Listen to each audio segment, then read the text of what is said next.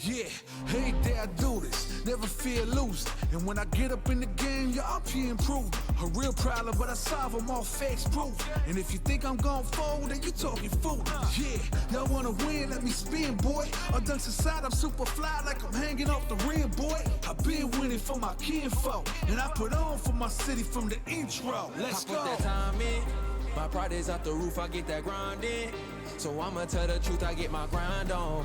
You know the pressure make all of these diamonds. I tell them get back, step back, fast track, big lap, big facts. I'm past that, yeah. I'm tryna get ahead, get out the way. Now move forward, stand back, now break away. I'm about to bring it. I ain't never backing down. Come and step up to the plate. For my city, for my town. I do whatever it takes. I'ma go and get the crown. I'ma go all of the round. I ain't never backing down. Come and step up to the plate. For my city, for my town. I do whatever it takes. I'ma go and get the crown. See the time, see the sights, see the sights, see the sights, yeah.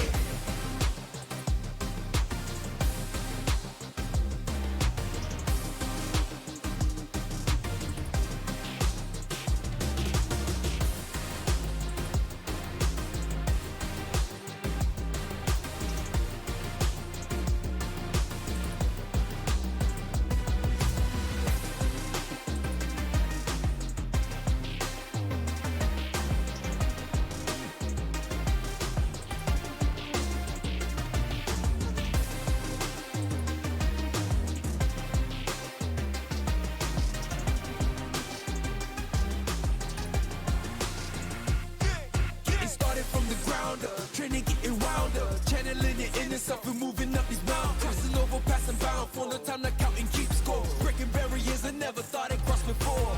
When I get tired on my knees, I got it digging in deep. I feel like I'm all alone, it really just got me. I stand by, actions out with the window. Goodbyes, if you just stood again. Yeah, let's go. How about it, I'm scheming, ride around and I'm dreaming. Once I get the feeling, nobody can stop me. Hit it, I'm on gold. Fanning all you foes. Once I'm on the road, I'm knocking out of the door. I got the range,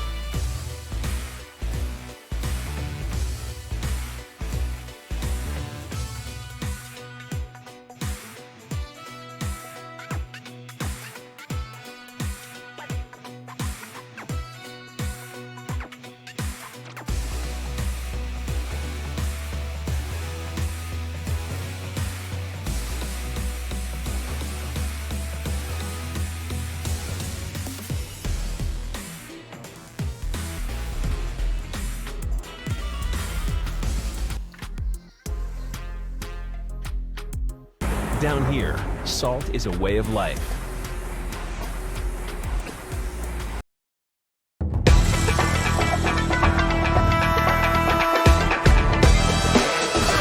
That is pretty much don't get hit moment. Oh my god, you got hit! Oh my god! Doesn't want any of it. Trying to drive push again. Caught him jumping back. Overhead, still going. Yeah, he can indeed just chip, but Oh no way! that's what I wanted to see.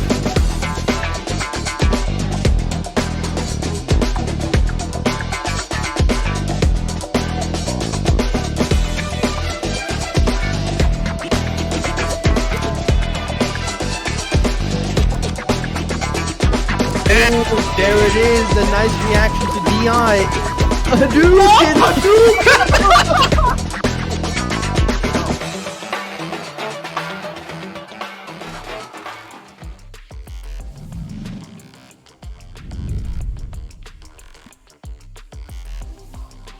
Schland! Ladies and gentlemen, we are live. Einen wunderschönen Nachmittag, liebe deutsche Zuschauer. Ich bin Justus David und es ist Zeit für die Weltkrieger-Turniere hier, das allererste. And now that I've properly confused my co-commentator Hausman, how are you doing? Are you ready for some German beastin' going on today? I was promised I would understand everything that's going on today. And my contract is not being fulfilled, but that's okay, ladies and gentlemen. We are live with the first World Warrior event in the Germany region, hosted, of course, at Salt Mine League. I am Houseman, as you all know and hopefully love, but if you hate, that's okay too. Of course, with me today is just Dave, and yeah, honestly, this CPT season has been, it feels like flying by lately. Like there's just event after event after event, but each one of them has been so fire. You just have to watch every single one of them. Yeah, absolutely. Especially this weekend, we've had so many great kickoff tournaments, right? Like the UK event was absolutely stunning. Europe West was gorgeous, right? Like seeing all these players come back out of their hidey holes and just dominate, just like last year, was gorgeous to see. Even the Nordic event was very, very cool to watch. And now we go to one of the regions that lies closest to my heart. As everyone knows, I'm like from the DACH region, right? So Germany, the players here, there is so much talent to be discovered, and I'm really excited for us to be able to highlight this. I mean, how can you not be excited, especially when you can see the bracket yourself here? We've got a lot of people that we've seen time and time again in Salt Mine League themselves, as well as other big major events. We have one of my personal favorite. You got Semi with his Ryu coming up, winning the most recent Salt Mine League event. You got, of course, you know, another great Ryu in MDZ Jimmy. You got Random, king amongst Manon players. One of the last holdouts to this character that is actually doing quite a good amount of work with her. Balwing, Shu, like you got like just a lot of people, including Legend himself. Ryan Hart, I believe, is in the bracket as well. Yes. So you just got so much talent, and not only talent but legacy. You mentioned that there's a lot of people coming back from the Street Fighter 4 era. Yeah, exactly. Like there's a lot of Street Fighter 4 players that have risen once again, right? Like Rizzo, Age, we got Babutako coming through here. .exe, Street Fighter 4, Street Fighter 5. A lot of here, sorry, readers? I said Demulant. Yeah. Demulant, Halibel as well. Like Halibel is in here. That is very, very important. Like all of these players are just so incredibly impressive to be here, and I don't think any of these players would even bat an eye without the presence of our gorgeous Matcherino page. Chat, if you want to support these players, get us even more and better and cooler players, make sure to type !Matcherino in the chat. Click the claim code link, get those free 25 cents into the prize pool, and you know, if you got some disposable income, click that gorgeous golden button, contribute some cash right in there, get the top 3 paid out. Do it. I would love to see the top 3 getting paid out, especially when this event here is, if you're not already following how the World Warrior events work, there's going to be 5 of these tournaments. each with their own distinct regions, but this Yes. one, of course, being Germany. This is the first of the 5, and each player is gonna earn points depending on how they finished in this tournament and the next 4, and that's gonna lead to a top 8 finale, where the winner of that top 8 gets a seat at Capcom Cup, which is gonna be, I tell you, like, we got into Street Fighter 6, and you're always like, man, the first year of any fighting game, any game, you look back on it and you're like, man, compared to where we got, it's like, you know, so simple when we started. But like, you watch how Evo went, which is where the first qualifier was, and it was bonkers from day one. It was top 24 on was an incredible showing.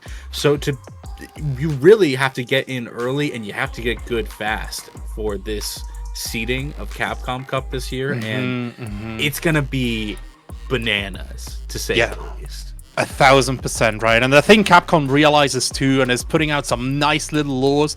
$9,000 prize pool alone for the World Warrior region finals, right? Like, first place gets 3.5K. So that's definitely a big motivator, and I think it's really been motivating the Street Fighter scene there, really been coming through since day one. There has been a very focused determination of all the competitors, like, going through, we're going to go up to Masters. Then Capcom is like, all right, everybody is in Masters, let's give them the Master rank ladder to climb, right? So everybody is focusing on that. There's so many lobbies going on, the players are exchanging tons of tech with each other. It's just been such a focused and beautiful community that has been fostered around this video game here, and the result, like you said, starting from top 36 even, I want to say, just bangers every single game. Yeah, it's utterly impressive, to say the least. Like, if you think you know this game right now, you don't. There's so much being developed, there's so much coming through. I know everybody's on the Ken and the JP bandwagons right now, but man, it wouldn't shock me to see a tier list shake up as people just get better and better and more technical and more accustomed to this game. It's going to be absolutely insane. But we've been talking everything up right now. We're going to be getting a match coming up very shortly. Of course, I mentioned we have a lot of players here, 116 in the bracket. Regis, do we have somebody lined up for first, or? Yes, we have Berlin FGC Buchen versus Berlin FGC Funk. It's very funny. When I was doing my research, I was talking to a bunch of players, and oh yeah, Boke and Funk, they're both from the same region. It's gonna be a team kill round one, and it's always heartbreaking, right? You spend day in, day out going to your locals every single week, and then online in the Discords, you're hanging out with your homies, and then you train each other up, you exchange so much heart and soul. Then all right, first round, only one can go on. Only one can move on. You describe it as heartbreaking. I describe it as opportunistic. I say, if I know I can beat this guy, all the better. That's one round in it for me, because I got to get closer to that $1 million prize. I got to get as far as I can get. But here we are. We're getting started right now. We got Boken versus Funk. And Funk, not being the DJ player, is going to mess with my head, but that's okay. We got DJ versus Ryu coming up. And Ryu is a character that we've seen a lot in the German FGC specifically here, but Boken, at the moment, got to get it started nice and early with these fast drive rushes here. Funk is trying to contain a lot of the approaches, but can't quite get there. Perfect parry into an EXTP here, not choosing to go for the back throw. Yeah, you see the double reversal option, and I feel like it's a bit of a panic button, and Boken is taking advantage that reversal didn't matter. That's okay, though. We jump out, we get the corner throw. Funk may be able to contain things. No, things are still out of hand. Boken back throws him into the corner, and now Boken looking good on this corner pressure. Oof. It's very funny to see from the side of Funk, right? I think it's been Ending Walker that's popularized it. Going for that sweep from the corner instead of just the low forward. Just get as much cash out as possible. Talking about cash out. Yeah, that'll combo. I'm sorry to say, that'll combo. You know, the spirit was there, though. The spirit was there. Absolute spirit. I felt he was cashing out, but then you check the account and it's just at 0, just like Boken going here into the super art right away after getting the jump in. God knows DJ does a lot of damage, and that is 50% right off the bat. Funk trying to go for the perfect parry again, just gets a regular one, but still able to challenge. Gets the jump over, but gets shimmy shammed on his offense. Thankfully, the EX reversal comes out. Oh! Big DI here from Boken, calling out the heavy poke on the side of Funk.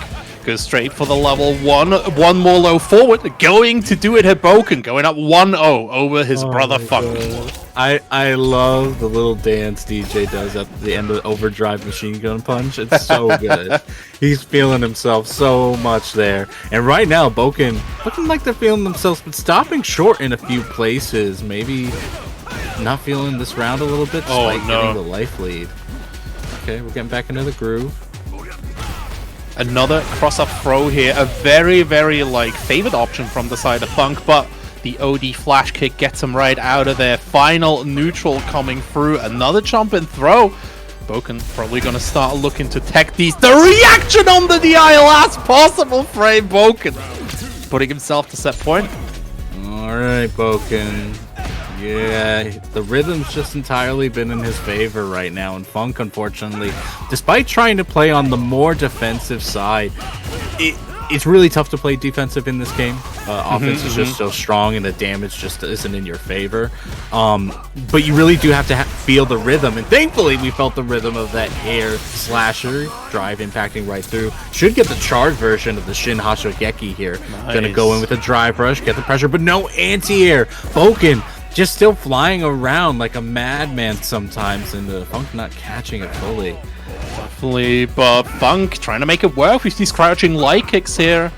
Jumping in, gets another one, not in range for his preferred throw here. Oh, Boken jumping over the poke. Can't finish it. What are you doing? Not like this! Funk, he just let go of the controller! Funk, no! Okay. It's still possible. We are in burnout. Are we blocked? We are blocked, unfortunately, and Boken is gonna punish that. Oh my god. Genuine tragedy right here. Funk being handed the round on a silver plate, but Boken, he just burrowed into his brain, right? Oh my god. Funk started to realize, oh, this is not my round to take. I'm sorry. I'm gonna step back. I'm not gonna take it. Man. It feels. I don't know what happened there. I couldn't tell you because he blocked the hit. So it's not like he just I thought he put the controller down, but I realized he had blocked the hit. You know, I don't know what happened there, but unfortunately, Funk's just not feeling it today. Boken gonna be moving on. That's not the end for Funk. Funk gonna be moving down into loser's side, and there can always be a second life there. Some of the best players have had the best runs starting in loser's side, so yeah, that is true. Never fully out of it. That being said, we are out of that set. We're going to be moving on. I'm going to be looking up next on what is on the registrar here. Definitely, and yeah, there's just so much pressure going on for you. Again, there is a lot of money on the line, so we'll see how it goes for Funk in the losers bracket. So waiting for the next match to be queued up right here. Yeah, and I think we're gonna have Aora versus Psycho Mantis. Ooh, interesting. It's actually Mantis. Very important. Gotcha. I truly don't know what I am and am not allowed to say on this channel anymore. The Psycho Man himself. Psycho Man. You know? Coming right through right here. Psycho Mantis, one of the players, you always see this name. He's one of those, I keep calling them the top 24ers, top 16ers, where they never quite make it on the graphic, but they're always floating around somewhere. Okay. So we'll see. So just lurking in the shadows. Absolutely. For sure. Okay. And maybe this is the time to shine, if there is any tournament where I would choose to go 100% out, it will probably be the first World Warrior event, Yeah, especially when your region is kind of more, I want to say you get to fight people a little more close to your own region, maybe closer to your own style. God knows we've seen how varied things can be between Japan versus America versus Europe. we're all playing the same game, so you think we'd all play in a similar fashion, but it's not. That sentiment is not entirely true. And if you get to fight within your own region, you at least have a little bit more familiarity with how your opponent's going to fight. Yeah, definitely. I actually want to even go a step further, right? Because a thing that we've seen with Street Fighter 6 that we haven't really seen with a fighting game up to date has been the players from different scenes that are coming in and are bringing us like a different type of play styles. A scene that comes to mind for me personally has been Dragon Ball Fighters, which has brought this very like defensively minded but still mix heavy playstyle that is very unique to their game, and it just weirdly translates nicely into Street Fighter 6. A lot of different scenes have been coming through here, like all the scenes polyglots were just like, oh, Street Fighter 6, that's a cool game, let's come play this. And it's been really interesting. Like you said, like regional differences are there, gameplay differences are there as well. There's a lot of players in today's bracket that aren't just like, oh, Street Fighter 4, Street Fighter 5 veterans, but like Dragon Ball Fighters veterans, Persona 4 Arena veterans, Strive veterans. Like there's a lot of games represented today. I mean, to be fair, you got two things that are drawing these people in. One is, of course, that $1 million, man. Putting that up, so it is such a hard bounty. And the second is just like, you know, oh, we tricked you into playing this really fun, really entertaining oh no, game. I gotta play Street Fighter. You know, it's like, I think a lot of people have just found a lot of groove in the game. And while, you know, some people definitely like might get caught up in a certain form of meta or certain, you know, some kind of drama that's going on the FGC social, it doesn't like, everybody keeps playing it nonetheless, you know, like everybody keeps like coming back to it because there's just this feeling that there's just so much more to be discovered and so much more to learn. But here we go. We've got our next match: Psycho Mantis versus Aora. Aora on that Marisa here. Marisa, of course, very known in the EMEA region. Due to Mr. Big Bird himself, the flash kick gets armored through here. That's a certified Marisa moment if I ever saw one in my life. That did so much damage. Holy cow! He's not dead. He's not dead. He needed to be below 25%. But yeah. Okay. Wow. All right. I think that was 4 hits, and your man died. Aora taking a strong first round. Definitely. The names are the wrong way around here. Yes. It's actually Psycho Man on the Marisa, and that makes a little bit more sense, right? Because Psycho Man is representing Corner to Corner, one of the active communities in Germany right now. There's a lot of them that we'll see throughout today. And again, like, if you have people around you that play that game with you, you will strive, you will flourish. Talking about flourishing, though, oh no!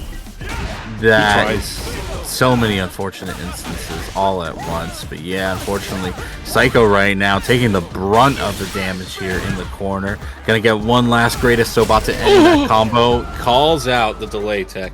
And Aora calling back with round 2.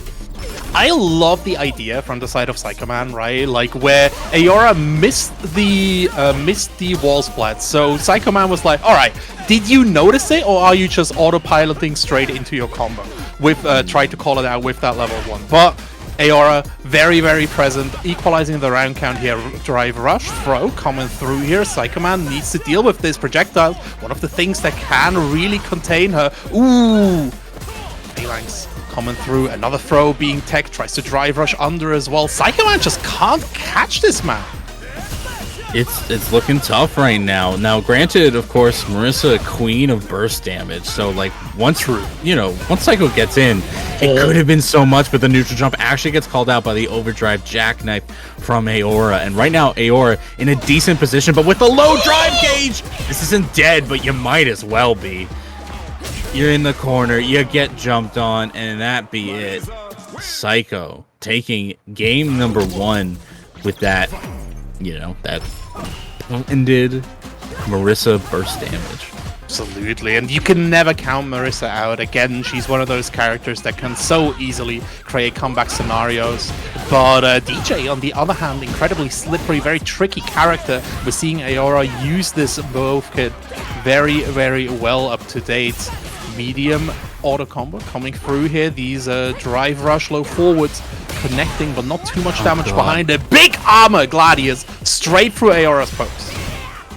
Okay, yeah, I mean, Mantis managed to burn themselves out. Still had the plus frames to keep going, though. And Aora just not challenging with anything like drive impact or anything such. Gets jumped over, and that's it. Psycho now on set point. Definitely.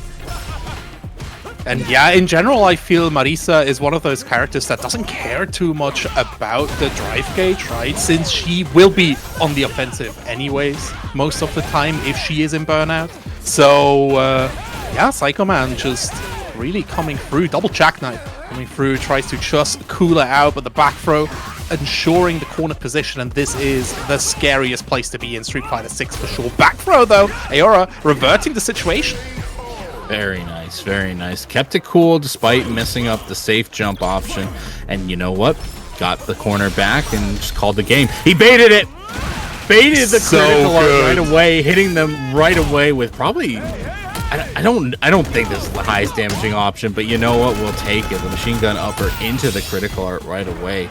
Spending no drive gauge on the option. Good not to delay tech from Psycho Mantis, but at the same time, puts themselves in burnout. And I know you said it's not too important, or Marissa's might not care, but when she's in offense. When she's in offense, yeah. And right now, Psycho Mantis might be struggling to get that offense going, especially without the use of any drive moves. Definitely. Yeah, so the choice for level 3 from Aora was actually kind of smart, since he did inflict all that drive gauge damage. Oh my lord! I can't believe that just connected. Psycho Mantis driving Aora all the way to the corner. Plus frames galore. Another one coming through. Really trying to bait that OD jackknife here. Beautiful anti-air with the slide. Got the counter hit juggle state. Aora got some life in them. Not without sweating, though. Like, thank God they're shirtless, because right now you're going to be sweating up a storm against them. So. Absolutely. And they go into Brazil as well. Oh, Phalanx connecting right through here. Single projectile gonna hold it down for now. Another feint into the anti-air here. Aora really trying to call Psycho Mantis out as much as possible. Man, seeing Marisa's anti-air, you know that's a great player at the helm there. Every time. Plus frames for days, that means to pull out the jackknife. Aora fighting back pretty well, but if it's a matter of DPS, Marissa's just gonna win every time. Calls out the jackknife, actually catches them mid-air, and by God, Psycho getting another round and putting themselves at a set point once more.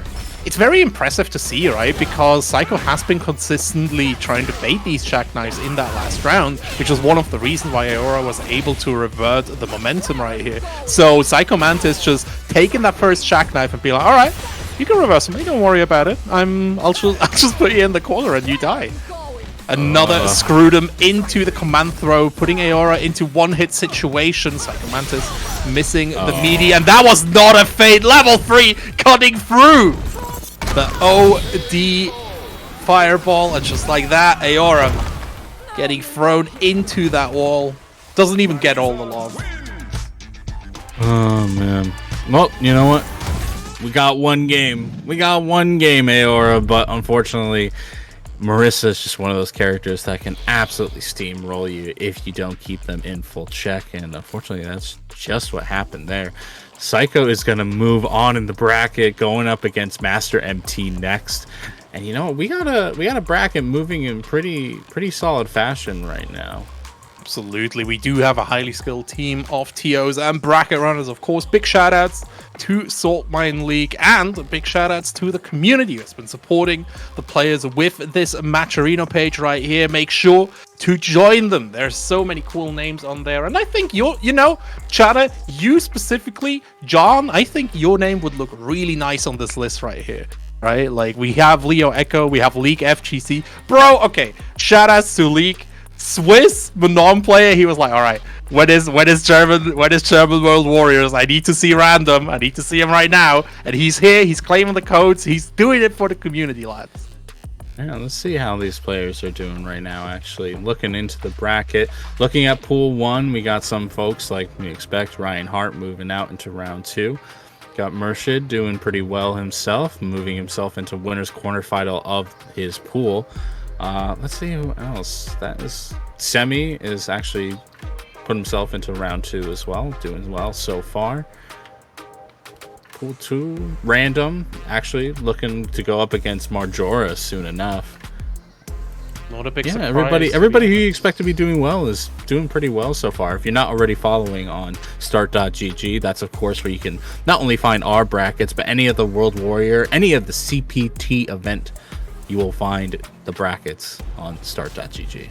Absolutely, exclamation mark bracket in the chat if you're interested here. And there's so many World Warrior events going in here on Salt Mine League. You'll have the Northeast Tournament, Europe West, and the Germany events. 3 powerful, mighty regions ready to get one of those 26 spots for the World Warrior qualifier, getting into the Capcom Pro Tour Germany. First one being today. Next event going to be for Northeast on the 10th of September 2023. Wrong. The next one is next week. It's Europe West.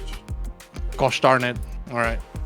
3rd of September 2023. We got these. Don't worry about it, John. Dang. You got mixed. That's gonna happen. Man. You can't just escape onto the commentary and expect to get away from the mix. It always exists out there to get you. You know, in real life, I have safe employment, so I really fulfill my fantasy of an insecure workplace right here at Salt Mine League. Every time I slip up, immediately. Yeah, Pixel Hans. Tier 1 subscription. I like that name. That's a good name for sure. And yeah, subscriptions are a good way of supporting the community, right, Houseman? You know what? I even see another support coming in through the match arena. Saw a $10 donation from Dales, so thank you very much. Yo! Honestly, again, this is a big event in terms of getting the opportunity to go to Capcom Cup. But do we have the location for? We'll talk about it after this. We'll talk about the location of the Capcom afterwards. But we got the next match coming up. For sure, we got Axodes versus Cerzo coming right here, and I am seeing 2 characters that will turn this game chaotic in a second. We got Rashido up against Jury. Shoutouts to Chenzo, one of the guys behind the Crossover in Germany. Absolutely. I'm sure he's a nice dude, but I'm sure he's a nice dude, but right now he's playing some dirty mixes up against his opponent here. Yeah, he do be spinning for sure, and that fireball such a good way of dealing with Jury's normal choices in neutral. But now Genzo is completely burned out. Spinning mixer coming through here. Axelas trying to find a way in. The dive kick going to be the choice straight over the fireball, but the air to air. Bro, I called it chaotic, but it's getting a bit more chaotic than I thought it was. Not gonna lie. Oh, the last use of that special there, sealing the deal. Yeah, Senzo kind of sealing, unfortunately, their fate by burning themselves out, letting Axodus just kind of steamroll them. Good challenge, at least here. Gonna get back into mid-screen with the the baits! Out the DP with the special movement that Rashid has. But unfortunately, these whirlwinds are just not working out. Axokis is just not afraid to challenge them at all. Yeah, I worked out the first few times, right? And then Axodus was like, oh yeah, I got a dive kick. I could just jump over these. And now Genzo needs to watch out here. He currently is at life advantage. Axodus is gonna regain the drive gauge a bit earlier, so oh my lord, I expected a drive rush there. Instead, the dash getting punished. Genzo going straight for the overhead, finishing out this round. This is his game to take. Oh, runs right into the fireball. Okay.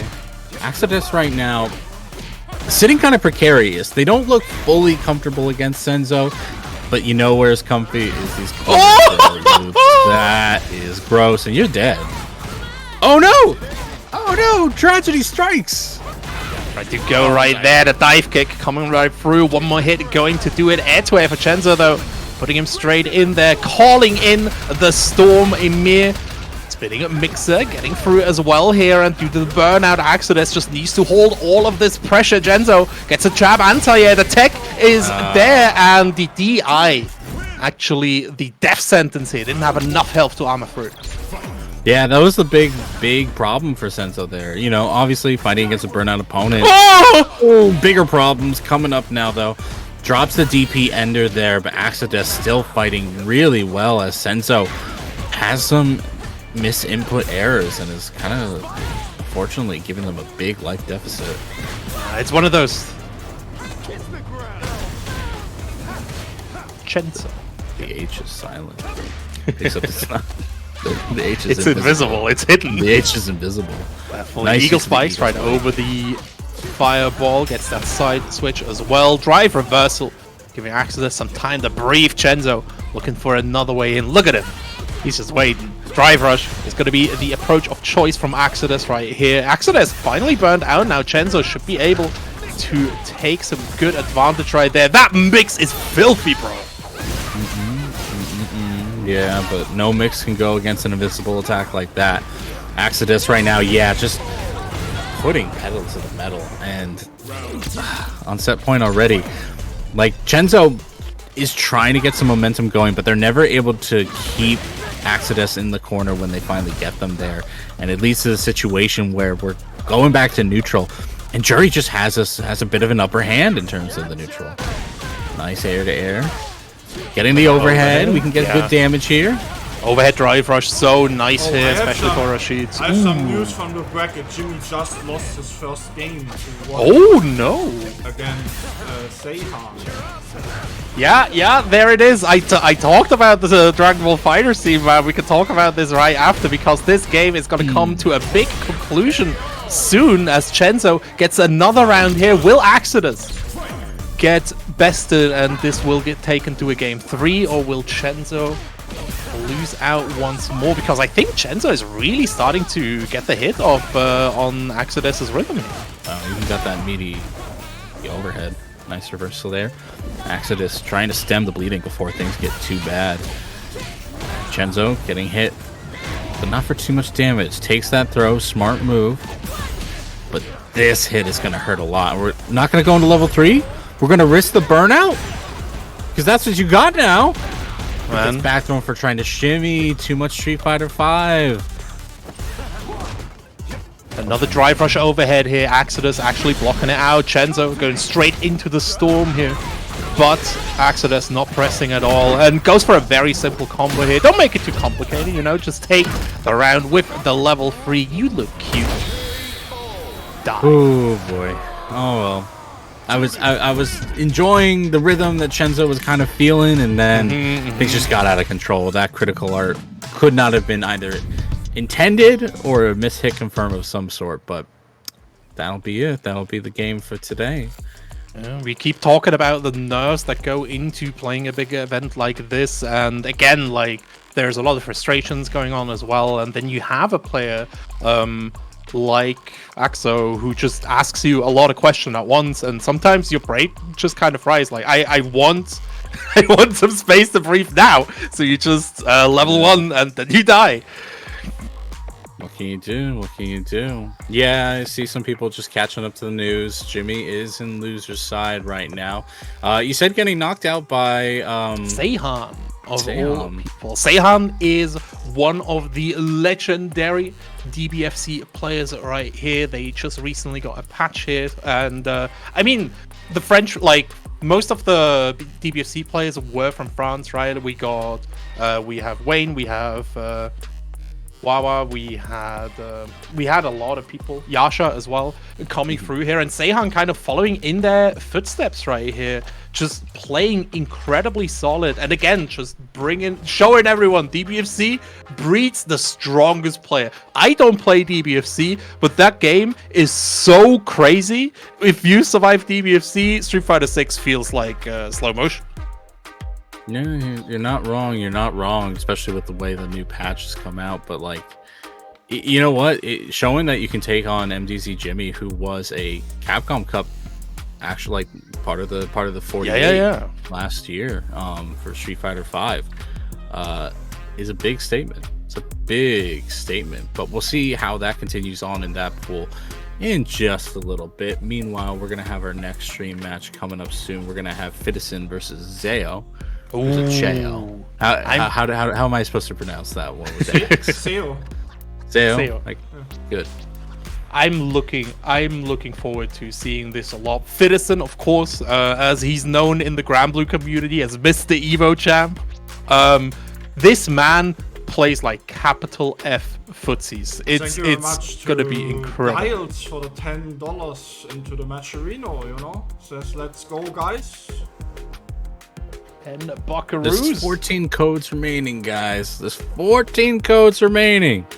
We got God knows how many of you watching right now. As please. always, if we get to $100, we pay out the top 2, and if we get to 150, we pay out the top 3. So far, Northeast had 170.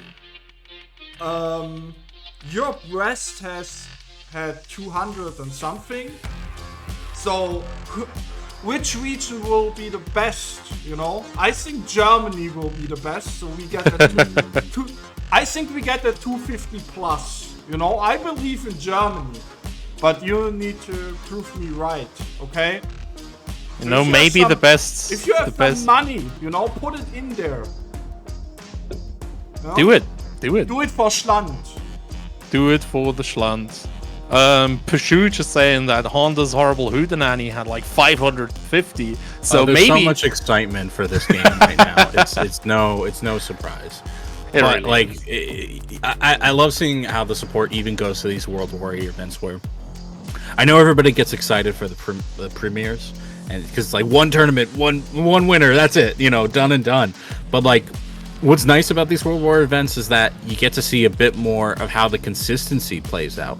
Do these players, you know, maintain their standing throughout the effectively 4 months that these, or 3 months that these tournaments span. So it's like, hey, like, you want to make sure that you're supporting them the whole time, you know. It's just nice to see that the community is coming out in that regard. We got 7 codes remaining, so it'd be lovely to see them all gone before we even get to our next match, but I know I'm asking a lot. You know, I think the Street Fighter community can do it, right? Like, if you can hit the button to press DI, you can definitely hit the claim code button. Also, you can't get punished. Like, claim code, 1000% save. It's global. It's plus 25 on every single prize pool that it's on. It's so good. It's such a good button. You should press it more. Absolutely. Oh, and yeah, it's looking really nice. And just like you said, like, having the consistent price support also allows a lot of players to, like, actually focus on the game, because one of the big struggles for a lot of games is just, yeah, you want to focus on your game, but you can't really justify it because you gotta grab food, right? But if you're a consistent and highly skilled player, you can, like, go to these tournaments, get these $100 to $200 prize pools, and actually get some Uber Eats. It's good. It's nice. It's very, very Uber pleasant. Eats.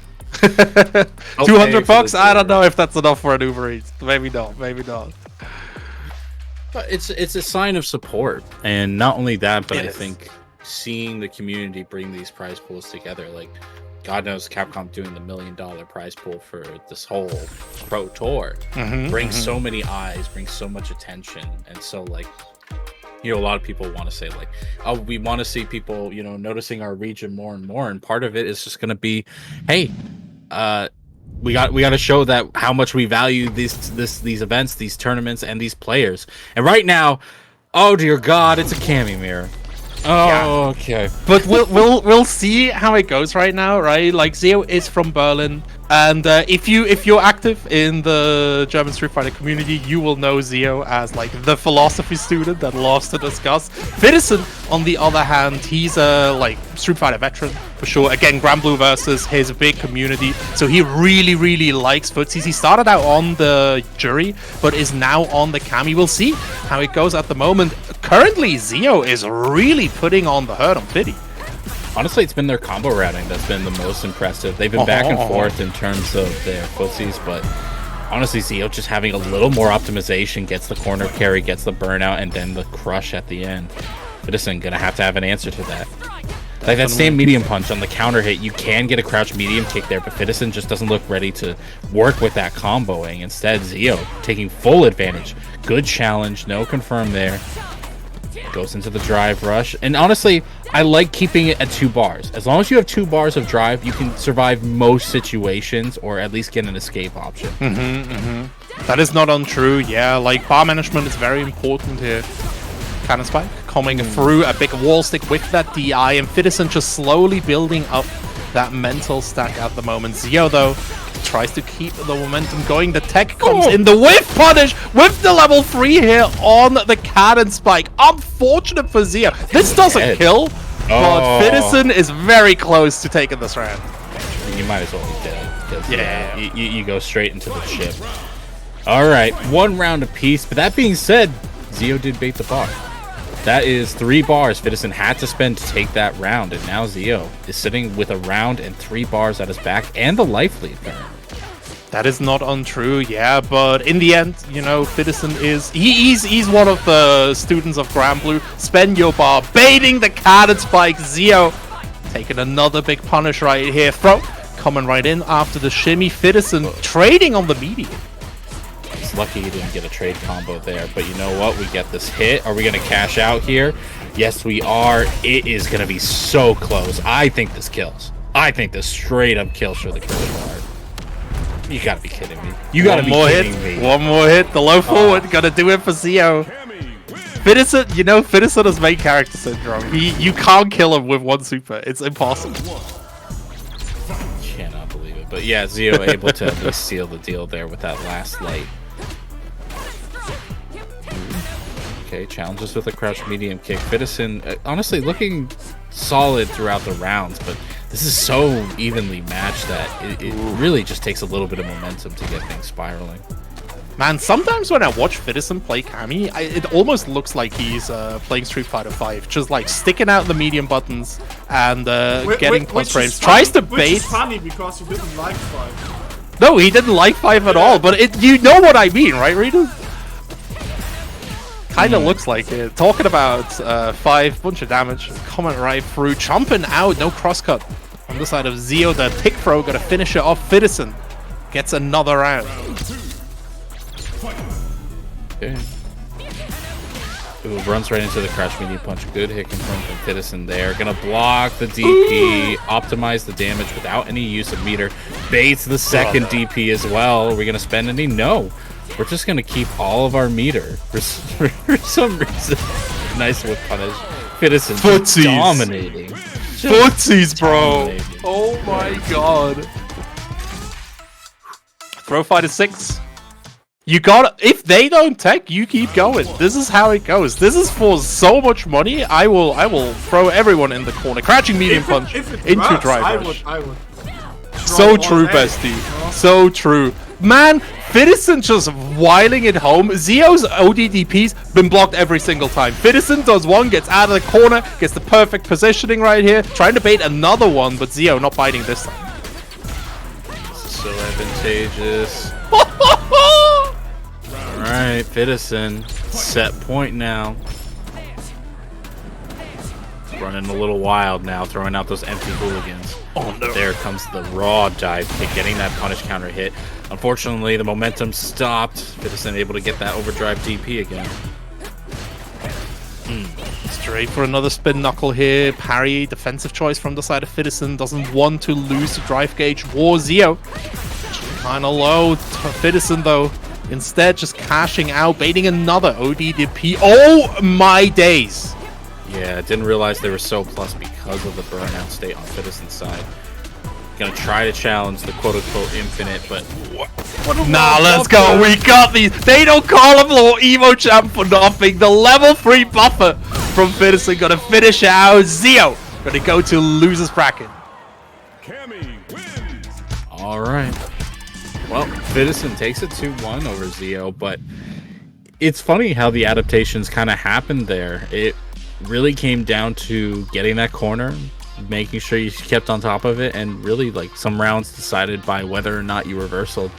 And Fidison just having the right reads and the nicest, cleanest hit confirms. again, like that's what I said. Fittison in Granblue, he plays Percival, and his Percy is disgusting. All he does is press far medium and just outfootsies you. He presses the good buttons and then he wins. And that's what he showed there, right? Like, we got the confirms, we got the anti-airs, we got the good buttons, and we got $62 in our Matcherino pool. Further putting him into that motivation to win. 2 codes remaining, chat. Last 2 codes. You know what? I'm going to give you a free shout out if you claim the codes right the heck now. How about that?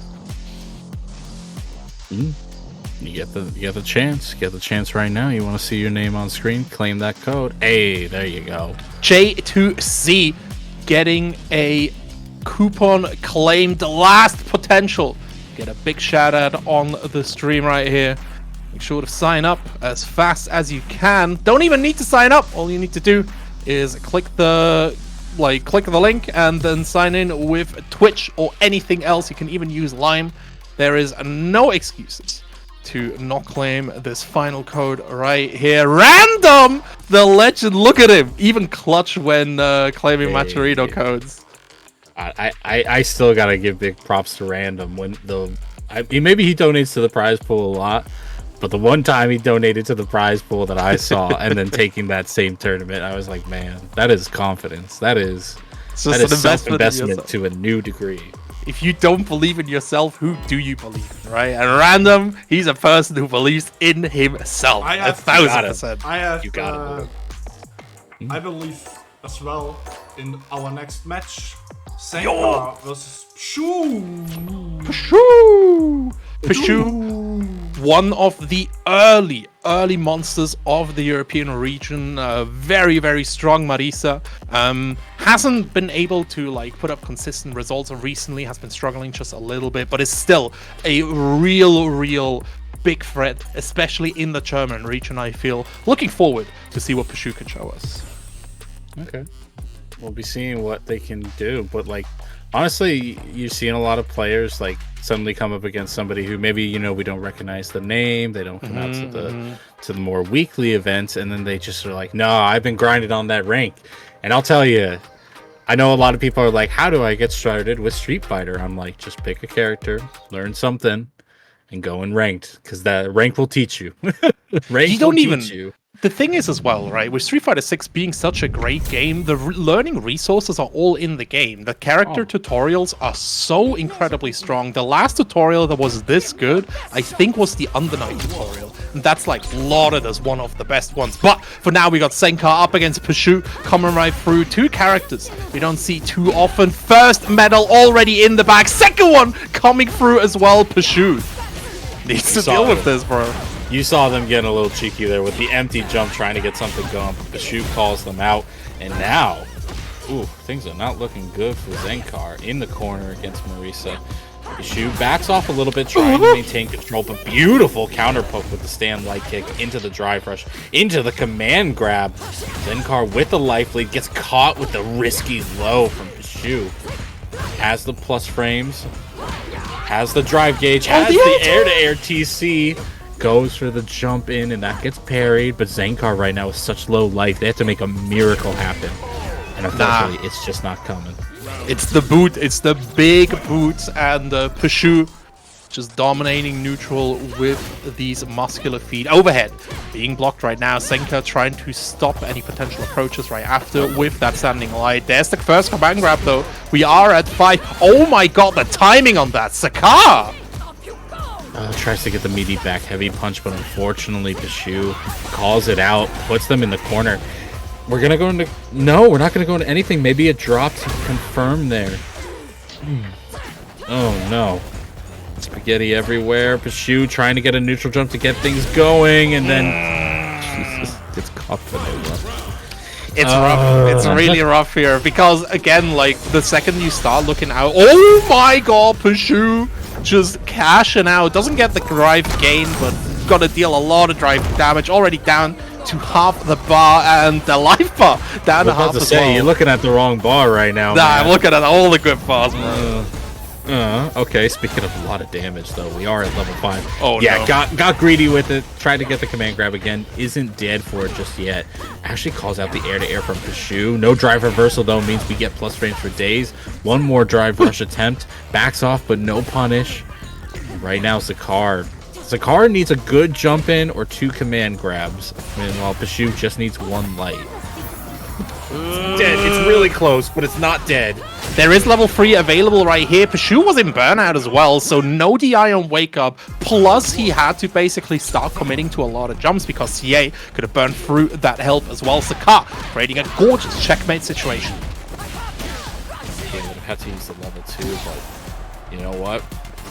That was a really, really clutch comeback from Zakar there, and that can sometimes just tilt your opponent for the rest of the game, but it doesn't look like it's done so for Pishu. If anything, it looks like it's motivated them, throwing out that very unsafe kick there, though. Zakar not getting a lot of momentum, probably one of Mana's biggest weaknesses, not able to get a lot of momentum in terms of Oki from her command grabs. Now the Nuge Pro from Pishu, so nice, immediately interrupting that approach. Another throw coming right through. Zakar starting to get pushed towards that corner, and once you start controlling Manon, right, she's only on 2 medals. Even a command throw isn't too big overhead after the screw them into another combo follow-up. Drive rush overhead. Pishu just pummeling this poor woman into the floor. Okay, we've been here before, though. And it's gone terribly for Pishu before. Oh my god, the wake of Gladius is just too much of a scramble. Goes for the meaty. And yeah, wow, just went for the meaty overhead, back jumps, and then goes for the overhead again. Zenkar playing a little wild, but it's actually roughing Pishu up. Man, I'm getting visions of random right there, like going for that delay overhead. Absolutely nasty. Zakar burning through his drive gauge in the first 5 seconds. Pishu already in the corner, but the 5 medals are on deck. Every mistake from Pishu gonna have a heavy, heavy toll air to it. Coming through here, but Pishu, oh no, brother. Good lord. Oh, tries for the DDT out of nowhere, but it ain't happening this time. This is gonna do a heck of a lot of damage.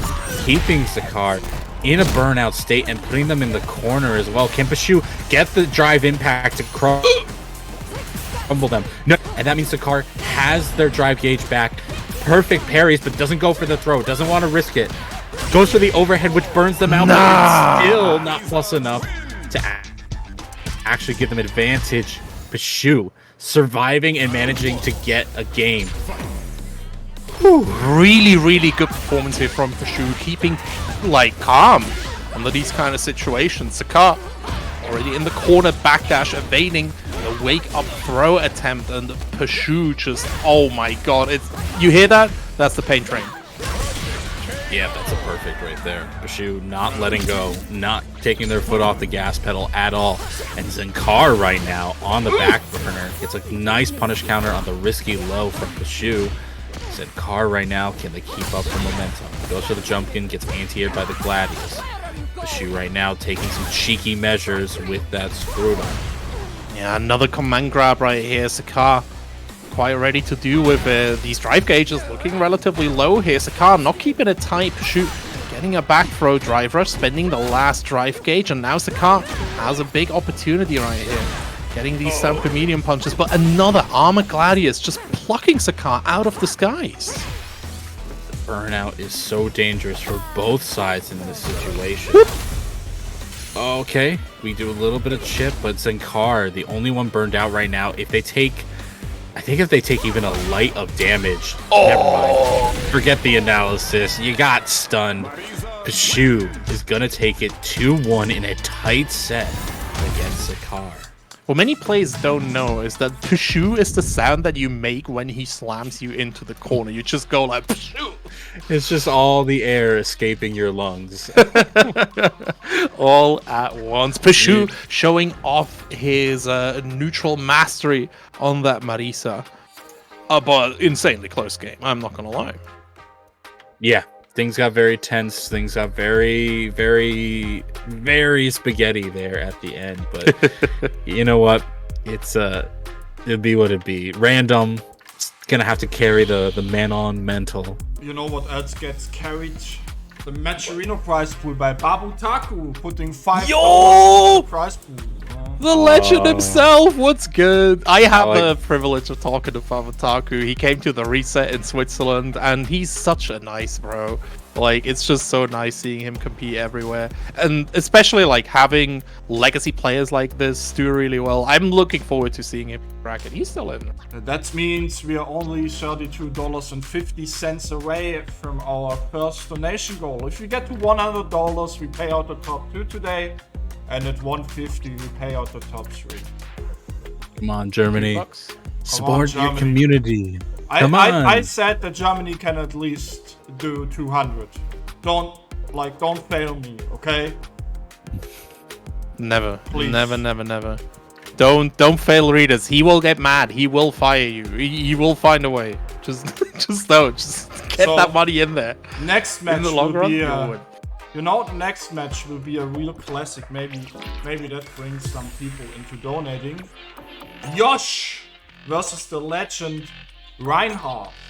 Ooh, I'm really excited to see Yosh play. Yosh has been like he's a Street Fighter V veteran, right? Like played Akuma, played Urien. The pro players that I've talked to described him as like he has just absorbed the Daigo handbook, right? He plays insanely solid, and then suddenly he's like, I got a read, and then he does something that objectively is just goofy random move, but in the moment it's the smartest thing you could have possibly done. So I'm looking forward to seeing Yosh. He plays a strong Luke, and maybe we'll see his pocket. I'm not going to spoil who it is, but if he comes out, it's going to be funny. I mean, I wouldn't mind seeing a Luke versus Ryu match. I know Ryan has the Ryu kind of going. I don't know if he's since switched off, because like right as the tour has been getting started, I know a lot of people are like really sitting down and trying to analyze. It's like, all right, what are my best options here? What is my best chance of getting moving forward? I think that's why a lot of people have been dropping Manon, is the analysis hasn't been kind to her in terms of the numbers themselves, right? Like it's just meta not consistency. favorable. Yeah, and I think Ryu sits in that kind of place as well. Unfortunately, you see articles coming out being like, yeah, we have the top 100 players here in terms of MR, and Ryu's just not even on the list. And it's like, oh, but I think the character has some spice in them. I think the character has potential that doesn't fit well when in the early game that is going to be so offense heavy driven. But I'd be interested to see how Ryan brings his kind of flavor to the table, because we've seen their Sagat in the Street Fighter 5 days. Yes, that Sagat was this beautiful mixture of offense when it needed to be and defense when it needed to be. Like it was this really nice kind of yin and yang. But they also had, I believe they had Bison in their pocket, and I know they had Urien as well. So we'll see how the legend plays out today. But yeah, you got at least an interesting matchup, to say the least. Absolutely, yeah. Seeing names like Reinhardt coming through right here. I don't think he has been playing the game too much. When like a friend of mine talked to him at Versus Fighting, he was like, "Oh, I got like about 20 hours, right?"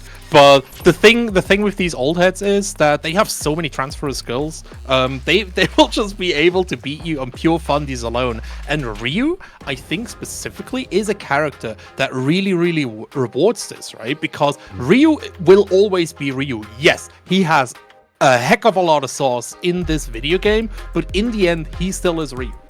Yeah, and I think the sauce is just meant there to elevate it a little bit more. You get stuff like the punish counter system, letting you get with punishes with like stand medium kick into crouch medium kick. Like you were never comboing that button before this game. Like it just wasn't possible, but now that is. Stuff like Hashogeki getting you interesting kind of corner juggles that extend that damage just a little higher in an interesting way. So I'm interested to see it, because I haven't seen Reinhardt's Ryu before now, and I'm excited that we get to see it. And we're not gonna get to see it. The character select mix up. It's fine. You know, we just had that video today. Like, don't lose the character select. Just pick a good character. And we talked about the like perceived weaknesses of Ryu. Ken, such a strong character. We'll see how it goes. Drive rush low forward, trying to go through. Yosh just playing some very solid neutral. Reinhardt able to call out these full screen pokes. Tries to go for a side switch back throw. Can't quite get there. And now Ryan put himself into the corner. Baiting the reversal this early on, man.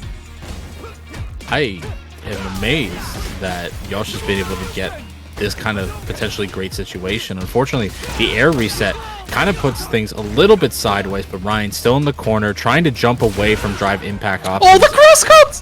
Very nice. Very, very nice. Reinhardt just trying to get that drive gauge back before they make the second attempt in. Ooh, tries to go for the low again, and they're almost burnt out again.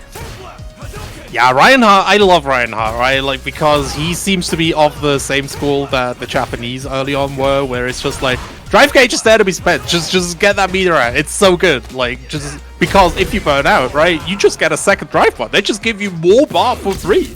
All you need to do is play a little bit of defense, and if anyone can play defense, it's Reinhardt, but can't defend against Yosh taking the first round. Yeah. What you really need to do is make sure that the situation doesn't reverse itself, that you don't get put in the corner yourself. And that's what happened in that first game. Not happening now in the second game. Getting the neutral jump, but unfortunately not getting the follow-up that he needed. Puts himself in the corner, but thankfully Yosh kindly throws him out. Life is in Reinhardt's favor, but Yosh has a lot of explosive potential behind in terms of that bar. And Ryan's combos just haven't been optimized. You mentioned that he hasn't had a lot of time with the game, and it's showing in a few ways. Yeah, definitely. Another cross cut from Yosh here, putting Ryan into the corner. The back throw, reversing the situation though, low forward into drive impact. But Yosh is a young man, you cannot test him. Yeah. Okay, yeah, just do the simple. Don't have to do the perfect knuckles. Don't have to do anything. Take the man right to Memphis. Let's go. Straight into Memphis. Beast mode. Coming right through Reinhardt. Dropping that first game. Yeah, it's unfortunate because you mentioned Reinhardt's fundamentals are there. He's getting the openings that, you know, you need as a player.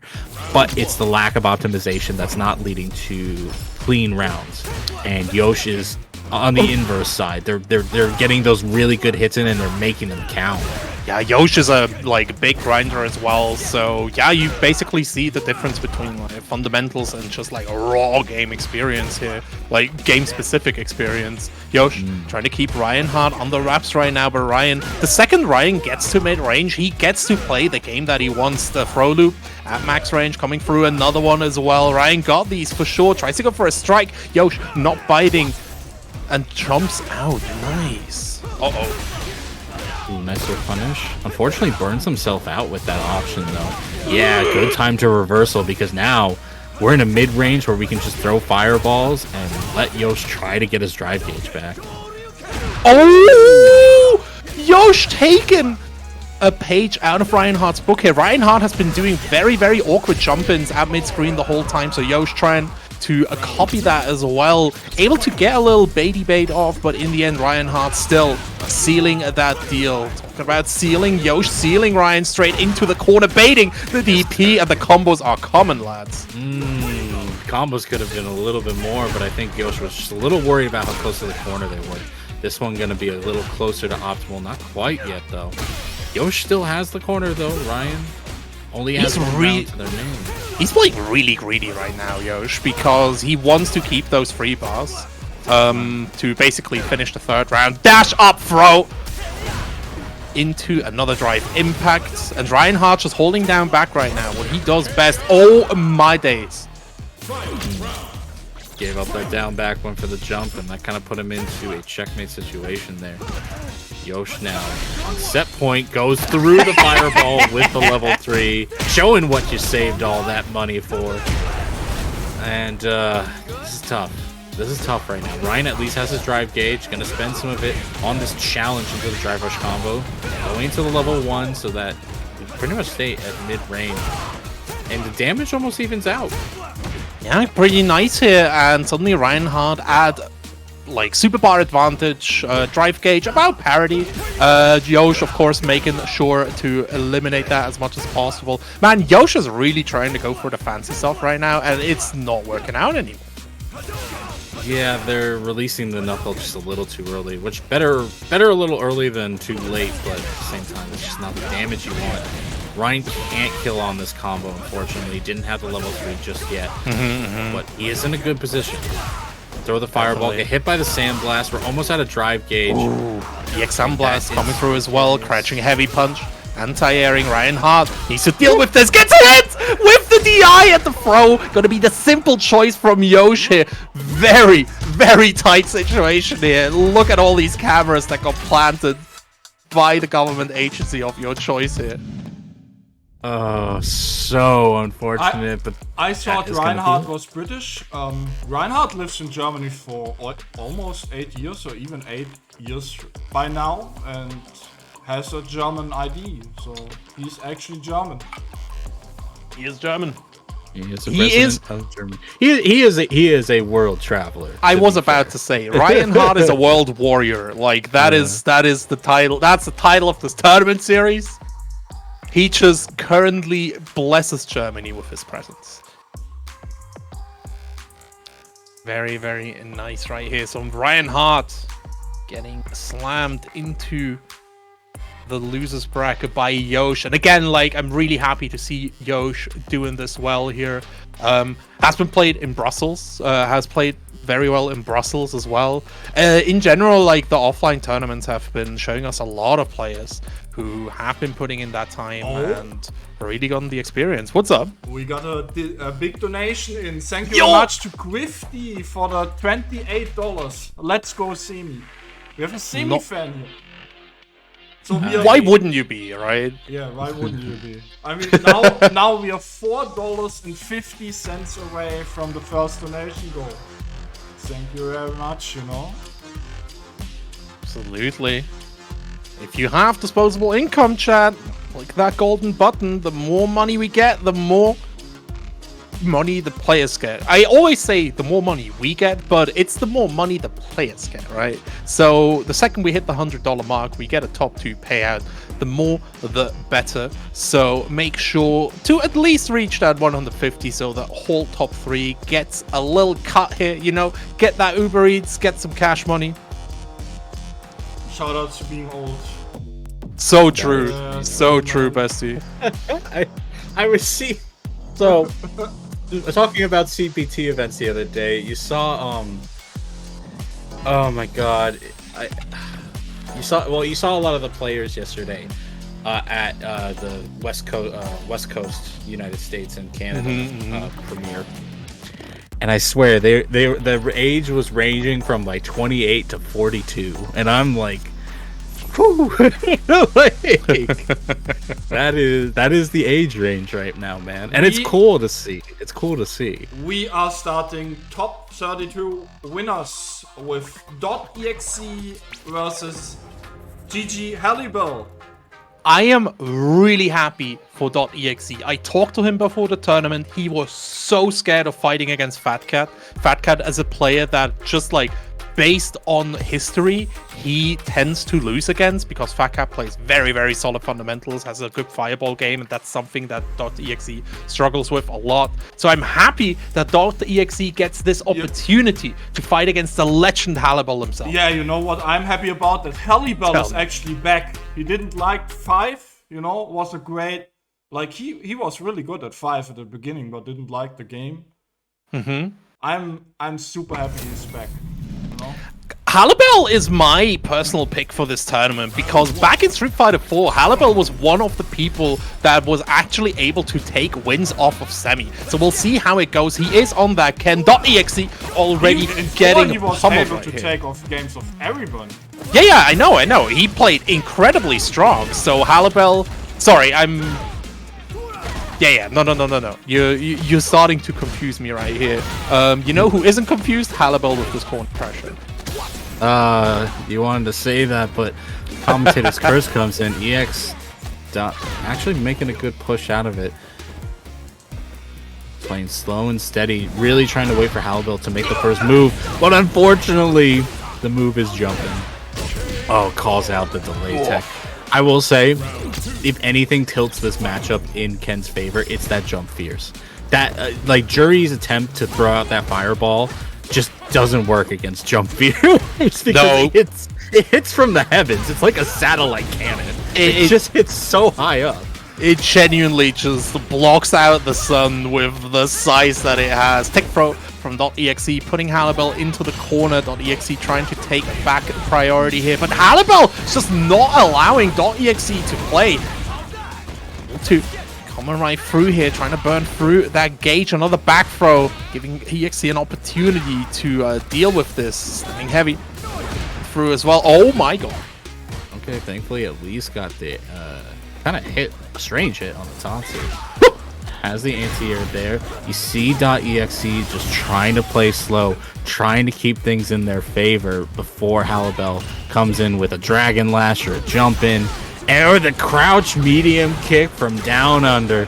Halibel uses it for the drive rush, evens out the life, puts themselves in burnout, but when you're not near the wall, it can be okay. That is not okay, though. Oh my god, didn't go into anything, just went into the DP, didn't have anything else to their name. What is happening? What is happening? Halibel overcommitting on that Tatsu right there, and just like that, it's really rough. Like, some of the level 1s don't have projectile invincibility, and that is really tough. Like, if you don't know, if you don't remember, .exe will make use of that for sure. Okay, goes for the crouch medium kick again. Like, both of these characters have notoriously strong crouch medium kicks, so trying to walk around against them is just almost a death sentence. Nice punish.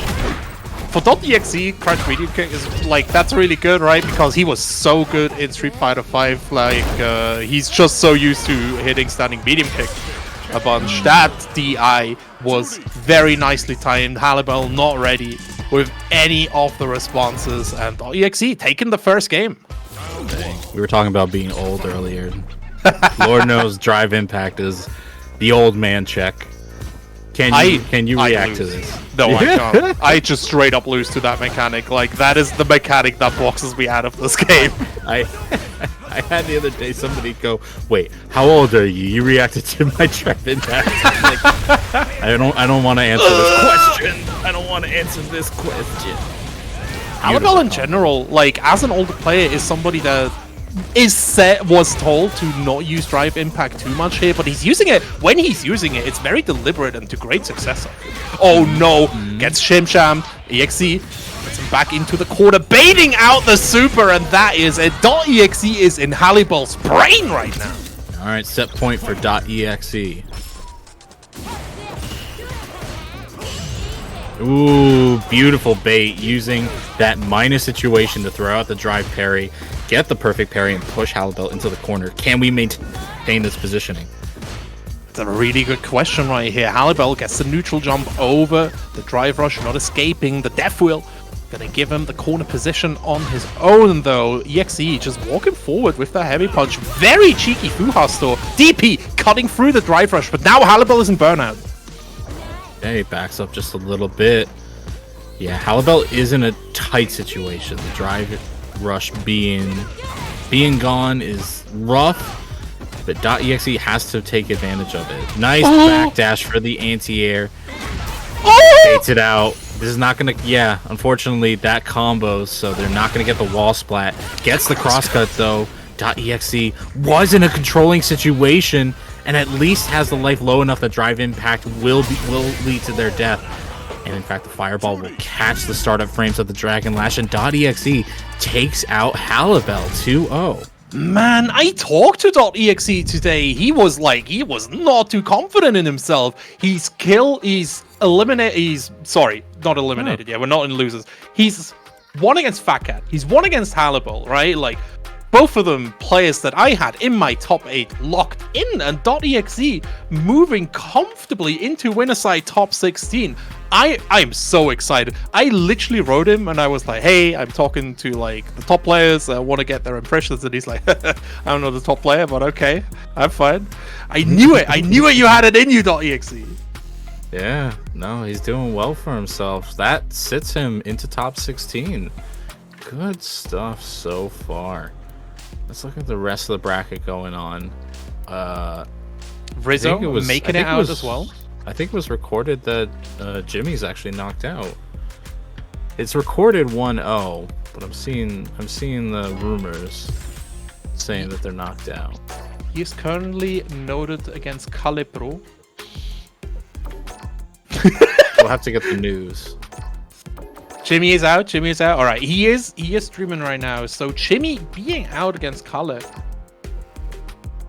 that's really cool because, so if you don't know, Calipro, he's Semi's cousin. He plays Geef. So we have a Geef that is about to like start fighting for a top 16 spot, which makes. Regis, I'm gonna have to tell you to adjust your gain on all of our mics for if that happens, because Geef is it's a heart attack for the players, it's a heart attack for the commentators. You just don't know when somebody's gonna explode against that character. You always explode against Geef. I think that's the whole character concept, I right? want to say that, but man, you also get those matches where it's like, oh man, anything can happen, and then nothing happens. So that's next, just the character. we get the legend. Reinhardt said a thing about him once. Valving is the most gangster. Dude didn't win a single event, slept in between matches, overslept and missed the whole tournament, and still bodied almost everyone on the scoreboard, including me. This is what Valving did last year in Street Fighter V in World Warrior. You know? Yep. I'll see. We'll wait and see there, because it's impressive. Yeah, Valving is a name. Like, if you tune into Salt Mine League, if you tune into the World Warrior events, you know the name. But yeah, if you're just like kind of relatively new, you're more on the outside, you may not have heard their name before, because yeah, they haven't taken any huge events yet. But they should. Yeah, they just should. kind of this monster lurking in the darkness, if you would, ready to take anybody that's not expecting. He was Germany's best Laura, like hands down in Street Fighter V. Absolutely oppressive gamer. And now plays Manon neck to neck versus Random. In my opinion, he's like, I like watching Valving more than Random, right? Because I think Valving really he plays a bit more conscious. Random like really tries to make his name a good honor, while I think Valving is Valving just plays the game a little bit more, but that's my personal opinion right here. So I'm happy to see Valving. Jäger, who's apparently a modern control Lily player. Oh no! Jäger is he's actually an apparition on ranked. Every time you see Jäger, you are not happy. He's a modern Lily player that likes to play on Wi-Fi. Modern Wi-Fi Lily player. Let that sink in. Alright. Absolutely. Jäger starting out very strong here up against Wallwing. Nice tech. Wow, that actually got over the normal. Jeez. Like, this is one of the things that Lily is obviously more well known Wi-Fi is banned in the tournament, so he's not playing on Wi-Fi. Just to make it clear. Yeah, for sure. Okay, plus frames for days. A lot of plus frames right here. DI after the Light Condor Spire, and Jäger putting a Wallwing through the mixer, as you might say. Drive Impact about to come back. The cross up as well. Right DI from Wallwing should be able to get that reset. And most importantly, the round. Yeah, not only that, getting a medal on the tail end of there. Okay, a little back and forth, but you know what? Valving was able to get the round. Whoa. Whoa, the command grab was a little too far away there. He tried. The command grab coming through from Valving knowing their range, though. Tries to bait out something there from Jäger, which is honestly, it's not a bad option to go against with modern players, because one of the benefits of modern is that you get the benefit of the reaction, and so if you can kind of bait out the reaction, it's not a bad option to take. Absolutely. Taking a really dominant game one. Yeah, it started out looking that Jäger just really was doing fine, and then Wallwing just flipped the switch and started really dominating right here. Sweep coming right out, hard knockdown. Jäger getting some very nice pressure right here. Ooh, mistiming the DI slightly. Stops into the pressure. Wow. Okay, gets challenged, actually called out for the fake pressure. And now Valving might be able to take the round if they're able to make advantage of this burnout state.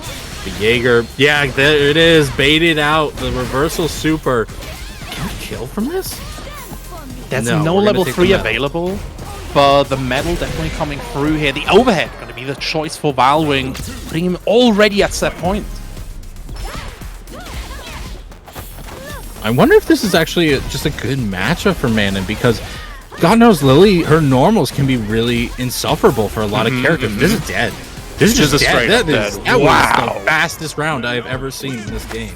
I have. Valwing taking it 2-0. Yeah, Valwing, like, he carries on the legacy of just being an incredibly oppressive gamer. If you give him the momentum, he'll not hand it back. He doesn't care whether mom said it's your turn right now. He just keeps going. He just keeps on going. Valwing putting Jaeger into loser's bracket with a swift 2-0. Jeez. It was that's honestly really impressive, because yeah, if you've had, you know, not just fighting Jaeger, but if any of y'all have been on ranked, you might have come across, you know, the occasional Lily player or two. They do exist. Yeah. And like, God knows those normals of hers, along with like very rewarding anti-airs, make her kind of difficult to approach. But Valwing was just having no trouble, like pushing through mist, just walking right past all those normals, getting the counter hits they needed, converting into close range either combos or pressure. And even on the occasion doing the empty drive rush into jab, just to bait some stuff, just like Ritas has baited me to do this title card read. He is trying to tell me that I should tell the people how these World Warrior tournaments are being hosted. They're being hosted here on Salt Mine League. The World Warrior events for Northeast, Europe West, and Germany. Obviously, you're watching the first tournament for Germany's World Warrior series. There's going to be 5 tournaments for each region. The dates all listed here. And then the top 8 ranked players of those 5 tournaments will fight for a final tournament listed at the bottom there. November 24th for Northeast, November 20, I believe that's 5th for Europe West, and November 26th for Germany. The winner of that will get to Capcom Cup this year. So if you're not already following us on social or just following Not this only channel, that, make sure you do it now. There's actually money on the line this year. There is That's true. 1,009, almost $200 right here. Overall $9,050 split Yes. up. There's a lot of money. There's a lot of money. First place gets 3.5K. 3.5, man. 3.5. That's like And you know 50 cans what? of Red Bull. You know what?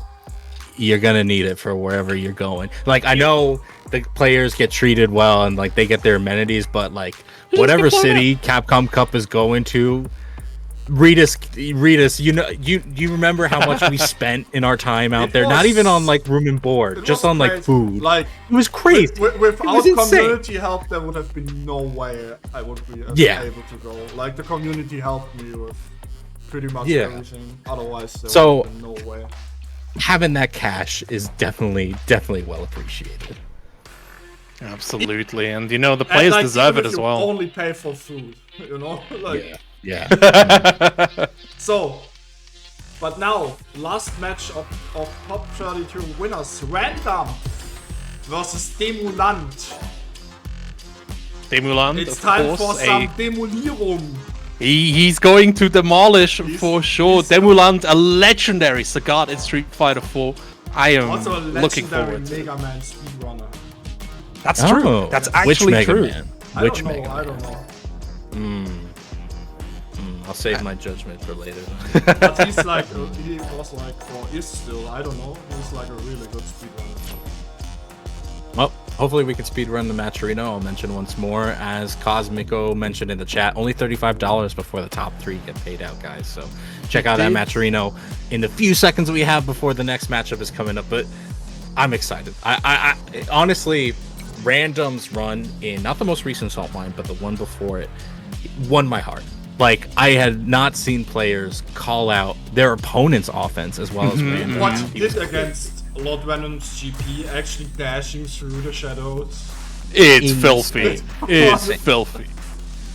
That hurt me in my soul. Everyone knows that I'm like the big JP fan in Europe, that the only one that's left. So seeing Random just dismantle my personal hero Lord Venom like that, It was nice. It was really, really filthy. And I think Random going to carry this energy to his match with Demulant. Demulant on the Ken right here. Again, a character that really supports these fundamentals. Dragon Lash getting parried, but the throw coming right after. Yeah, still plus on block, unless you perfect parry it. So Yup. Random stuck in this corner now, challenging with the crouch medium kick. Gets the hit, but it's not that much reward. Finally gets some momentum off of those lights. Gets a raw dash in, and there's one medal. Tries to bait something with the empty drive rush. We've been seeing that from now 2 Manon players, both Valwing and Random. Absolutely. Low forward from Demoland gives him the corner carry that he needs. Simple meaty. Gonna be the choice. Random gets these chumps in here. Wants to get something out of Demoland. Can't quite get there so far though. More plus frames. Parries coming through as well. Shimshams coming in, and Random losing the first round. Yeah, it's tough. It's tough, especially once you're in the corner against Ken. The combination of stand fierce and crouch medium kick just get overwhelming. Random trying to take the offensive approach a bit more, does not want to end up in the corner again, but went for the command grab. Thankfully, his opponent did not get the corner immediately. But suddenly Random, one mistake against Random is all that he needs most of the time. Demulant though, with those low forwards, stopping the neutral in its track straight into level 3 here after that lash, and Demu able to not just refill his own drive gauge, almost completely deplete Random's. That being said, the movement is nice. A little bit of walking forward builds the drive gauge just a little bit quicker back. Random in a safe spot, uses the drive rush to get into a critical art combo. This isn't gonna kill. La la la la la la la. There it is. Went for the command grab again, though. Random. Not so random, is he? Demulant able to get that read. Demulant on the Demolierungspower way. Well. You know, he's going random percent. I think it's a very hard speed run, but in the end, it's still possible right here. Slow coming through here, an option that you don't see too much from Random. He is really partial to this overhead, but sometimes you gotta throw out the jump scare. This is so bad. This is so bad. Right now, being stuck in this corner is so bad. Oh my god! And he just dashes forward for the command grab, dashes forward for the anti-air, and it juggles high enough. The sweep coming out, though, would have been mostly safe on block. Uh-oh, Random getting caught down. Blocks that drive rush. Are we too late? Are we stuck in the corner? And is that our fate? No, Random just walking forward, trying to get things even. Big shoutouts, by the way, to Demulant for baiting out the level 2. Not a lot of people keep in mind that Manon does have that reversal available once she has the bar. So Demulant is really keeping it as safe as possible. Another overhead here. Again, Random. Really favoring this move, but I don't know if this is too favorable in this situation. No. Jumping, coming through here. Oh no, gets him. I can't believe it. I can't believe it. Neither can I. Neither can I. That's rough. That's really, really rough. Just the raw low. Random's timing on that has been 2 for 2 now. And it's such a risk to take. Demulant getting their jump in, not for huge damage, but just to get out of the corner. And you do feel like Demulant is just playing a little bit more timid now, and I think that's going in Random's favor. Don't disagree here. Tries to go for another throw. DP right after dealing with that neutral jump. A throw after the micro walk. Coming through. Initial strike. No big games right here. Oh my days, Random. To get another meaty second one coming through as well. Yeah, with that level 3, he can just cash it out. Doesn't even need CA at this point. No singing this time. Just a clean old Super R3. Random is going to even up the games now, and I don't know what caused this change in Demulant. They were super aggressive early on, and it felt like it was really kind of going their way, and this somewhat more passive approach, while understandable, is just not paying off. Meanwhile, nice counter hit conversion from Random, getting the corner immediately. Goes to the command grab. It whiffs, but Demulant just unfortunately whiffs his punish, and because of that, Random is just maintaining this first round. It's Random Very partial to parrying right here. Level 1 tries to escape, gets to call out the throw from the side of Demoulin to Random. Looking to finish out this round. The fireballs keeping him contained so far. Low forward, blocked out as well. Random just needs one command grab to sweep. Dealing with this, but the back throw more than enough to get Random to set point. Yeah, something has just been pushed off of Demoulon's game plan. The sweep comes out and it catches the dash, but such a risky maneuver. The perfect parry comes out, still sets them up for a command grab. And now you're one command grab away from death. Tries to bait out something, gets anti-aired. Is this going to be enough? Not quite. The grab doesn't deal too much damage here. That DA gonna be more than enough though. 2 clean rounds from the King of the Salt Mine. Nobody will show him up in his court. 2-1. Moving on to top 16. You know why the stream is in English, Reaper? Firstly, because no one will watch it if we do German only. And second, people around the world want to actually understand what's going on. So Plus, I can't get paid if it needs to be in German. So yes, true. So true. The main reason is I wanted to bring Houseman on. Oh. That's why it is in English. Oh. No, we would all be really sad. We would be all be really sad if the house. No, I'm happy to be here, but like it is. Oh my god. I do want to bring the focus back to that match because I don't mean to be. Like somebody brought up, backseat gaming. I don't mean to be doing that against Demoulin. It was just so notable how the tension kind of shifted onto them. And I don't know if it was like somewhat of an awareness thing of them like getting, because they got the first game, right? Or they had the first round at least. They had the first game, yeah. Demoulin was looking very comfortable. And I just kind of wonder where that kind of defensive style came out of from it. And I don't think getting hit by the sweeps helped.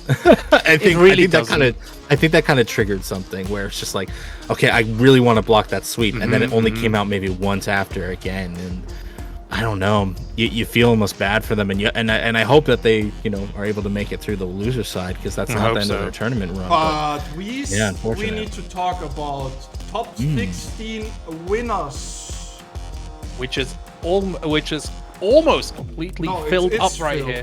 Oh yeah, all right. The last match we just watched. Zemi versus Yosh, Rizo versus .exe, Random versus Timing, and Shu versus Valve. Okay, some of these players we've seen so far in this bracket, some we have not. I have been silently pounding my desk because I have not seen any semi fighting today, and I am upset that I haven't seen any yet. Don't worry, you will get to see a lot more semi coming right with this top 16. This is about what I expected. I am happy to see specifically Timing and Rizzo, like both of these players, lesser known in the German scene, but still very, very strong here. And I think they have been motivated by our prize pool. We're up to $115.60 right now. We've had another donation by Serenim, 5 buckaroos with the common shoutouts to Berlin FGC. Berlin FGC representing for sure. That means we are 45. No, we are 35. $35 away from our second donation goal. At 150, we will pay out the top 2. Okay? I said Germany makes it to 200. Please prove me right. Do it. I think Germany has it in them, especially as we wind up. Again, this has all just been a preamble, ladies and gentlemen. This has all just been leading up to the top 16. We'll be doing the winner side. We'll be doing the winner side, and then of course we'll move into top 8 territory, where things are going to get real heated. We're going to see who makes it from the quite good to the best. But make sure you stick around. Right. We are starting top 16 winner side with Semi versus Yosh. All right, we've seen Yosh on the channel already, so we'll get right to him. But let's talk a little bit about Semi28. Semi28, absolute legend from Germany here. Street Fighter 4, big performances all year around. Took Brussels Challenge as well. He was introduced to me as the crazy Ryu player. When I talked to him, sorry, not Brussels Challenge, Hessen Crash. When I talked to him after Hessen Crash and was like, bro, how do you do it? He's like, I don't know. I play like an idiot. And it somehow just works. The thing about Semi that impresses me so much is that he will play the most unhinged like game of Street Fighter 6 until he's burned out, and then he plays the cleanest defense you've ever seen. Yeah, I have seen tweets. I have actually seen tweets from people like saying this guy, the style Semi plays will never work. And then he actually made top 5 in Swordmine twice. And then he won Swordmine League, and then everybody was like, well, I don't get it. Like, how? If you don't believe in Semi, you know, if you don't believe in Semi, I think the highlights make him seem a bit more random, and maybe his own statements make him seem a bit more random than he actually is. Because the man, he has the damage down. Like, one of the defining things about this game and can really make or break a character is how much damage can you output for the opportunities you get. Because burst damage is such a big factor in this game, and Ryu has that in him, but I think not every person who plays him does it properly, and I don't think so has it in them. Like, Ending Walker pushes the character to a maximization, and we talked a bit about optimization in your gameplay. Every move Semi does, like, especially in his combo game, is just straight up optimized. Yeah. Yo! Blast right through. Man, I love how the inclusion of drive gauge, like using OD bar instead of a bar that you have to build early, did for early fireball game. It's so interesting. Yeah, no, and you're seeing it right now between Luke and Ryu. Semi right now taking advantage of the fact that pretty much having the read against every regular sandblast. And look at this damage right now. Just lets him drop so that they can get the safe pressure. Semi just walks right up, didn't get the 3-piece combo that they really wanted. Unfortunately, lets a Tatsu rip, and because of that, it's actually going to put themselves in a precarious situation. Jeez. See, that's the highlight you get, and it's like, oh man, super random. But everything leading up to that was just so clean. Yeah, exactly. Like I said, like, Semi plays very, very clean when he has to. He just has also the opportunity, like, the ability to be the most unhinged man. The Shim Sham coming right through, the meaty donkey kick. Any further pressure getting stopped by the OD, the reversal though. The fact that you had to OD reversal against a person that's burned out. So true. It feels bad, man. It's like, stop. I just want to play. There, getting the punish counter right there. We're going to go right into the super art. This might kill. It's really, really close. And there it is, the last absolute possible hit. Evening up the round. Man, you know, he wasn't dead just yet, but then the back of his head hit the floor and he was like, alright, you know what, I'm gonna go take a nap. Semi getting equalized in the round count here by Yosh. Yosh reacting! Cannot test my man. I am not an old man. I can get out of this. Gets challenged at the crouch medium kick from Semi, throwing out these. Oh! Yes! You baited it! You've seen it from Luke before, but you've never seen a Ryu do it until now. Using the special cancel off of the donkey kick to go into the critical art. Beautiful stuff there. Another drive rush coming through here to jump in from Semi. Gotta finish it out here. Man, what a performance. Yeah, Semi. Again, a lot of people forget you can cut through the DI even if you're burnt out with these supers. And Semi showing off how to create checkmate situations. Yeah, I think Luke, ironically, is the one notorious for that with his heavy knuckle. True. But yeah, no, it's absolutely possible with Ryu and Semi. Beautiful option there.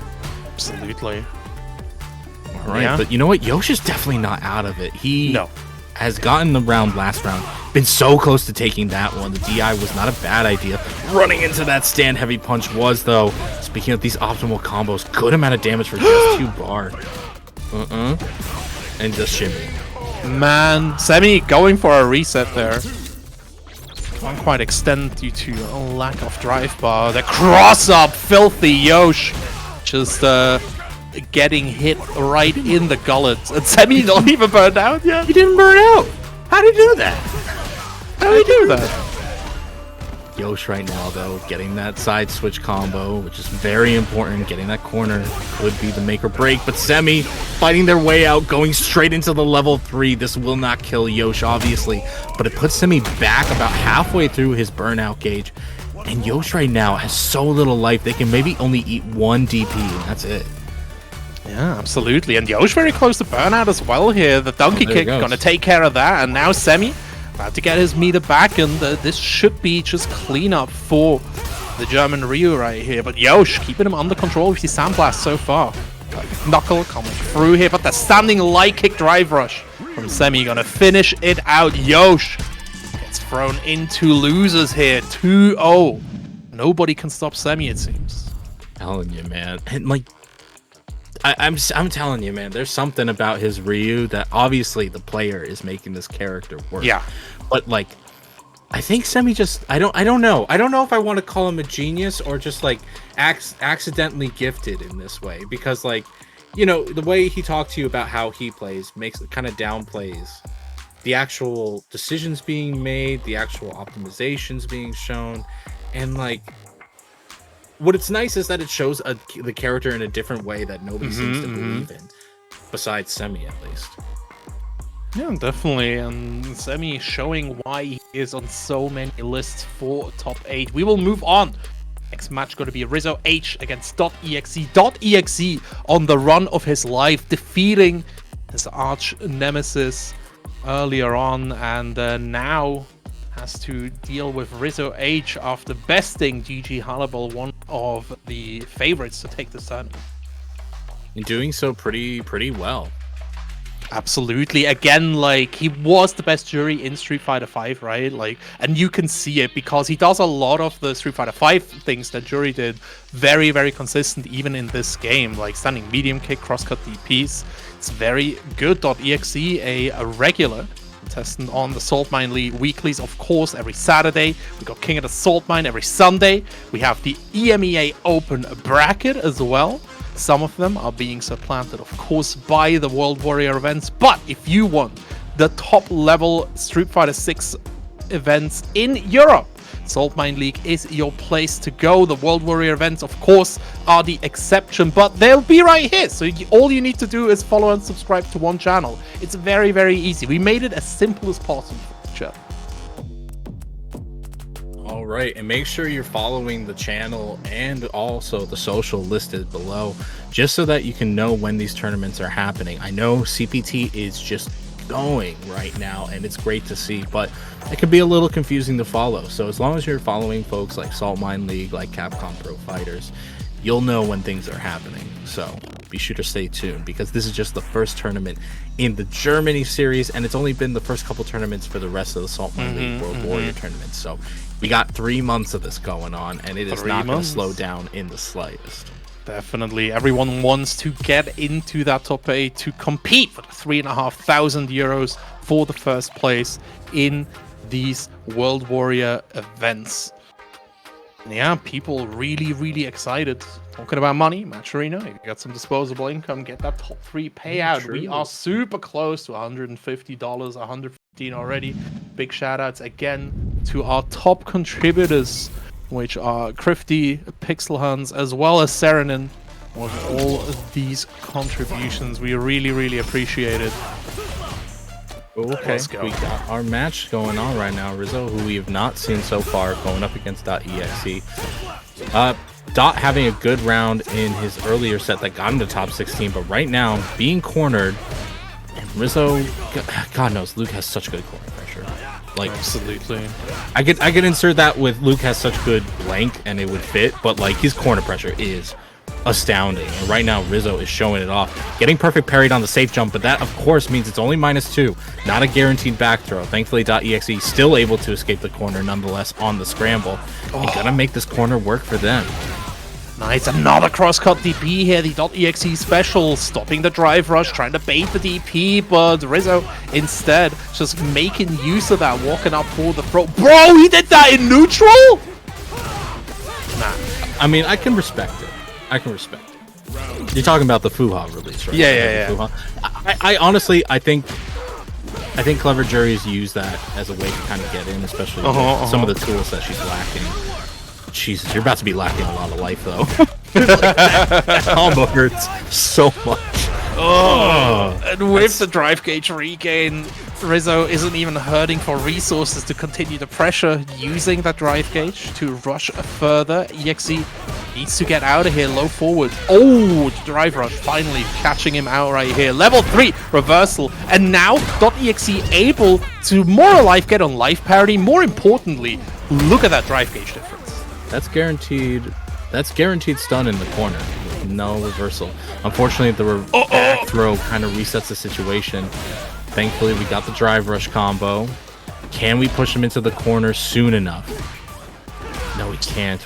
It's going to be pretty even right now. Rizzo just needs a few more hits. Sending out the raw Fuha. I think they pressed a button. They did. Rizzo just sending out the Vulcan. Yeah. All right, taking game number 1. Very nicely played here, and yeah, Rizzo putting EXE through the ringer. This is still first to 2, so .exe needs to find a solution right now. Nice, goes for the instant high, whiffing a throw straight in Rizzo's face. And yeah, we all know what Luke does to you if you whiff something in front of his face. Yep, stand fierce. But right now, Rizzo whiffing their own stand fierce and then a throw, giving .exe really good opportunity right now. Unfortunately, not a guaranteed DI situation here. They might go for the wrist nonetheless. No, they go for the crouch medium kick and it gets jumped over. Rizzo having the corner now. Gets anti-aired, but .exe is just not out of the oven yet. Thankfully, there it is. You can breathe a sigh of relief now because you got the round. Very nice here, and .exe again, like, just needs one little thread that he can start pulling and just unravel his opponent's defenses completely. Rizzo, I'm misjudging the distance on the fireball a little bit here, getting hit. EXE starting the offense very nicely, puts him into the corner. EX ender for the fireball. Go straight through. Rizzo with the nice janky little corner switch there.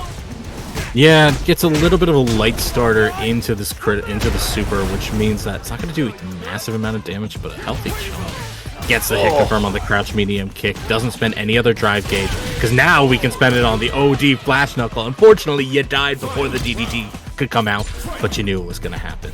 We all knew it. EXE facing a trip to the shark pit here if he can't find out what Rizzo wants to do. That drive rush, decent start right here. DP coming through. Rizzo eating the frame trap. And again, just immediately taking back his turn every time .exe tries to bait a reversal. I think the thing that's been so troubling for .exe is that Rizzo just doesn't stay still. No, he doesn't. He is always moving. And no. Yeah, you're dead. Oh, you should have been dead. Come on, we can take this. There is opportunity in front of .exe right now. He has gone to level 3. Rizzo is now in burnout. .exe doesn't necessarily have it. In fact, gets hit by the Vulcan cannon, and Rizzo has one more stockpiled. And it will kill .exe if the wrong hit happens. Unfortunately, the anti-air does the job just before that. And Rizzo is going to take it 2-0 in the set. Very nicely played here. Again, Rizzo been sold to me as just like a player with such solid momentum sense in general. And I think that's really been the story of this show here. .exe just not finding... Like, he found a lot of hits. There were a bunch of scraps going on. But in the end, Rizzo just really taking the lead every time. It was really hard to pin Rizzo down for .exe. You felt like... You saw a bunch of jump-ins, maybe like even with the... I think that's a jump-heavy kick from Jury, and it was kind of like misplaced because Rizzo just wouldn't stop moving. But what has stopped moving a little bit is this Matcherino. And I was told by Ritas that Germany would get us to 200. He promised. Do you want to be Ritas a liar? I still believe in the German community. I still think we can make it to 200. Well, I'm a man of science. Bitte Jungs, I don't know. Bitte Jungs, lasst mich nicht im Stich, okay? I don't know. If you Helft know dem this, Jungen aus. but I am actually a science man, and I need facts before I can believe. So I need to see. I need to see us get to 200, ladies and gentlemen. Needs to see the belief. Show it to him. Show him the might. The German community, right? Oh wow! It just spiked up already. See? Do you believe And in now? Walker, you know, with the Let's Go semi.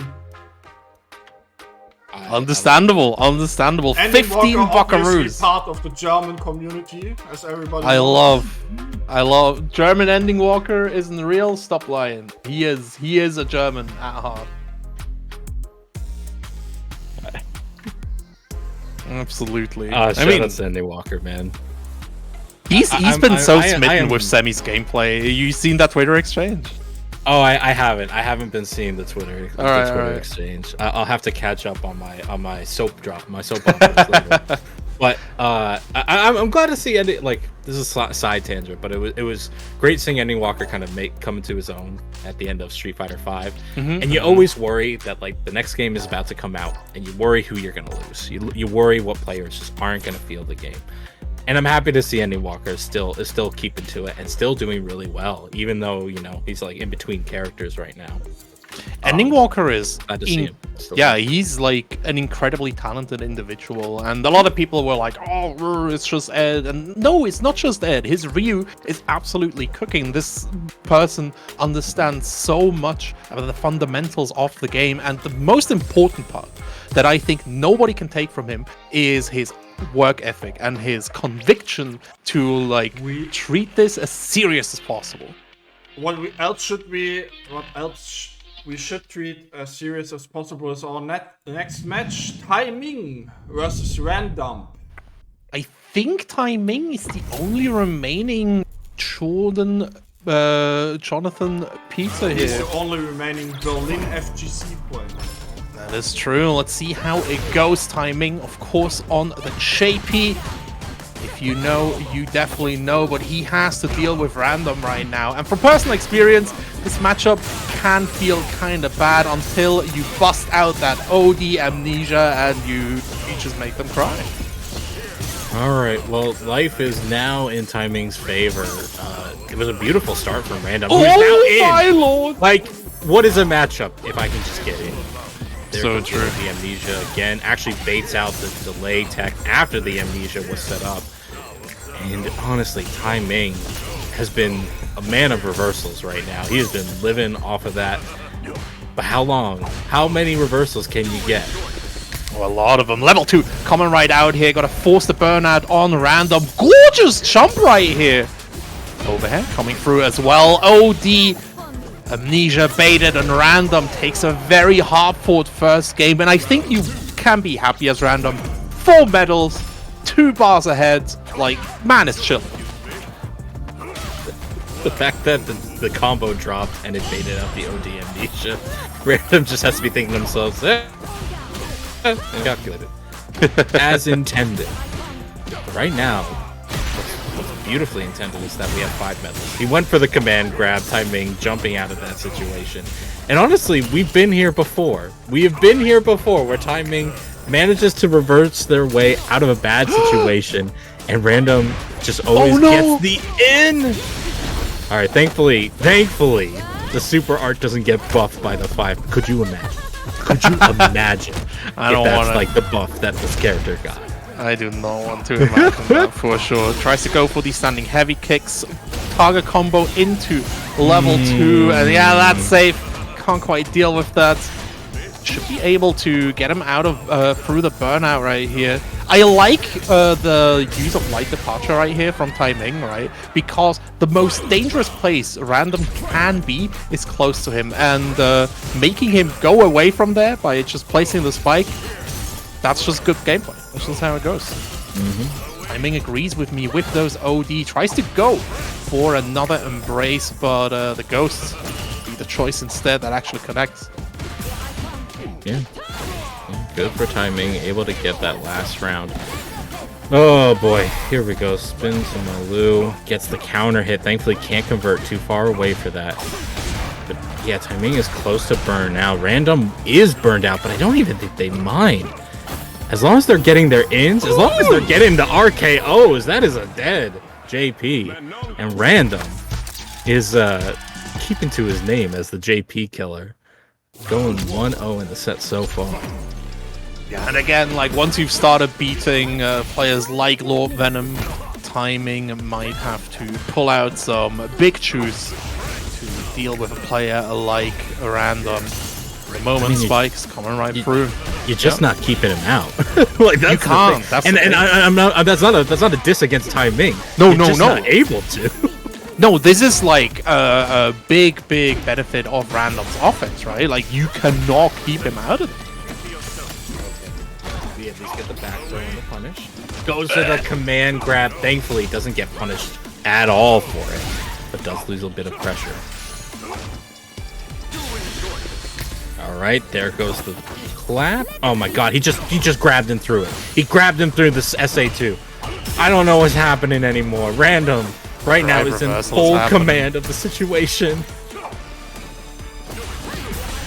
Oh my days. Stand medium punch. The devil stand medium punch. Who is the bad guy here? Chad is surprised. Chad is surprised. Like, that doesn't look random. This is very calculated, like a Street Fighter. And I agree. I fully agree. This is how it goes. Crouching medium. Through Timing. Wants to control Random. Has started to go on the offensive a bit more, right? Like, a lot of these drive rushes. 2 HP for the anti-air. But Random just parrying his way through. And there's that classic overhead. I am worried for Timing right now. They won't die to a command grab. They will die to a critical art combo. Definitely. See how it goes here, Random. To deal with this overhead connect. There's the air-to-air. Double jump here, trying to bait a throw. Can't quite get there. Level 2 is in there as well. Ah, catching Random on the attempt to start here. We didn't go for the burnout combo though. I don't know the routing specifically, but I feel like that would have been the win condition. Cause now you're just dead. Sing it with me, chat. Random hitting Timing through the ringer. Full KO here, 2-0. And while that has been going on, big shout-outs. We got a bunch of donations right here. We got Dials coming through with the $10 dues für Retus kann man mal den Groschen springen lassen. Also, let's go Semi. Iconoblast with the $10 saying Duskoi! As well as Major Undead, $19.40 saying let's go. And Ender Walker doubling up another $10 saying Ich glaube an Semi. He believes in the semi-train. $180, top 3 payout guaranteed. We can keep going, Chad. The more cash you put in, the more money top 3 gets. The more cash you put in, the more close we get to a world where Retus is not a liar. And he is not somebody who just says things. He's in fact somebody who says truths. So true, actually. I never lie, even if I even when I'm lying, I'm never lying. Even when I say untruths, I'm... So, come on, Chad. Just never. Right. $180 is nice. Thank you all for all the donations. It's been beautiful to see people not only donating, but double dipping, especially, which is really, really nice. And another $20!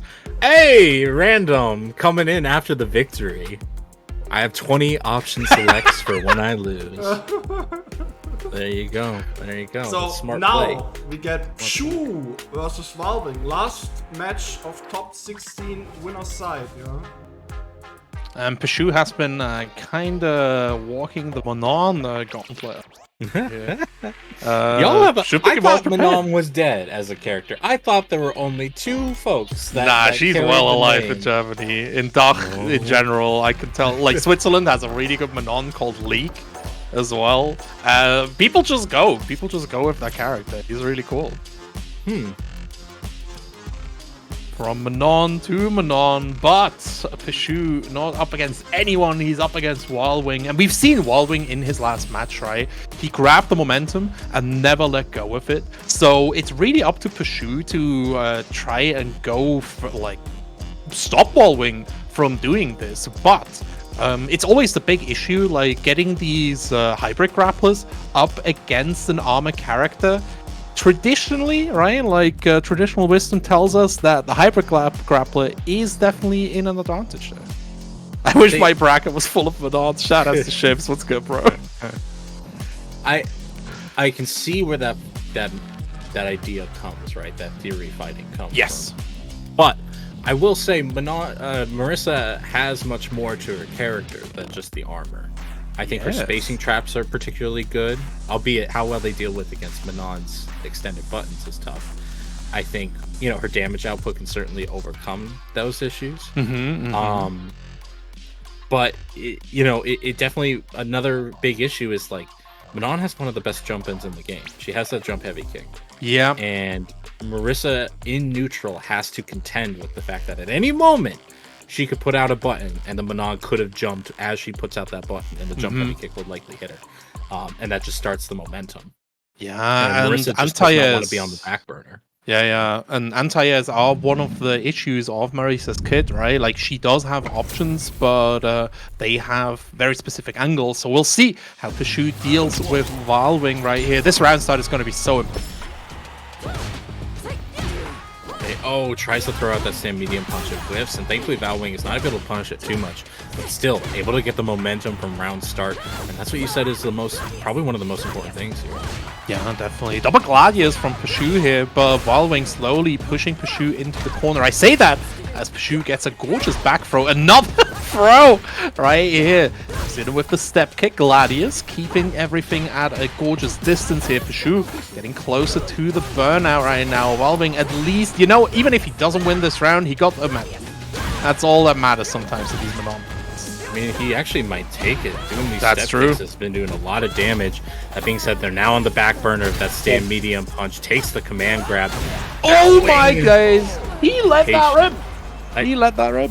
That is one thing that I will say is notable to Pishu, is that they will let the armor stance follow up to rip. And like, I feel like I rarely see those buttons, and it's kind of for that reason. Like on whip or on block, they can be super dangerous.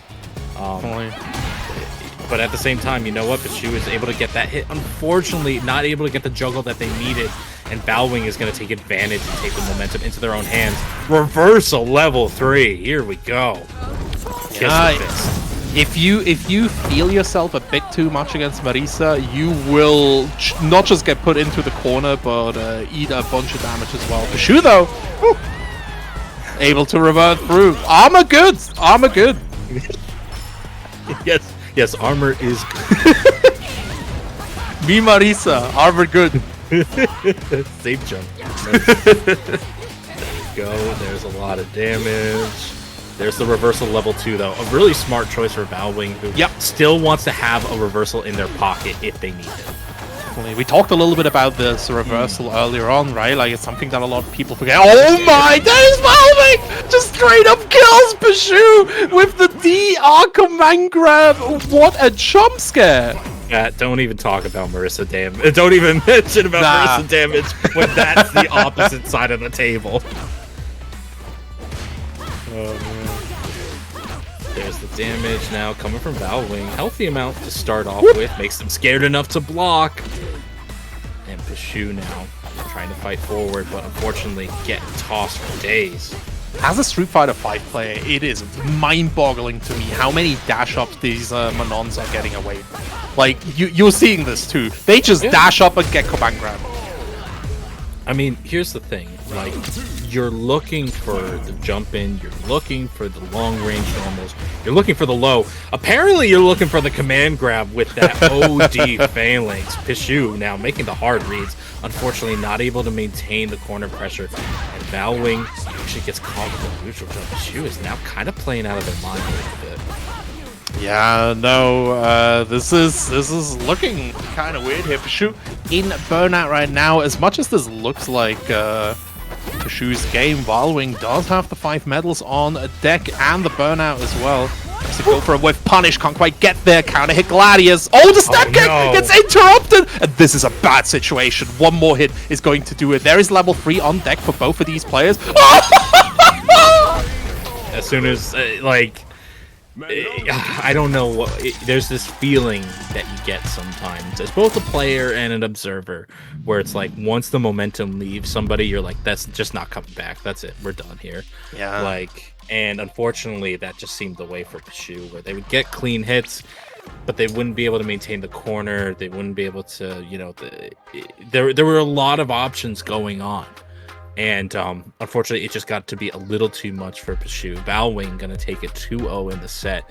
Pshu going to have to fight their way down, first going up against Kesman, I think. Ooh, Kesman's still in here. Another player that I'm excited to see. So let's see how Pshu manages that kind of matchup. But for now, we have our top 8 winners side. We got Semi, Rizzo, Random, as well as Valwing, moving on into top 8 winners side, and this means that we will, I think, move into the Shark Pit, right, readers? Yes, exactly. As you can see here, the brackets, loser side still playing it out. Yosh already qualified and losers. Yosh. No. But winners top 8. All first to 3 from here on. Zemi versus Rizzo and Random versus Valving. Very nice spread right here. Again, all names that we would have expected, I think. And yeah, everyone just really, really motivated to get that cash, get that top 3 spot, to get their little cut off that $205 prize pool. Shoutouts to League FGC, another $5. There is no such thing as too many Manon players. I just talked about him too. My man. See, Swiss FGC coming through for the Germans as well. We in the DACH region, we're keeping together. All we need is an Austrian player. Oh man. Do I just have to poke at enough communities to get them to donate? Is that what we have to do? Is that what we have to do? You know what, guys? People love being mentioned, Guys, that is a really impressive prize pool right there, $205. Yeah, and just as we're kind of starting with top 8, into top 8. So true. I wouldn't mind getting it just a little higher. And I will set out the bounty. If we hit 250, I will put in another 25. Nice. All right. You heard it, Chad. 250. Only $45 away. Make him houseless, man. It hurts me every time you say the wrong word. every time. And he knows it. And he knows man. it. And I voluntarily. Wait, I if you put the voluntarily do this. 25 in, you not have enough money anymore for your house. So you use your house. Yes. So you are houseless, man. Dude, is that the word? That's not the word. Anyway, whatever. No, but we'll see. I can't be upset. I can't be upset. You're when not allowed. We're having so much fun here with not the comms works, because we just hear Ritas just getting at my ear. But we're having so much fun in terms of watching these matches going on. As mentioned, we're just wrapping up top 16. We're gonna get a few more matches from the loser side of the bracket before we finalize things into top 8.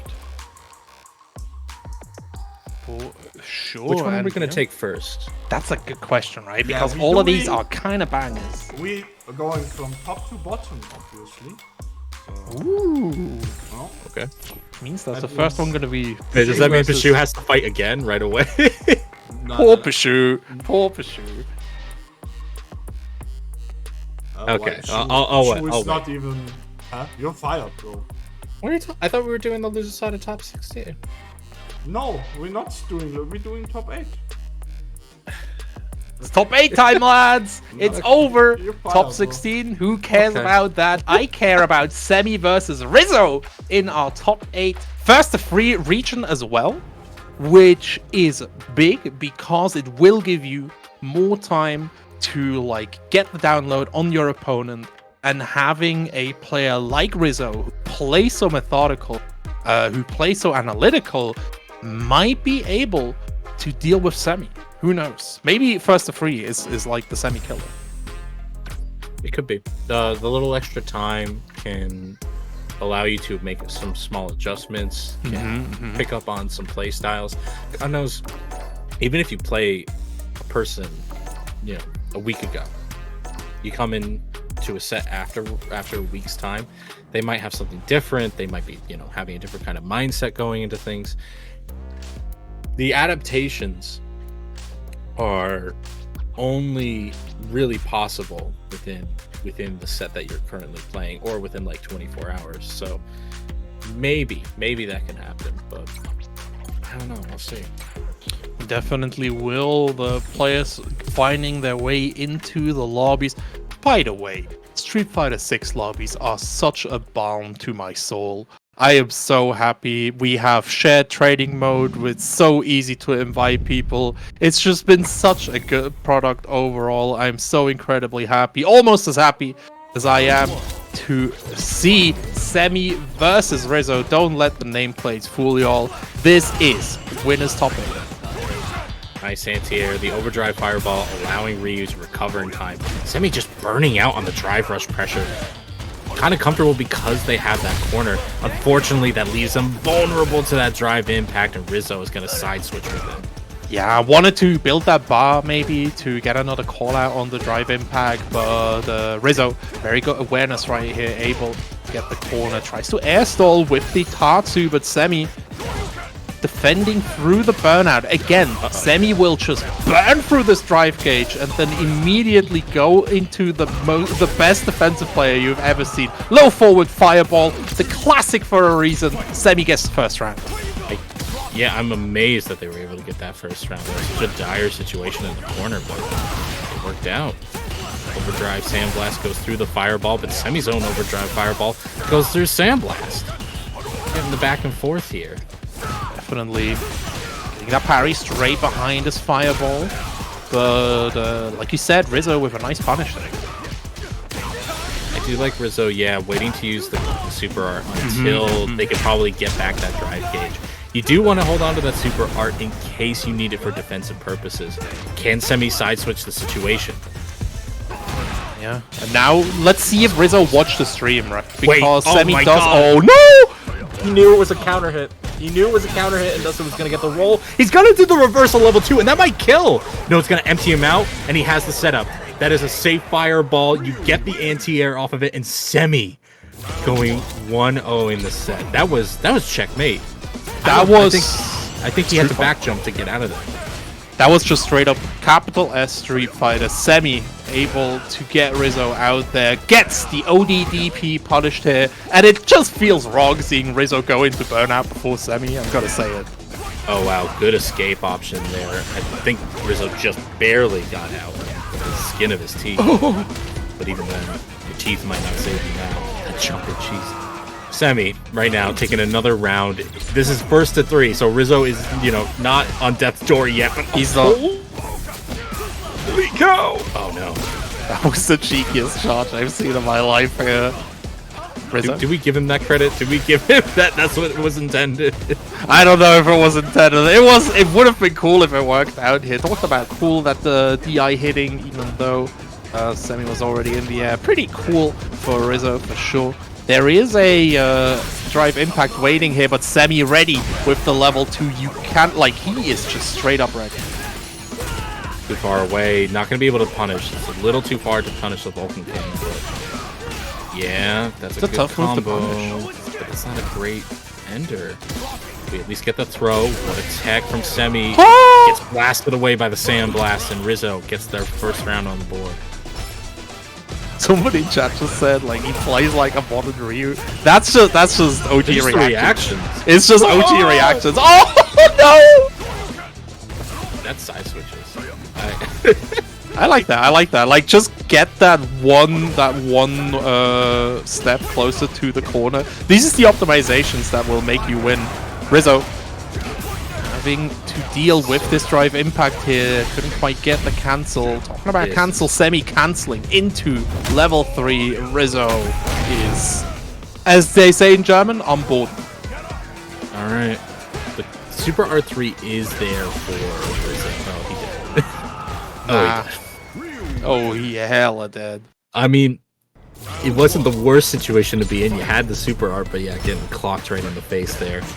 I can't... Like, Semi went for the DP. It was going to be late and baited, and then got the crouch medium. I think God is just looking out for this man half the time. Like, Semi take the wheel.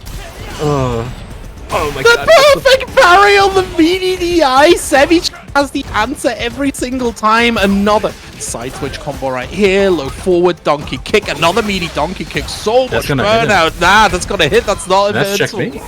That is checkmate. Oh, he dead. Show me the combo. All right, set point right now for Semi. Looking to go essentially almost perfect, if not for one round.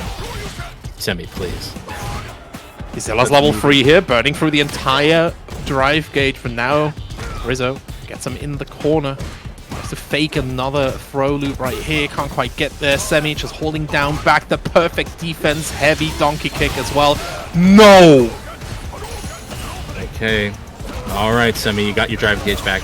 Is he dead off of this combo? No. Has to spend the level 2. Even then, not enough damage to kill. But put Rizzo in a very bad situation because that's burnout.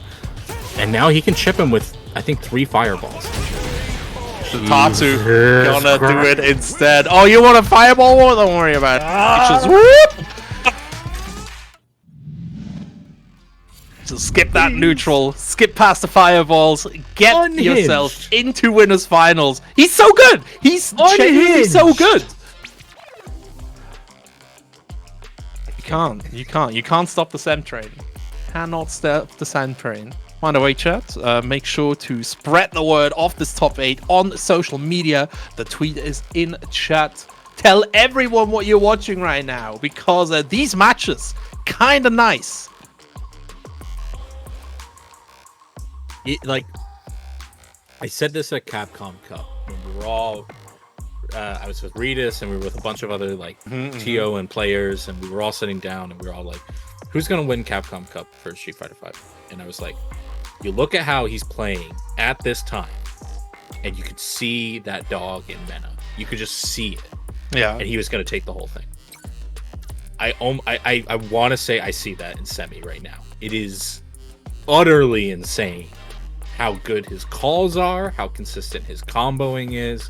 Like, this is a scary player to go up against. This is a scary player to go up against. Yeah. And Rizzo gonna have to make their way out of losers if they want that rematch. But we have to move on. Yeah.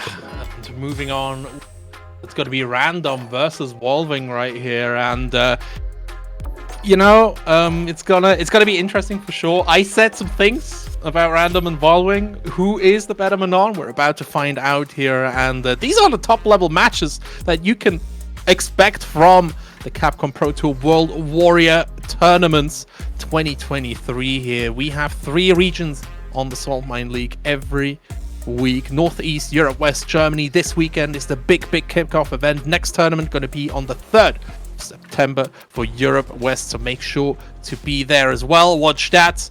And yeah, 5 qualifiers. The top 8 go into the final event here, seeding of course based on the points, and there you have the opportunity to take away a nice chunk of that $9,050 prize pool that Capcom has put up for these players. 3.5K only for the first place. There is a lot riding on this. That there is. There's a good amount riding on this tournament though. Our Matcherino now sits at $205. I said that if we got to 250, I'd donate another $25. See if we get there. But that would be, I think that's the record in terms of these 3 regionals, yeah? Because I think the other 2 got just below 200. If we make it to 250, we have the record. Very nice. All right, we but can do also it. Speaking of very nice, we got a Manon mirror going on now. Valwing going up against Random. Absolutely. Let's see who actually wins the battle of the best Manon in the region, because I think these 2 are definitely the top contenders right now. Valwing at the moment getting some nice momentum going. First medal goes the way of Valwing too. you see how Valwing likes to space out those overheads and just throw it as an option to make the opponent play defensively. And right now, Random is falling right into that game plan.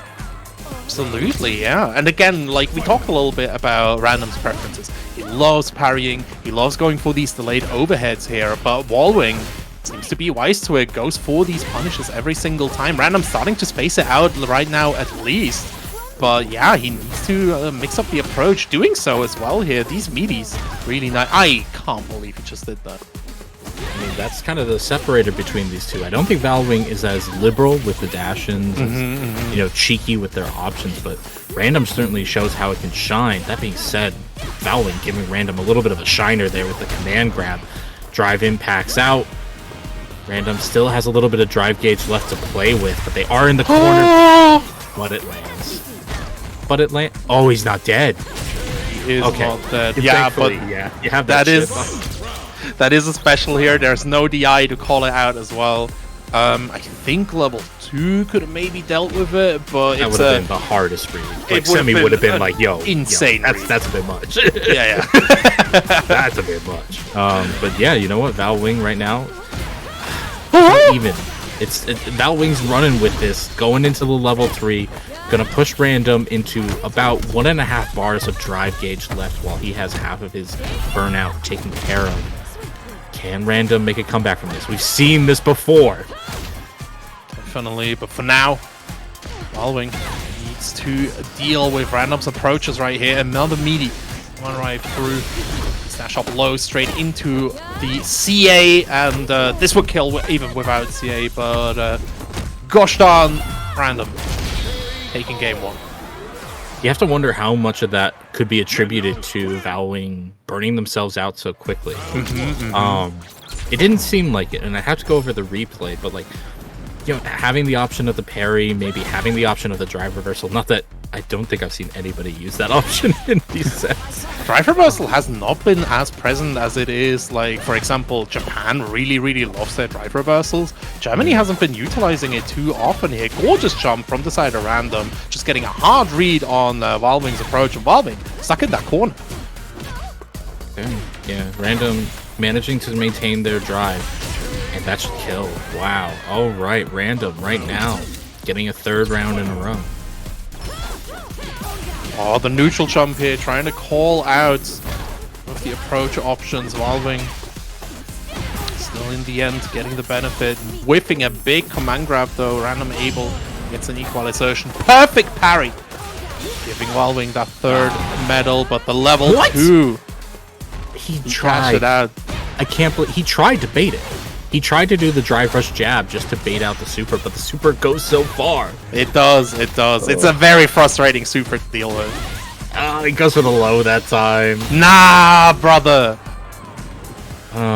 Do you shoot for the level 2? Because right now, Random, yeah, they're just waiting for that drive gauge to come back. This is good block. There is a lot of pressure going on here. Oh, Valwing with DI. Random just didn't have it on his radar right now. And again, we're in 1-1 on rounds. These players are so even. Hey. We're gonna throw him around now. Spending that bar and now putting Random in the lower end of terms of drive gauge. And I mentioned before that I felt like it was the drive gauge that made the difference in the last round. Valwing already making that adjustment and pressuring Random, taking game number 2. Yeah, equalizing the game count right here, finding full of that crown here, and there's a lot on the line for Random, right? It's not just the title of Best Man on Germany, it's also he can't lose in his own court. He is the king of the salt mine after all, and Random realizing this, starting to get that pressure. Big low to the side of Valwing. Ooh, whiff punish with that drive rush here. Valwing getting some pressure on. Oh yeah, that is not DI. That is incredibly DI safe. Yeah. Valwing is able to reversal back with their own, and yeah, gets the crush there. Spends it to get the medal, and my god, Valwing has taken complete command of this mirror set. Yeah, Valwing playing really nicely right here. Drive rush, goes for a strike here, wants to, train random on actually blocking. Perfect parry. Valwing gets caught pressing a button anyways. On these landing situations, it's always a bit off. Big whiff command grab though, random. Able to get that 4th medal, equalizing the count, but the drive gauge is worrying me, Houseman. There's a big jump there. Ooh, there's the low. Backs off a little bit random right now. Yeah, should be able to cash out. Doesn't, though. Wants to save that meter for the next round. Thinks they can get the last hit themselves, but is that going to spell their doom? Might be level 1. Yeah. Again, I think we saw the light come out, and I wonder if it was trying to bait the super, but Manon's supers all move her so far forward that they just catch these baits. Definitely. Yeah, it's really awkward, I feel, to bait these out. It's like I said earlier, it feels very frustrating. Talking about frustrating, Valwing just doing a straight up Manon round level 2, busting random out of here right now, but I don't know if that's enough because you are without meter, my friend. I mean, he has to make do with what he got. Medals all around. We are at the Olympic Stadium, and it's touch of death right now for both sides. Not untrue. The double DI here, Valwing having more than enough time to get that counter in after the double lights, and we're up 2-1 on Valwing. Random needs to find an adjustment right now. Yeah, Random's use of DI as a reversal is just not working out, and I'm hoping they can make the adaptation before these rounds start looking more familiar than just the 2 characters on the screen. Definitely.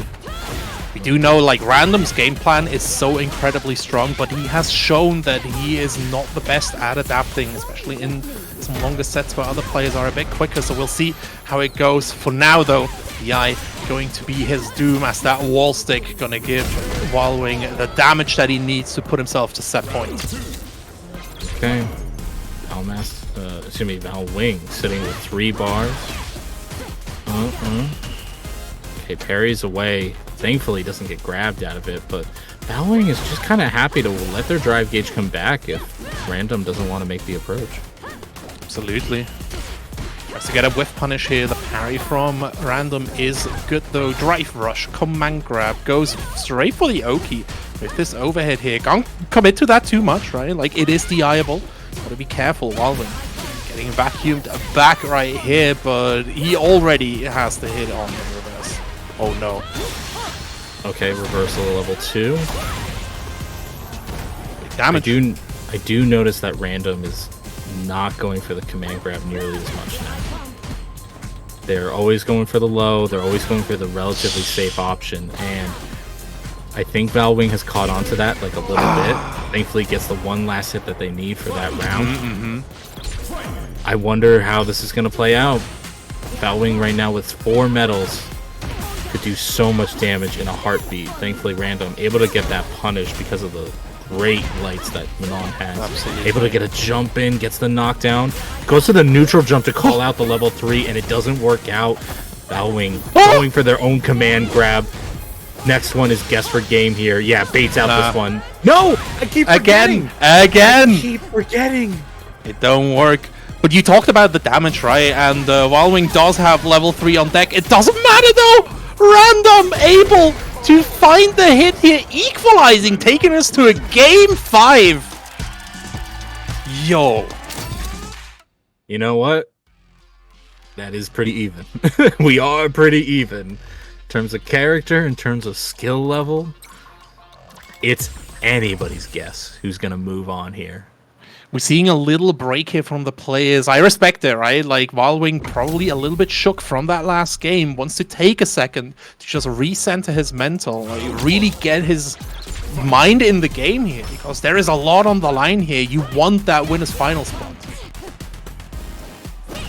Random getting the jump in here.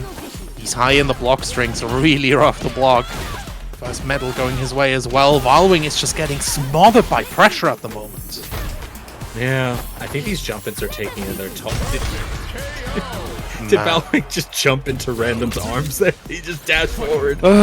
Catch me, my love. Oh no. Oh man, Valwing is just getting tossed around at this point. Finally gets an opportunity to check, but gets hit by the challenge overhead. Trade combo leads to Random getting a nice touch. Just needs one more bait. That one will bait out the super, and that is it. That was such a tough game to watch because every single decision that Valwing made, Random like just straight up called out. It was just the wrong decision every time. Devastating loss here for Valwing. Random keeping his spot both as the king of the Manons and the king of the Salt Mine, moving into winners finals here for top 8.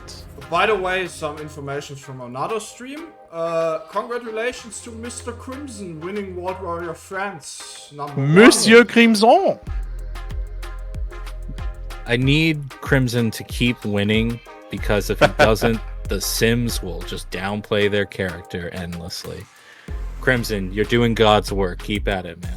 Yo, shout outs to Maldo in chat here. The French starting to come in here. Very happy for Mr. Crimson to take it. He has definitely been performing, I wanted to say adequately. He's performing more than adequately. His performances have been great across the seasons. He's the only person that makes Sim look as good as he is. Absolutely. So, Ending Walker's dad says, ich bin eine Ananas. I thought the Ending family was more of a potato family. I'm kind of surprised. Shout outs to Ending Walker's dad. I don't know. You know, ananas, potato, closer than you might think.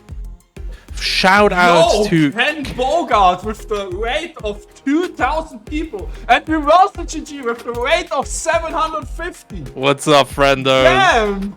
Hello! Bonjour tout le monde! Welcome to the German World Warrior Qualifier. I hope you're doing well. Congratulations, Senor Crimson.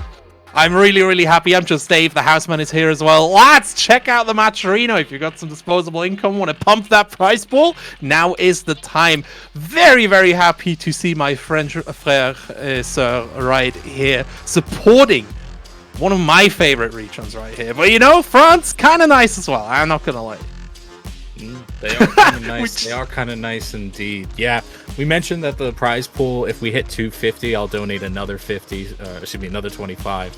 So we're almost there so far. Thanks to Punk for the extra $20. Oh yeah, thank you very much to Punk the God putting 20 into the prize pool. Yeah. All I know is Pink the God. I love y'all came in at a good time though. You came in at a great time. We are going down to top 8 loser side with Yosh versus Fidison. Yeah, we've gone through the winners semifinals already. Semi taking it over Risa, and Random taking it over Valwing in the mirror match. So y'all just missed that, unfortunately. But Semi and Random are sitting in winners finals. As Ritas just mentioned, we're gonna have Yosh versus Citizen coming up first. Definitely Fidison. Thank you very much, Abu. The guy working on the background of World Warrior France. Shoutouts to Reversal GG and all the guys there. Merci tout le monde. J'adore. This is a large amount of people. I'm getting camera shy now. Nah, don't. Look, all you have to do now is show them the love, the beauty that is German Street Fighter 6 right here. And we have a game for you right here. All right, for everyone that's coming in right now, right? Yosh, incredible player, great fundamentals, gorgeous basics, one of the best looks in the region at this point for sure. On the other side, Fidison, Mr. Evo champ in Grand Blue Fantasy versus, and he recently changed over to Kami, a character that supports his playstyle very well. Super footsies heavy playstyle, sometimes at a detriment, but it's working out really well. We'll see how these two will get it out. It's really interesting seeing two players that have similar game plans to fight against each other. Simple drive rush crouching medium gets to start and already starts baiting these reversals here. Whoa. Beautiful anti-air there from Yosh. trying to maintain this length, but you know what? Yeah, that knuckle could be a problem, but dropping your combos is even worse. It's like one of the biggest detriments of this character is that you cannot drop combos with her. Absolutely. Let's go for a throw right here. And Yosh putting on gorgeous pressure with these OD samplers right here. Level 1, trying to catch a dash up here, but Yosh ready with the parry. And yeah, first round going the way of Yosh. Fidison a bit shaky. Little bit. Tiny bit. But that being said, nice drive rush combo there. Just taking momentum entirely in their hands. Gonna have to start calling out these drive parries if they want to maintain their pressure. But we've seen Fidison adapt. And it's been said he's better after the first game. So Absolutely. don't let this beat down for you. Fidison trying to go for a cheeky DI right here. Yosh just jumping out. Cannon strike. Drive knuckle coming through. Tries to go for a throw here, but big counter hit for Yosh instead. Ooh! Footsies! Fidison puts him into the corner. Shimmy throw. What's the second choice going to be? The strike. Yeah, nice stagger. Yeah, Yosh is dead. DED dead. Did you just stagger with an 11 frame button?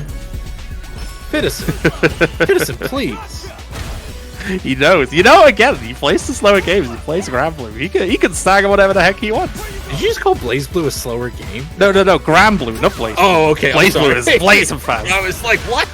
But yes, you're absolutely right. Oh my goodness, Fidison right now, kind of taking the momentum. God, I love Suppressor. God, this damage is insane right now. Yosh is going to commit to the level 3, and by doing so, burn Fidison out in the corner. Fidison does have their own level 3 in their pocket, and it could go anywhere on screen. Tries for the overhead and it whiffs. I don't know if they were trying to bait something. I don't know what you were doing there. And a little shimmy-sham. Yosh going to take game number 1, but not without sweat. Fidison still got a lot of heat packed. Absolutely. Yeah, Yosh just showing some really good momentum control here. Fidison doesn't quite have the time that he needs to think about this, and oh no, this is where these kind of mistakes start happening, right? Like, you start getting nervous, you mess up your spiral arrows. No, he's dead. Nah. Oh! He's dead, buddy. Luke, never change. He's like a character, for sure. He drive rush cancels the tip of the foot and gets Fidison into the corner again. Delays the crouch medium punch to get this corner combo into the safe jump. And Fidison right now is just being beaten like a rag doll. Very nice though. The DP cutting through the DI right now. Yosh, ooh, wants to go for a throw. Fidison has a drive gauge advantage, but so scared. Just getting a dash up thrown right here. Man, Yosh's movement, we talked about this, right? Yosh does not stand still at all. He doesn't. That has to hurt mentally when you run into the overhead to get for the kill. It's rough. This is the final opportunity for Fidison to get there. Oh no, drops the punish as well here. Can't even take advantage of a slight misinput from the side of Yosh. Drive rush forward, tick throw coming through, but Fidison just, oh no, this hurts. Yeah, gets the counter spike baited. This might be curtains here for Fidison, just mentally. Yeah, you don't have a reversal super art to get you out of this kill combo. And Yosh is on set point, ready to take Fidison out of the tournament. Man, if Mr. Evo Champ can't win, what kind of high-level gameplay hootenanny is this? Stagger coming through, tries to neutral jump over a potential knuckle. Finally, a dive kick that doesn't get DP'd. Yeah, but the next one definitely will. Alright, but Fidison's still gaining a little bit of momentum, getting a clean hit with a stand heavy punch, unfortunately not converting. And Yosh's DPs have been, aside from the misinput, have been 9 for 10. There's the anti-air suppressor, goes for the kill, and Yosh right now has knocked out Fidison 3-0. That was a rough game to watch here. Yosh just putting on a real clinic, precise gameplay, calling out every single thing Fidison wanted to be doing. Fidison just couldn't find the adaptation either. He kept going for these dive kicks. Yosh kept getting the anti-airs as well. That was rough. That was really rough. It looked tough. There was a few things that would just culminate in what seemed like an impenetrable wall that as soon as it touched you would throw you against the other wall. Like crouch medium kick into drive rush, I think hit almost every single time. Anti-airs on deck every single time. When the pressure was finally being put on Fittest side to Yosh, then suppressor would come out and just go right out of range and get that nasty counter hit. Yes. It was brutal. It was brutal to say the least. But what is looking brutal is my wallet as we get closer and closer to $250.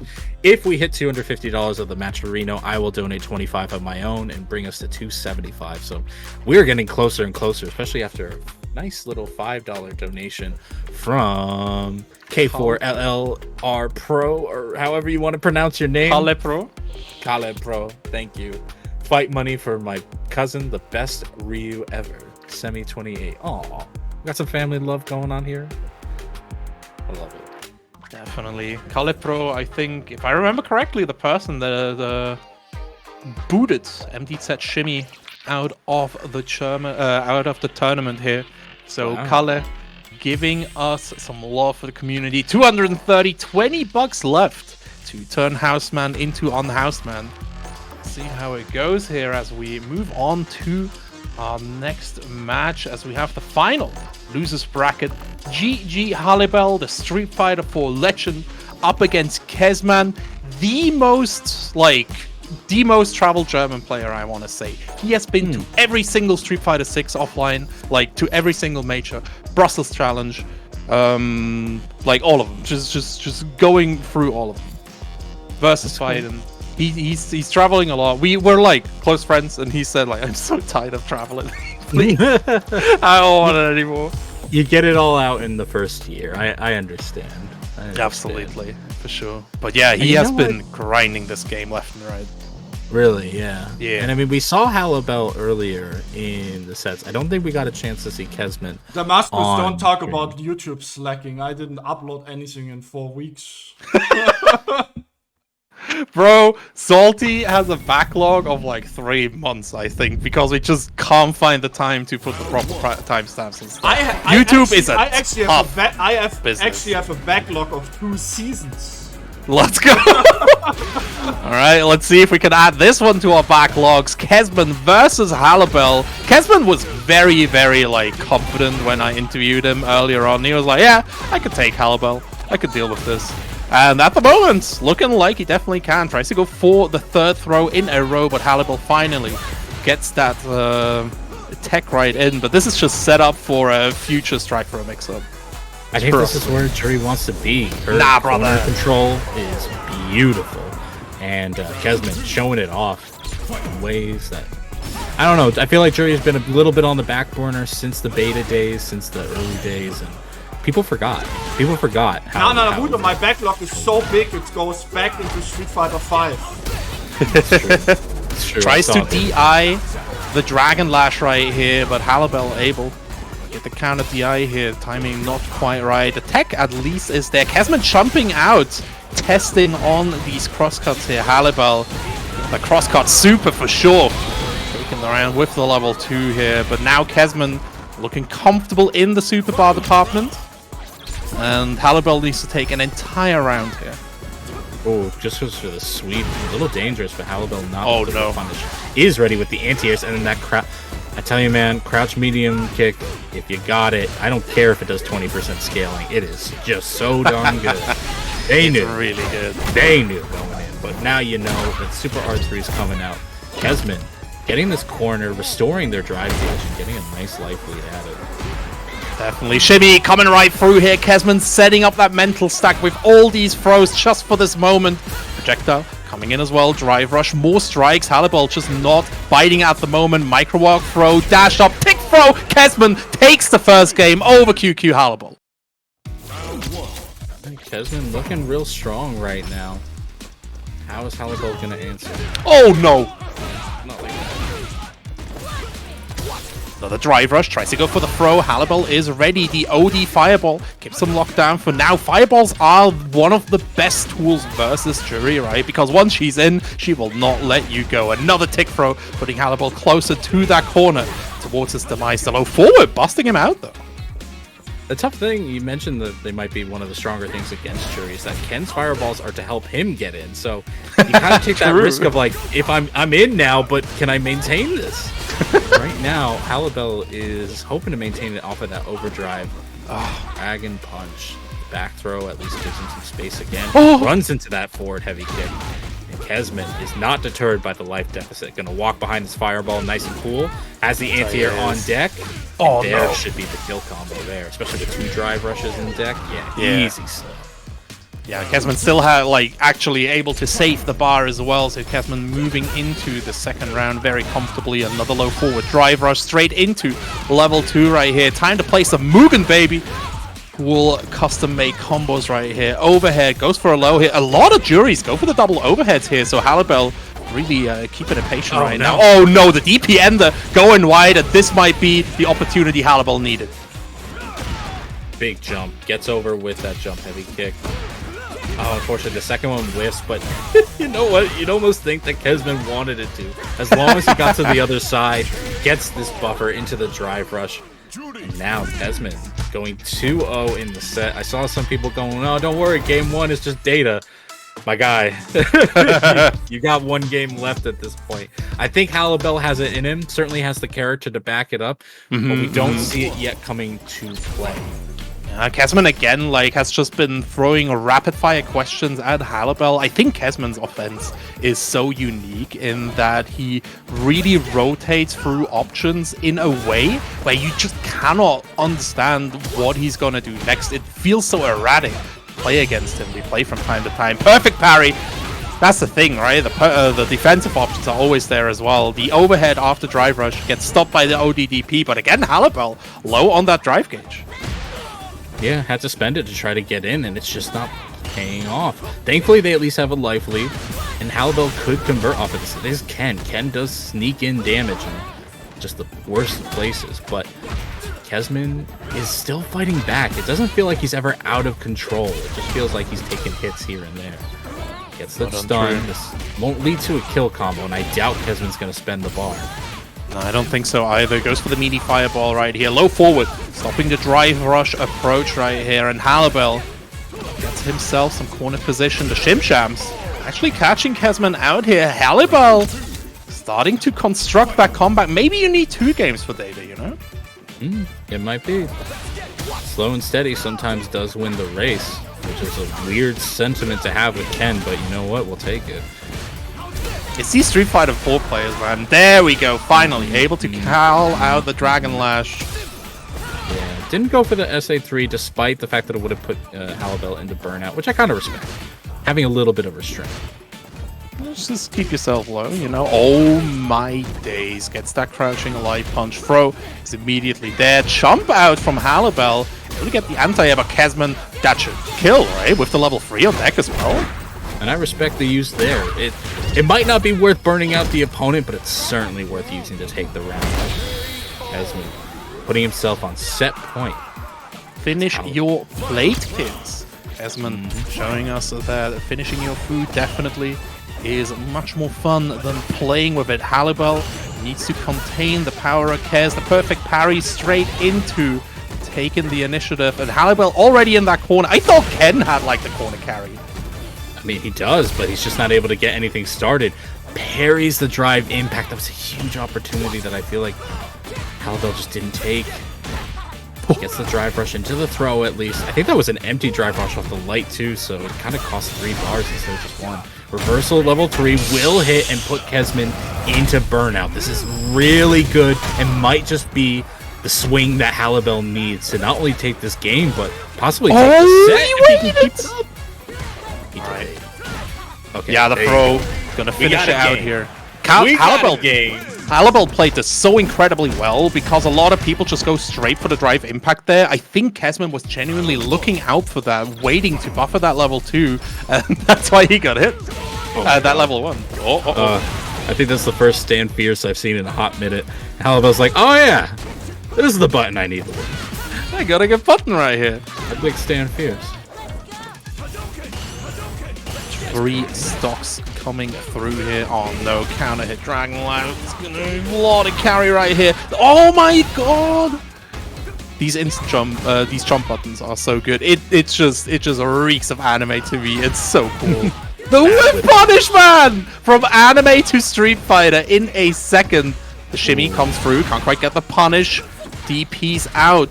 That potential air stall. Run, stop, throw. Kesman in the corner. Can Halibel pull this back? No! Gets his DP baited. Kesman puts himself to another set point. Man, Kesman's so cool. And I don't mean that in like...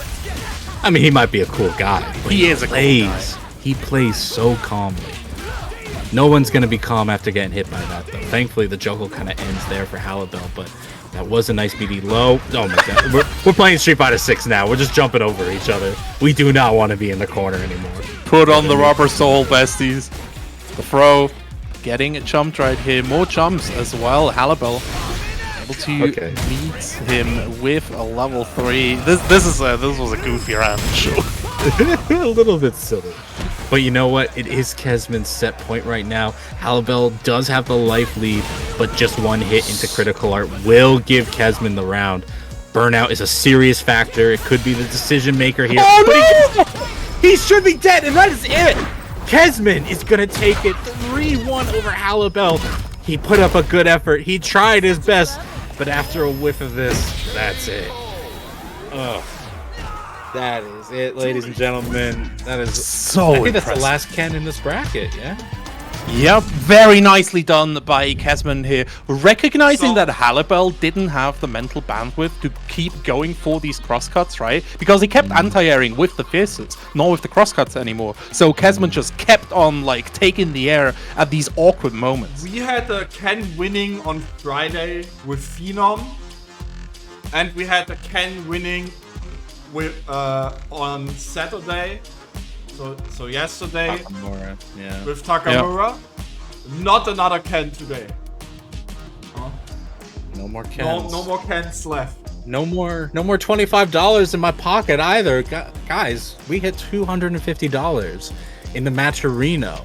Big shout outs, the direct contribution. I see the name gets cut off for me. I gotta click on the name. The Real Talker. The Real Talkers Club. Thank you very much for the $20 donation. Going for the Semi-28 rerun. I tell you, man, everybody's putting their hands up for Semi-28. Like, if the man wasn't dangerous this guy enough, has a fan base. he has a fan base Understandable. Have you seen him play? It's so darn impressive every time Semi takes to the stage. People are like, oh, he's random, he's kind of weird, but no, he's Semi. He plays such solid Street Fighter. Thank you very much to MDZ Jimmy for the raid. Hey, what's good, Jimmy? Hope you're doing well. Welcome. What's the name here? The Jimmies? Jimmy group? The Pride, I think. The Lion Pride from the Mad Dogs coming through. What's good, everyone? Baby. Ooh, baby. Baby. All right, baby. well, as I get ready to contribute to the prize pool myself, wow, we are wrapping up this tournament. It feels so sudden. We had 116 people, and it feels so sudden that we are here now, left with only Also, 5 shout players. outs to the 1,600 people watching us right now. Hello, it means a lot to the German community. Thank you very much to be here, you know? To every single one of you.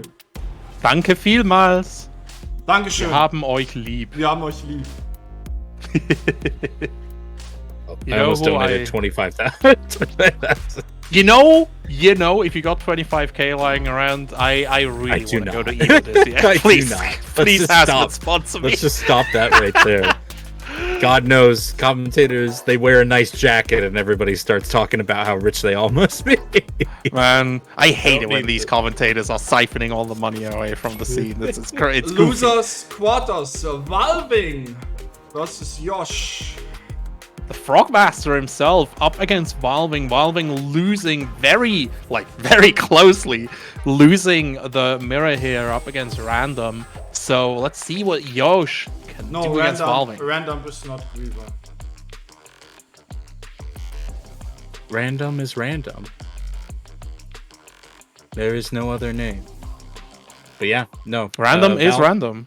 Valwing is hopefully And I don't mean to put this weight on them. They've hopefully recovered from that set because that last game. There's the pocket. I talked about the funny pocket.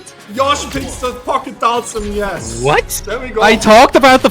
I don't know. This is like setup and payoff. I've seen it a couple times before. I don't know. I talked. Yeah. I talked about the funny pocket very early into this cast. Yosh's Dalsim comes out when you least expect it, and it's actually pretty solid. I feel like Valwing saw this and went, "I'm gonna destroy this man." Like the round start was so aggressive. Yosh though making a bit of a comeback in this round, and Valwing has definitely taken their foot off the pedal at least a little. Definitely. I mean, a loss like against Random will definitely make you reconsider, right? Like the macro game of a tournament is definitely a reality. Oh no, with the anti-air here, Yosh straight into level 1. A lot of damage. Maybe he was inspired by Mr. Crimson's win, you know? Nothing inspiring about losing that first round though. Valwin gonna take it, not without sweating a little bit, thanks to the heat of the flame, but we'll see if the adaptations can not only cook him up a little bit more, but make things a little more spicy. Gets back thrown out of their own pressure. You hate to see it. 5 medals as well on Valwing, somehow able to get this drive rush command throw. Yosh losing a third of his life. The overhead blocked out though, tries to go for a back throw, but Valwing not interested. The Shimsham gonna finish it out, and Yosh. Yeah, this is not working. It's not working out. I mean, it's one game. The first round was okay. The second one not so much. And yeah, we're going back. We're going immediately go back to Luke. To be fair, I get not wanting to play Luke into Manon. I think her Pirouet messes with his Sandblast a lot, and that does take away one of his key features. Yeah. But it's not a terrible matchup, and honestly, you do want to be, especially at this high level game, you do want to be playing the character you're most comfortable with. Absolutely, and I mean, again, it is first to 3, right? You want if you can put your opponent into a mental state, like playing against Dalsim is fundamentally different than playing against Luke. So being able to get through that, but Valwing does not care. He's just running his game plan, gets the stun with the DI, EX command grab to finish it out right here. Can someone do exclamation mark Valwing in the chat? This command is awesome. It's not bad for sure. Shout out to Major Undead following the disembodied voice while Yosh just juggling Valwing all the way across the game. We've seen Valwing do that a few times. Yosh just gonna get this combo now, but he wakes up with a button and immediately goes into command grab. We've seen him do it against Random, and Random called it out each time, but I feel like that's the grappler sense.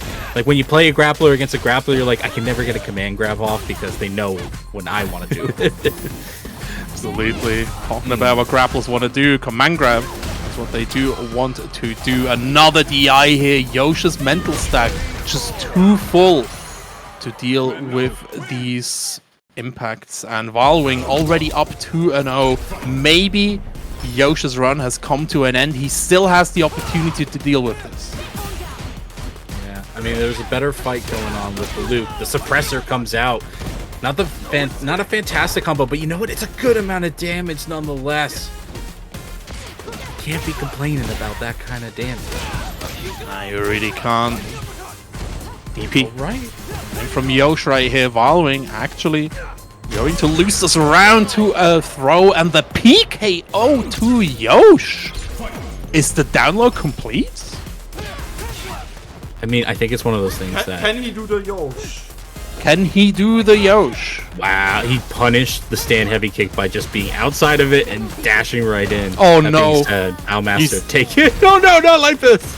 You saw the startup on the DI too, right? Like he wanted to get it. ODDP busting him out right now, but Valwing not interested. A second one gets him some more space. Burnout after the perfect knuckle, even more. Ooh, Shimsham's throw, Yosh.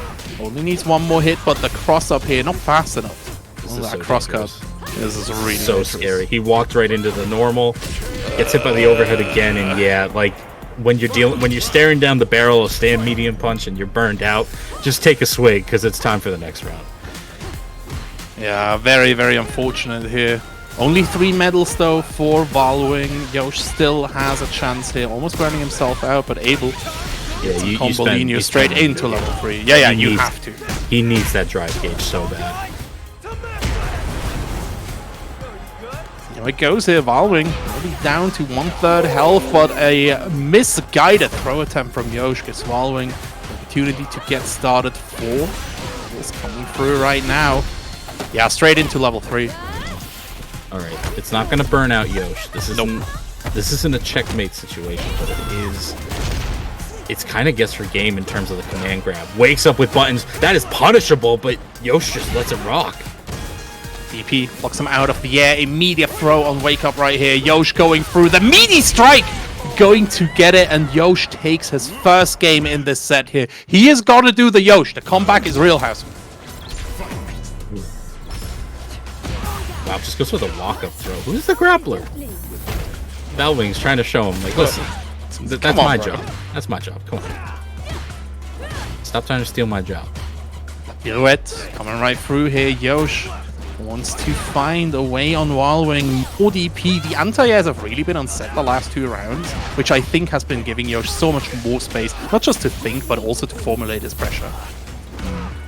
Gets hit with the low. Valwing right now looking really strong. Probably going to take this round. Actually, no. Too many lights, but manages to sneak in the metal at the end. So sneaky, man.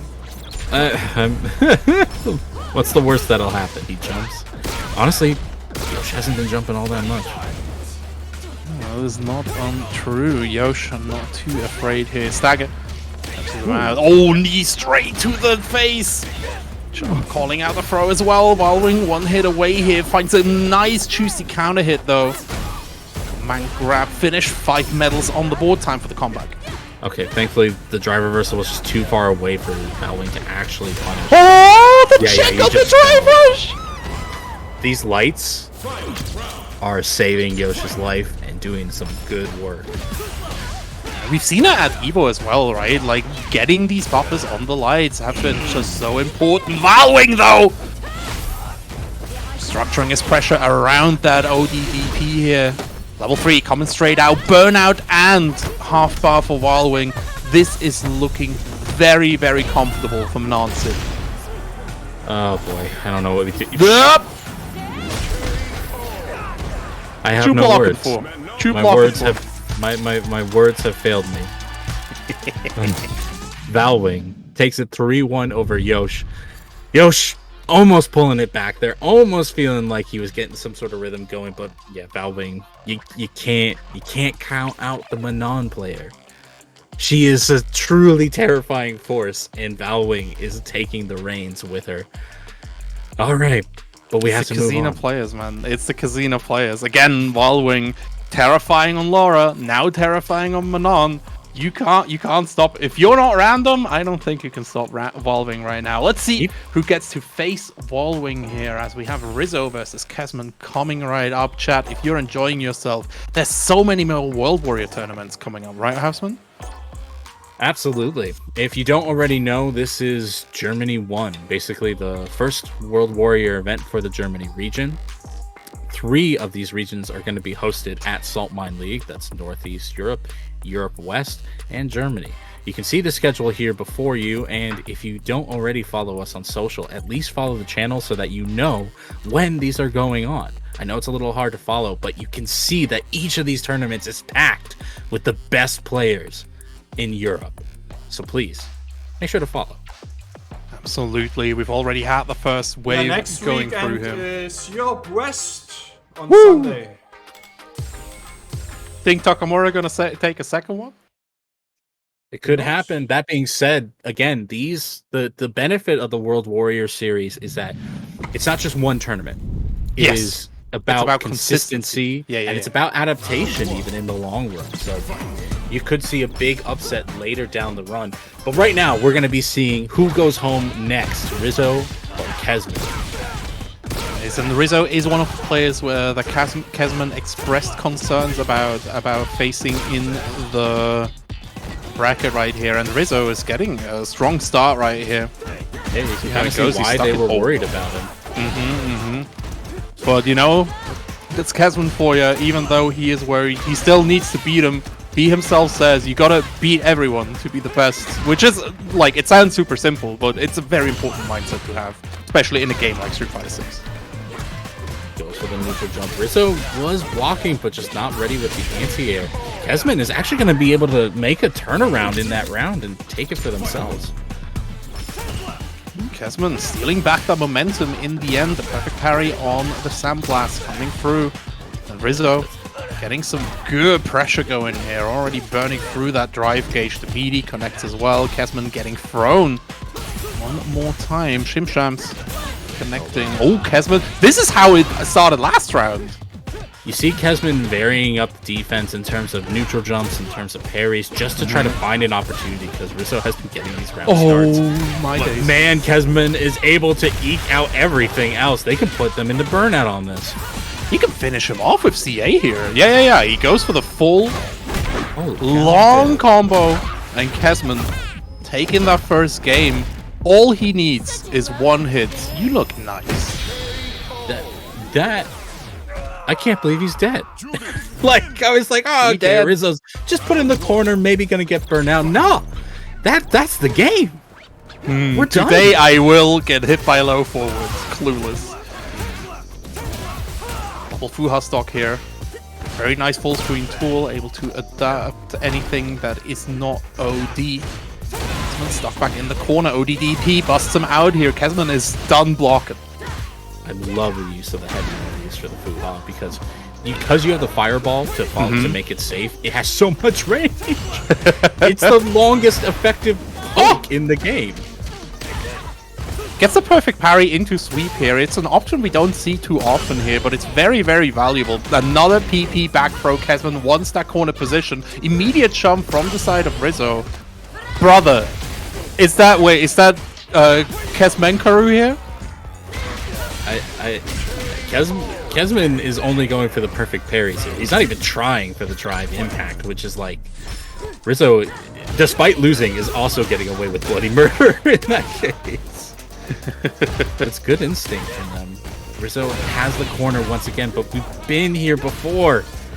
We have seen 3 rounds where Rizzo gets the corner from round start, beats Kesman to a pummel, and then something happens which makes everything go topsy-turvy. Is Kesman going to spend? No, he's just going to build more stock. Oh, wow. And this is like the worst case scenario. Oh, no. No, wait, that's the worst case scenario. The punish doesn't get into a complete sequence, and Rizzo is able to continue his march. Just full standing heavy punch after drive rush, just backing out. Again, baiting that ODDP here. Kesman very conscious of Rizzo's reversals behavior. And another round here being clutched out by the most traveled German in the world. Kesman going up to her. Ah, man, it is. You see Rizzo just not anti-airing at that last point, and they are a bit scrambled, but they still want to keep going forward. They are good on the off. Wow, that was a counter hit. That wasn't even a punish counter. That was just a counter hit. But yeah, things are just going awkwardly for them. At least they're getting that hit with that stand heavy kick. That's a good setup after the back throw. And again, jumping out here, testing these crosscuts, and it just ain't there. Rizzo stuck back in the corner. Oh, Kesman gets a big punch in his mouth, though. Yeah, level 1 to finish it out. Yeah, finish your plate. Finish your plate. Good choice. Good choice. You know what? That was a killer combo. I can't even fault anything there. Rizzo finally getting around. And Kesman getting a beautiful jump. Rizzo's like, I just got around, man. Chill out. Let me go. Let me go. 6 HP coming right through. Kesman putting him through that ringer, semming, entering and leaving. He just wants you to remember him, you know? Absolutely. I got a match right in front of me, and it is a beatdown to say the least. Rizzo, one more opportunity. They had a round under their belt from this game. They're going to see if they can continue it. Just swinging away from round start. Maybe I can hit him so goddamn hard that I just win the round. Maybe. He didn't get the level 3. That is so tragic that he didn't get the level 3. But he got it there. Rizzo is not out of it, ladies and gentlemen. 1-2 in the set. And he's trying to make it work. Trying to make the comeback. And calling out these ODDPs is so incredibly important for Rizzo, right? Like, every single time we've seen Rizzo regain some type of momentum, Kesman found the opportunity to DP. Rizzo being able to call, like, block just one will put the negative reinforcement straight into his Mind Palace to maybe stop doing those. I can't believe he got hit by the safe jump, and thankfully Sammy, you are fired for entering the lobby without permission. That's okay. The firing is not a DQ. You're all right. Unlike Kesman, who's gotten hit by 2 of these safe jumps now. Rizzo looking like he's on fire, and I don't know how you put this out. And we'll see Kesman trying to smother it with some of these jumps. Medium. Coming right through here, but again, Rizzo finding these options. Goes for the janky side switch with punish from the side of Kesman. Straight into level 3. It's time to block. Yeah, I know some people were a little, let's say, less than thrilled about SA2 being used by Kesman, but its pressure is unquestionable. And nah, brother. Just gets the cheeky overhead right at the end. He had to look out for so many options there, so Kesman could just do the slowest overhead in the universe and still get that hit. That's the power of level 2, I'm telling y'all. Alright, well, this is set point right now for Kesman. He's getting thrown back into the corner. We've been here before. The reversal OD coming out to play. Rizzo still has the corner carry. Gets parried, but not perfect parried. There it is, though. This will get a back throw into the corner. Kesman now going with their own corner pressure. Sets up the meaty fireball. Dashes in, hits with the overhead, not able to juggle like they probably wanted to. Oh my days. Yeah, that hit was not enough to kill. We might just go into level 2 off of this. Yeah, just no, level 1. This will be enough to kill. Kesman takes out Rizzo 3-1 in a what started as a beatdown, came back just a bit, only to get smacked down again, unfortunately. But shoutouts to Rizzo for making a good fight out of it, and we'll see them likely later on in this tournament series. But unfortunately, today it ends for them. Ladies and gentlemen, we have our top 4. Top 4 looking kinda schnazzy, not gonna lie. In winners, we have Semi waiting to play up against Random. In losers, we have Valving up against the one and only Kez, a man who just qualified himself against Rizzo. Against, again, a player that he was very, very worried about. Both of them are like online at different times, so he didn't have a lot of experience. Kesman is a very player matchup heavy player, right? Like, he wants to do the same thing that Mena does, where he figures you as a player out, and then he just dismantles you, and you will not feel good after losing to Kesman. He just specifically goes for your weak points. And yeah, Kesman able to dismantle Rizzo, needs to do it with Valving next. But first, we're going to go back into the winner's bracket where Semi and Random fight it out who gets to go to that grand finals, get the top 2 spot, the guaranteed payout on those $275 dues. Bad. Thank you, community. Not bad, ladies and gentlemen. We can always do more, but not bad today. Absolutely. If you want to contribute some more, maybe take it to $300. Just throwing out a number here. Make sure to click the Matcherino link in the chat. Click the gorgeous golden button on the page, and then, enter any type of disposable income that you may have available to you. All right. So now we get winners finals between the 2 people who are by a lot of people currently considered to be the best in Germany. Semi 28 versus Random. Both of them also did win a Swordman League event. Yep. Before. And they won them both recently. Yeah, Semi very won recent. two weeks ago. Also, shoutouts to Gio. Use direct PayPal donation to donate. Yo! Thank you very Yeah, much. PayPal does work. Don't feel like you donated to the wrong thing. It still goes to the prize pool, just through another method. Alrighty. Thank you so much. That's true. If you don't want to go through Match Arena, you can always use the exclamation mark donate command to give a direct donation to the prize pool via PayPal. We got all the options covered, don't you worry. There are no OSs when it comes to the prize pool.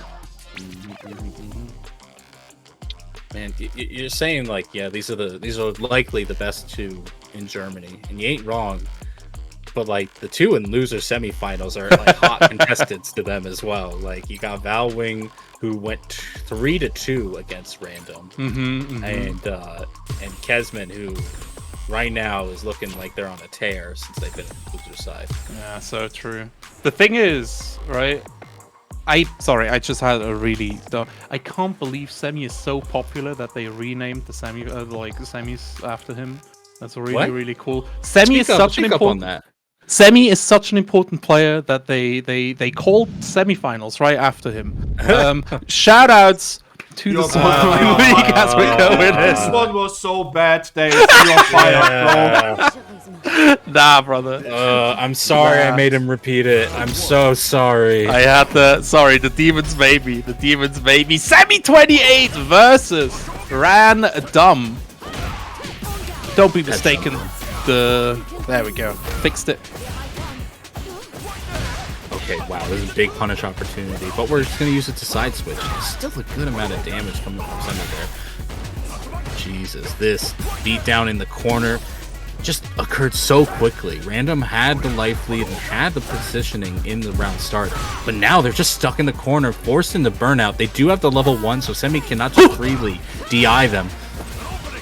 Just straight for the overhead here, his favorite thing. Oh my lord, with the eye command grab, Semi needs to deal with this. Random gets another throw here, full metal, and the round. I can't believe he won this. I do not appreciate these French woman jump scares.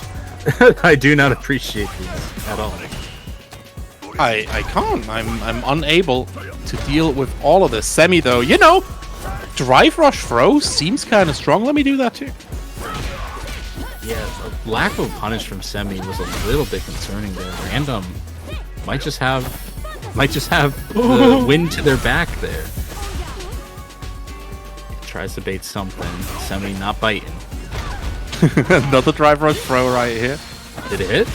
Nah, that's not hit. No one's gonna hit.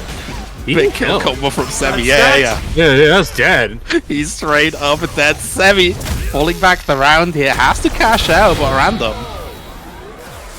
spend 2 bars, so you know it's kind of equal. I'm not gonna lie.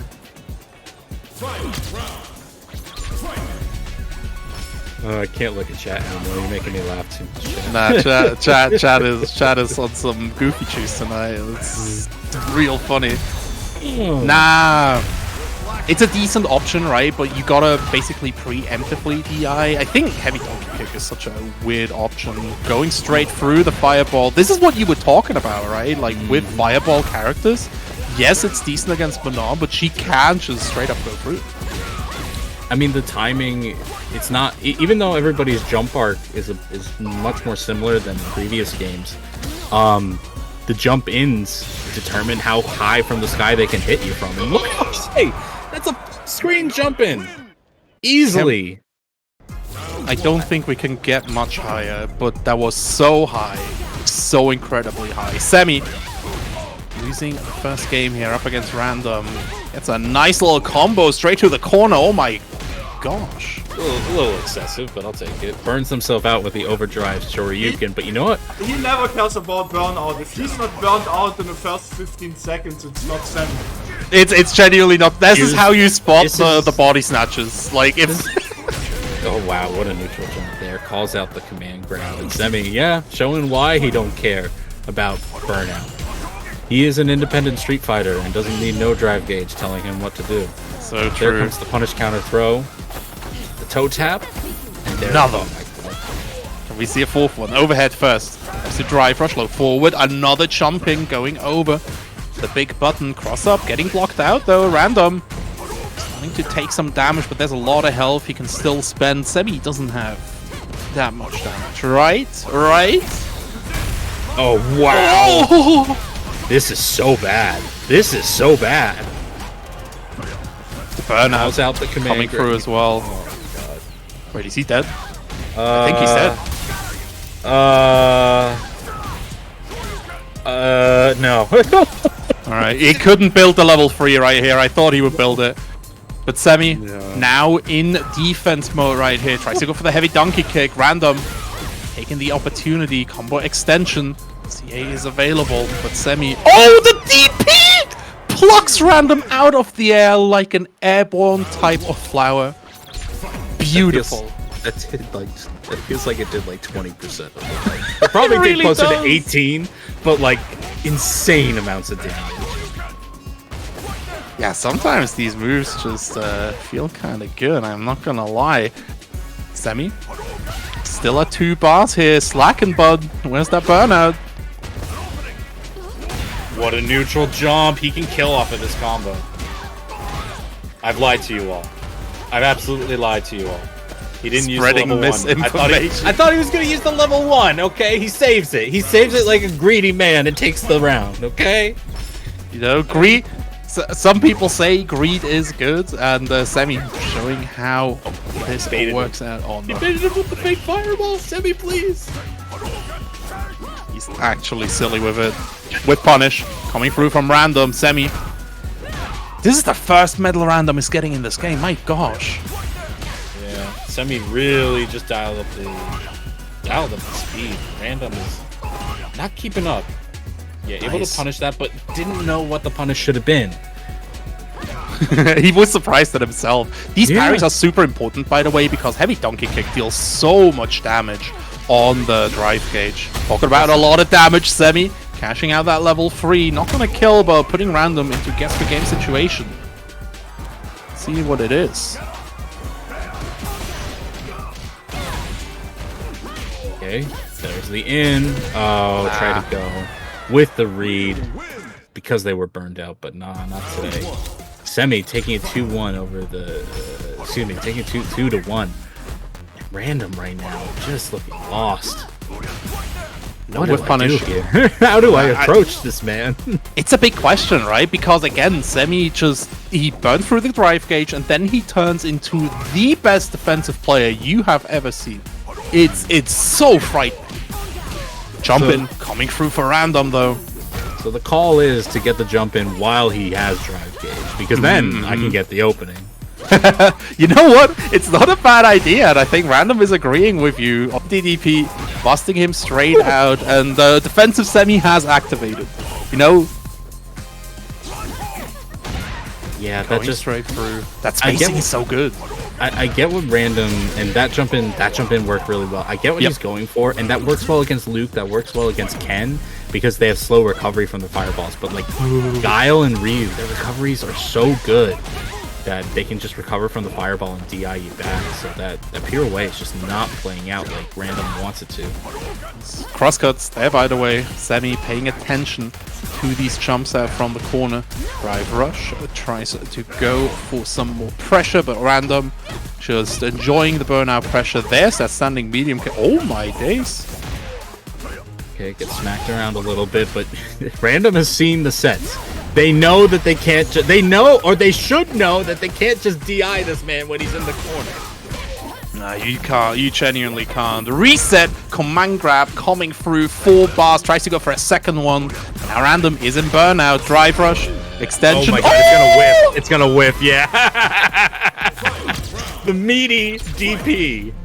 The hardest read in the universe. I can't believe he did that. I get it. It was going for the chip anyway. Yeah. Honestly, if Random had done any super butt level 3, that might have worked. Man. It's just unfortunate that he went for the high level 3. But you know what? Whoa, we're getting spaghetti here. We're hitting raw hit grabs. But it is an option for sure. Overhead coming through. Level 3 getting cashed out. Semi refilling that delicious drive gauge. Random taking so much damage. I think he's 1 to 2 hits away for sure. Like one solid hit, especially from Semi. Combo master himself. Nerf Semi? Agree. Semi's too good. Random though. Yeah. Fitting as well. Burnout setup. Checkmate. They are proving right now why they considered to be the best in Germany. Facts. Down to the wire. Game number 5 DP against these anti-airs. Meaty, mistimed and random, able to escape with the Arbiter overhead. Preferred choice here. Semi trying to lock him down with some OD fireballs, but Semi instead, oh no, it's called out with that perfect parry on the fireball. That should be curtains.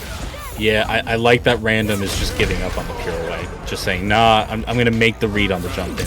The damage output goes in my favor. Even if I get hit by 2 Shoryukens, just getting my 1 jump in is so favorable.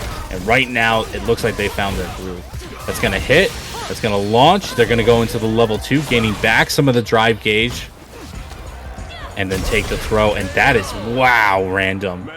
PKO. 7 letters on the board. Random taking it 3-2. Random has been really, really good about clutching out last game situations. He did it against Valmaster. He did it against Semi as well. So now Random very comfortably in the King Seed in Grand Finals while he's shooting Semi down into the shark pit that is the losers bracket, where Volwing and Kesman are eyeing each other down like, all right, who's gonna get this, right? Yeah. Kesman is looking for the run back at Hessen Crash. He lost to Semi in the Grand Finals after like getting a reset and then just getting outgamed by Semi. Can't put it any other way than that. But he first needs to get past Volwing, and Volwing has been a force of nature in this turn. That they have a lot of 2-0s, a lot of 3-0s. Yosh at least putting a little bit of a dent in Volwing by getting the 3-1, but yep. It has been a long run for them. Volwing, of course, their Manon a bit more grounded, a bit trickier on the wake up, doing some of those lights into command grab versus light into other options.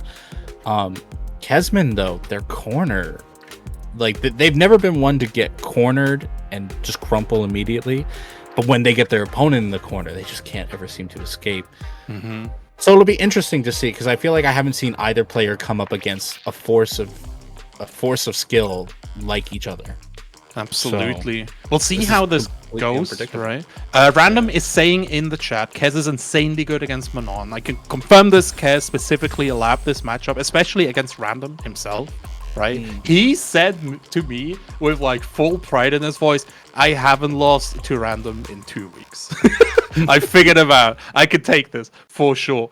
He was actually more afraid of Volwing, so him having to meet Volwing before Random is gonna be really interesting. We'll see how it goes as we move to our loser semi-finals. Kezman versus Volwing himself. It's about to heat up. Let's get started. Immediately, Kesman creates some space to try to build just 1 Fuha stock. Volwing not letting up though at all. Understands that Kesman wants to create that space, and they'll gladly take it from him. Definitely forward heavy kick. Gonna be the first hit for Kesman, and this is how it starts. All he needs is some momentum. 2 Fuha stocks already on the board. The anti-air actually connected. That button feels so weird to anti-air. I'm not gonna lie. Oh, the jump heavy kick? Yeah. Yeah. It's brutal. It's an orbital strike. It's crazy. Ooh, what a trade. But life is somewhat in Volwing's favor, but no, that DI gets lightly checked by the light. What is this combo? I have never seen this combo before. Kesman! Man. Not quite enough to kill, though. That is the Kesman special, right? He plays so much that he even knows conversions of these like awkward things. And he was just waiting. A lot of Manons, once they start getting nervous, they commit to either the high or the low. And Kesman is fast enough to react. Again, a lot of experience. Jumps the command grab too! My gosh. Tries to bait out the super. I wonder if the super would have hit, but say la vie, we will never know. The back heavy punch hitting twice in a row now. There's the command grab. It's not quite level 5, so it won't kill.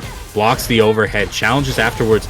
I think that was unsafe, but we'll take it anyway. Kesman trying to make it work, but didn't have the life to DI back. And now, 1 round apiece. Yeah, both players really putting each other into the corner, figuratively and literally. Low forward drive rush. Kesman gets that first hit, refilling the drive gate with the level 3. Look at you. Yeah, I Look at respect you succeeding. Oh, the shimmy shams. Not a huge amount of damage, but you know what? We got the corner. And Bowling goes, nah, I'm out. I don't want to be here. I want to splat. Go into my level 3, build back some of my drive gauge, and put you at pretty much guess for game situation. And guessing against Manon, very difficult for sure. Kesman actually waking up swinging. That's utilizing. That should be death right here. Able to build level 1. Can't right. quite get there. The meaty! Brother. Forward medium punch, man. That button is underrated. Forward meaty punch. So good. Pretty nice. Kesman taking that first game, and the Valwing starting to feel a lot of this pressure. This is losers. Whoever loses is out. Kesman just playing some very calm neutral right now. Uh-oh. Yeah. I say that as he DIs. Commentator's curse, no matter what. Gets the perfect parry that time. Bowing now. Not completely on the back burner yet until they are burnt out. Gets stopped by that stand medium kick. Such a good counter poking button. Or such a good poke, excuse me. Absolutely. It's almost as good as it was in Street Fighter 5. That button was not alright. Valwing putting Kesman through the ringer. 3 medals and around. Nice for that French woman for sure. Again, trades on the anti-air. You know that Kesman doesn't want to spend too much mental energy like buffering the DP as an anti-air, but he almost needs it if he's going to maintain the distance that he wants until he wants to go in. Yeah. Just sending out that raw, heavy Fuha release. We're going to go into level 2 again, not wanting to lose the last special. Like, oh, he woke up. Yeah, a lot of damage. The bait out. Potential reversal from the side of Kesman here. Level 2 running out as well, so Kesman. Oh no, that level.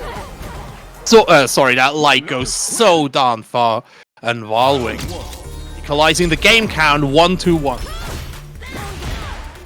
Right, it's tipped by the stand heavy kick, letting Kesman go in this time instead of backing up like he did before. Backs up now that his drive gauge is a little bit low, and Valwing definitely is taking advantage of that. The accidental empty jump calls out Valwing's drive parry, which might be something that Kesman wants to take notice of later on if Valwing is trying to anti-air with drive parry. Oh, that DP! He's so good! I think he has the resources to kill here. The scaling is really brutal. Level 1, you should be able to finish it out. There is a bunch of guaranteed damage there, right? Like, they're at least a 50% scaling. So even with the heavy scaling, Kesman's still able to make it out, finishing his play, taking the round, and more importantly, starving Valwing of any medals that he could get. And you know Valwing's hungry. He went right for the command grab, and Kesman smelt it out. Goes in for the double drive. Oh, another command grab. Sussed out by Kesman, the meaty low forward. Gonna finish it out. Yeah, there we go. Level 1. Get him. PKO. 7 letters. Kesman going up 2-1. And I think Kesman really is showing if Valwing cannot get these early command grabs, Kesman will just run away with the rank. Because a lot of people say, right, Manon only turns into a real character at like 3 or 4 medals. It's not as bad as Jamie, but still very important for her, like, risk reward to not be skewed. So we'll see how it goes. Oh, no. I mean, there's only reward right now on the table for Kesman, doing so well. Maybe too far away to punish that option there, but still goes on the offense. Throws out that heavy option again, because you can just throw out the fireball and make it safe. Yup. That's meaty, that'll hit. Yeah, not projectile invincible, and Kesman getting another level 1 right here. Overhead getting parried. Valwing has one more chance. The low gets him a hard knockdown. This might be the start of the end here. Command grab coming through. Goes for another overhead. Kesman is in burnout. The command grab comes through. One more hit. Oh my lord! En passant straight into Kesman's face. And that went wrong so insanely fast. I mean, Kesman doesn't look shaken up by it, at least not on an offensive point, but Valwing is catching on to their shimmy attempts, and using those slower buttons means that Valwing's going to have opportunities to whip punish, get their pressure going, bait DPs, and set themselves up for really strong rounds. Absolutely. Sitting nice and pretty with all that grit, all that life, all that drive.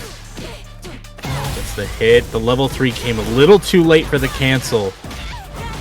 Are we gonna cancel just to keep our drive? No, we're gonna keep on going. He baited to level 2! It hit him. But it still hits! It still hits! The idea was correct, but it still hits so high up. Kesman getting dragged into game 5 by a Valwing. Man, these games are bangers! Yeah, you can't bait the level 2 with a neutral jump. Rank scars you in a lot of ways. You learn that from doing enough ranked. Absolutely. Backdash, evading the counterpoke to LK. Valwing looking to find an opening on Kesman. Parry dealing with the potential jump scare, but Valwing just keeps on top of Kesman. High, low, strike, throw. This is how we go, Kesman. It's an air-to-air as well. Drive rush, extending that pressure, baiting out another parry here. The drive gauge is slowly getting chipped away at House. It is, and I'm wondering if Kesman is ever going to get an opportunity to empty jump and really punish that drive parry attempt on the anti-air.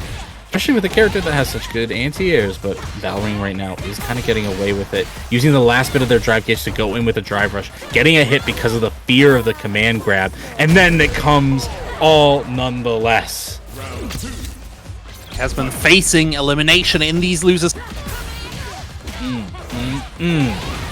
But first he needs to go through Kesman, and once his back is in the corner, this is where he is strongest. Air to air, go in the way of Valwing though. He's out of the corner. Very, very important development. Oh, big punish opportunity. Are we going to cash? He has to, right? Yeah. He's even going for the level 3 here. Not sure where the level 1 kills. Like, it's a high commitment, but you'd rather kill than not kill, right? Absolutely. Especially after seeing what happened in the last game, you don't want that to go sideways. You don't. You genuinely don't. Start for the overhead. Kesman blocking it out. Gets a good punish. 20% already gone. Overhead. Blocked out from Valwing, though. Kesman needs to find another approach. Throw! Oh my days, that range. Hey, there's the anti-air. No, and not only that, but he gets the side switch too. Will cause the burnout. This will not kill, but Valwing, you know he's setting himself up for an easy kill here. Uses the level 2 to extend the combo just a bit more so that it hurts. He parried it. He didn't drive impact it. He parried it, allowing Valwing to continue pressuring and smother Kesman in the corner. After a close set, Valwing takes it 3-2 over Kesman, knocking them out of the tournament.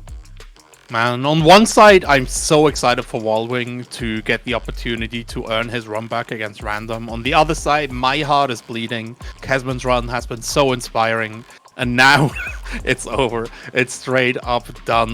What a gorgeous set, first to 5, final round. These double Luigis are really taking my breath away. Germany showing up to the world stage.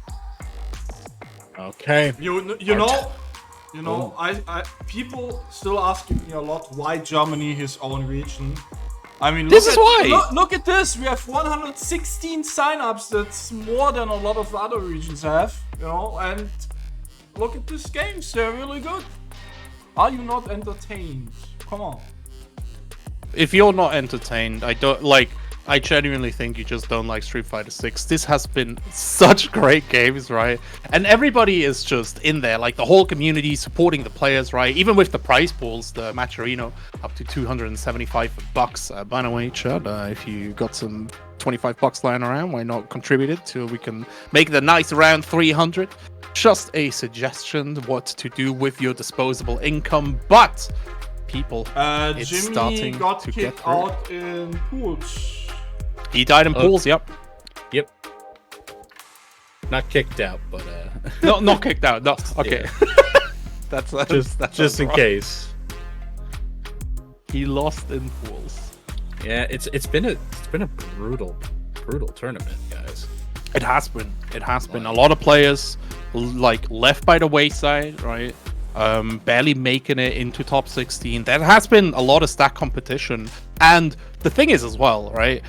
One of our top 8 contestants from last year, Fasa, wasn't even able to make it. So there's just a whole killer because he's at Gamescom at the moment. So one of the strongest players in the region just not showing up either. There's still like only murderers in this bracket. It's crazy. It's a tough one. It's a tough one to say the least.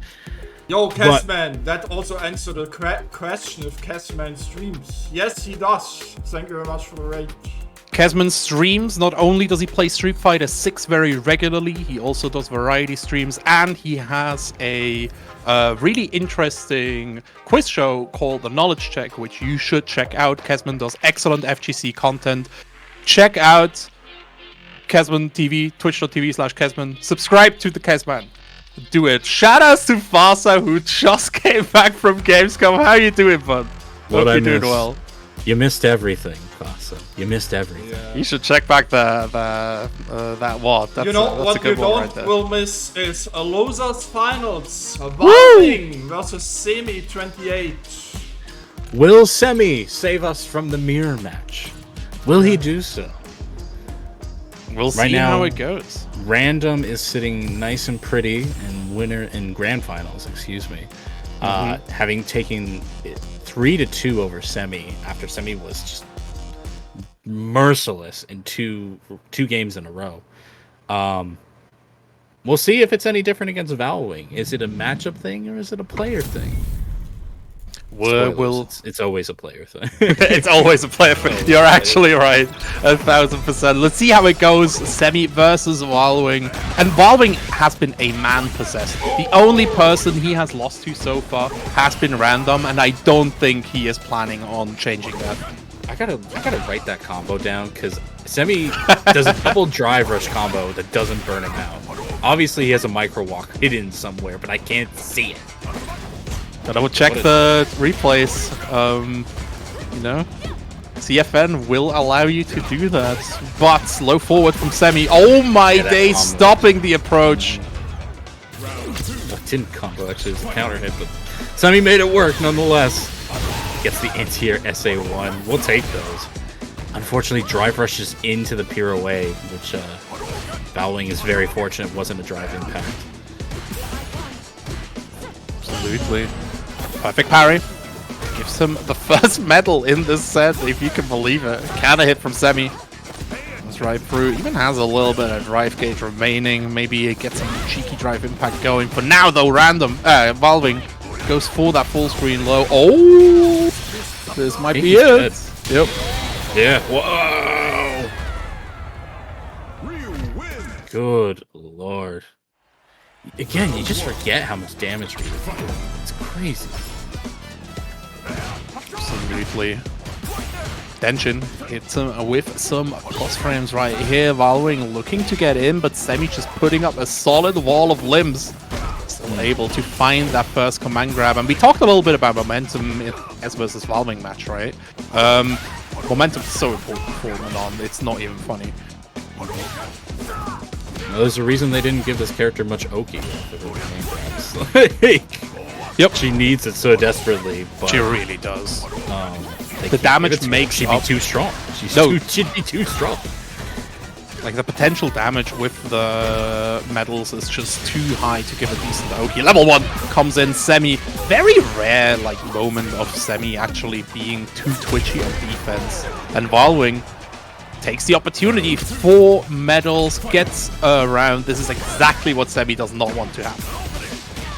Odd interaction there, but Semi is still making the scramble work in his favor. What a neutral jump, calling out the delay tech. Getting a fat amount of damage off of it, not even spending any of the super art meter. Is he going to shimmy for the win? Yes, just need to spin the bar. Perfect KO. Semi taking the second round. Valwing just like they can get the opportunities and they can make the momentum happen, but right now their defense is being put into question with all these delay techs. It's actually so impressive how consistently this is being called out here. OD over here coming in, Valwing. just starting this offense, and these medium punches are disgusting. Semi, though, smelling it in the air when Valwing wants to get the command grab and jump, hit, punish. Level 3, got to finish it out. Semi up 2-0 over Valwing. I think this might be the roadblock that could stop Valwing. Depends. Valwing needs to make the adaptation on his defense right now. Yep. If he can, he might stand a chance against Semi, because that's where the big openings are happening, and Semi is just doing massive damage off of every opportunity. Yeah, that's true. Absolutely. The Satsumi no Hado, I like that holler-in. That's a good one. Oh my god, I can't handle these chat jokes. I can't. Alright, Semi right now, sitting nice despite being burnt out, makes Valwing burn themselves out with the drive rush. Honestly, Semi is in such a good spot, doesn't spend any more drive gauge, just meaty Shoryukens for the chip guaranteed kill. Semi is now on set point in losers finals. Valwing trying to start it out with a pirouette, just punches Valwing into the jaw. Look at this damage house. And look, he just gained back a bar off of 2 high blade kicks. Gets perfect parry from Valwing, who now has them in the corner. And this is where we've seen Valwing get a few of his rounds, when he's been able to reverse the situation and then put Semi into the corner.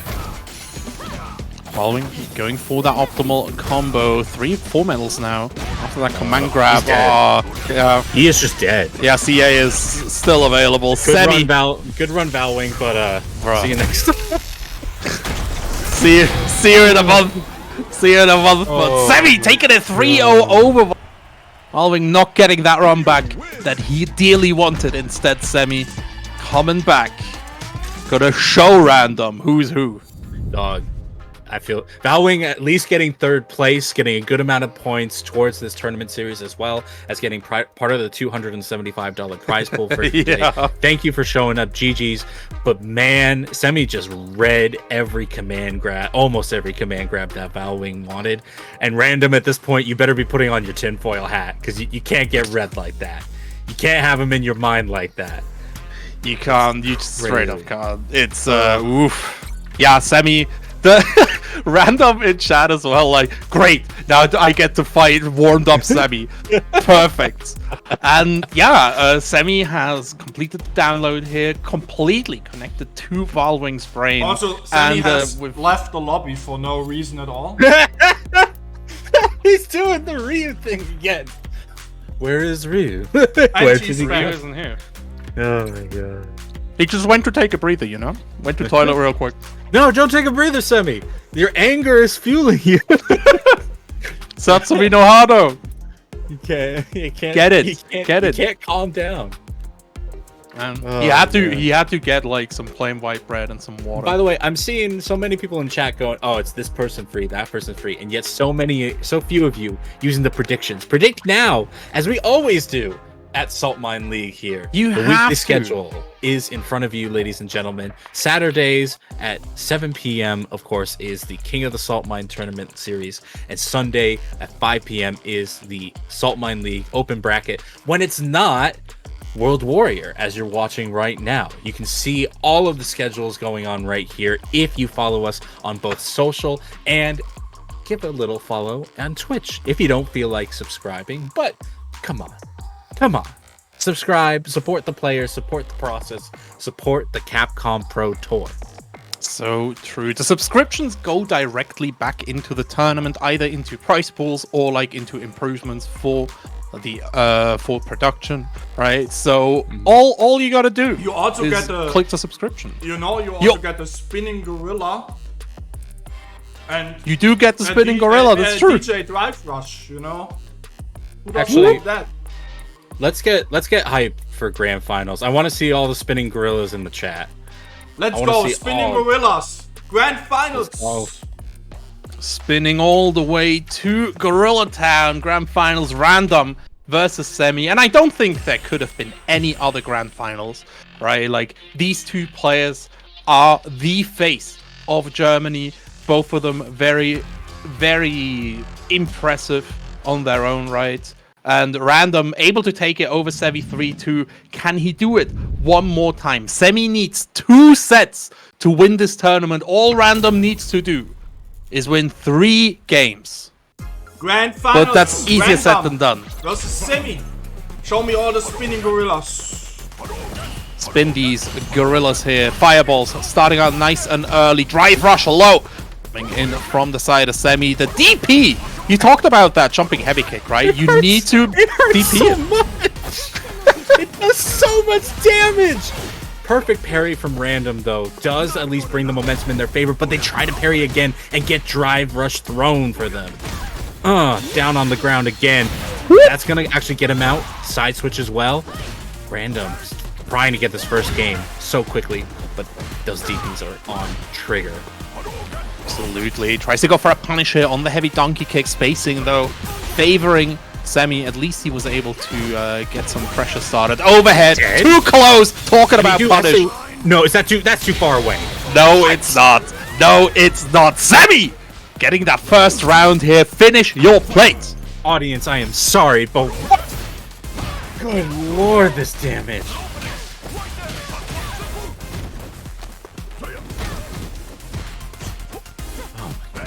Keep going in right now, Semi, with the corner pressure. That stand fierce, feeling like Ken right now, doing a good amount of drive damage.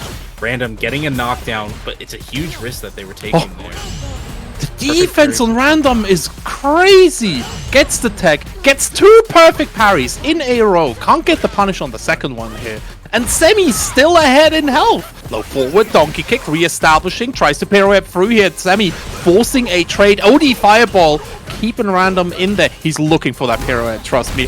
No! Goes for the heavy donkey kick. The DI, correct read from Random. Doesn't have the drive gauge to follow up with some Oki here. Etue? Nah, brother. Ooh, baby, baby.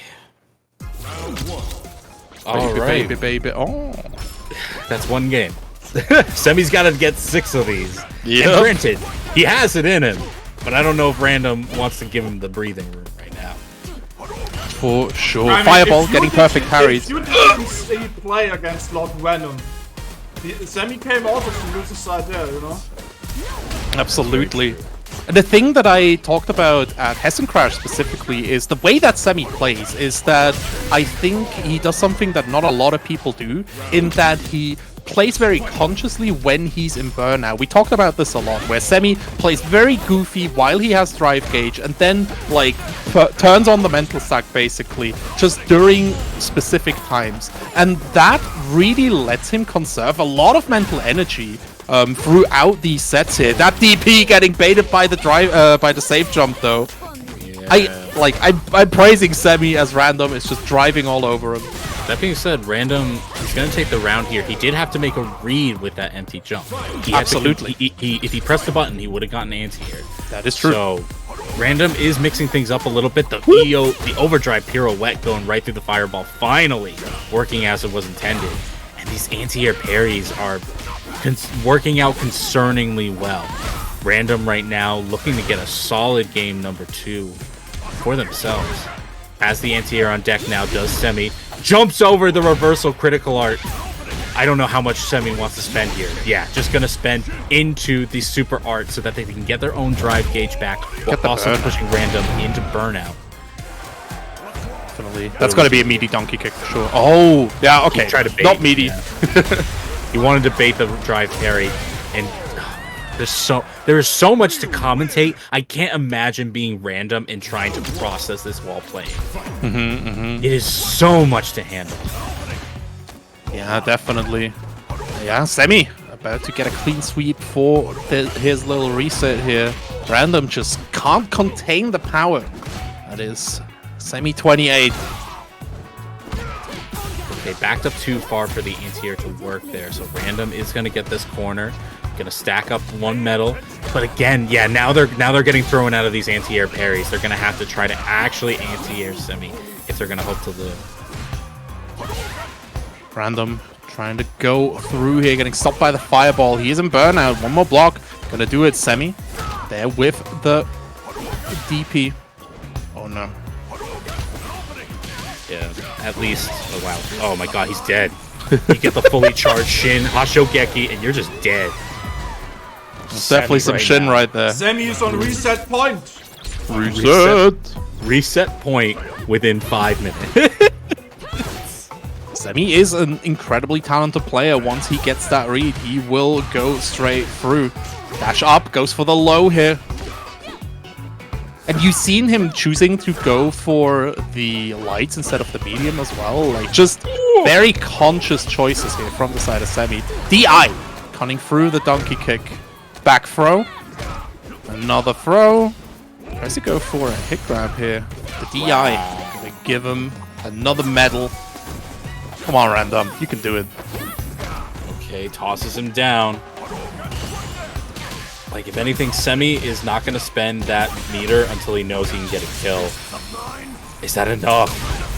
Okay, not quite. But you know what?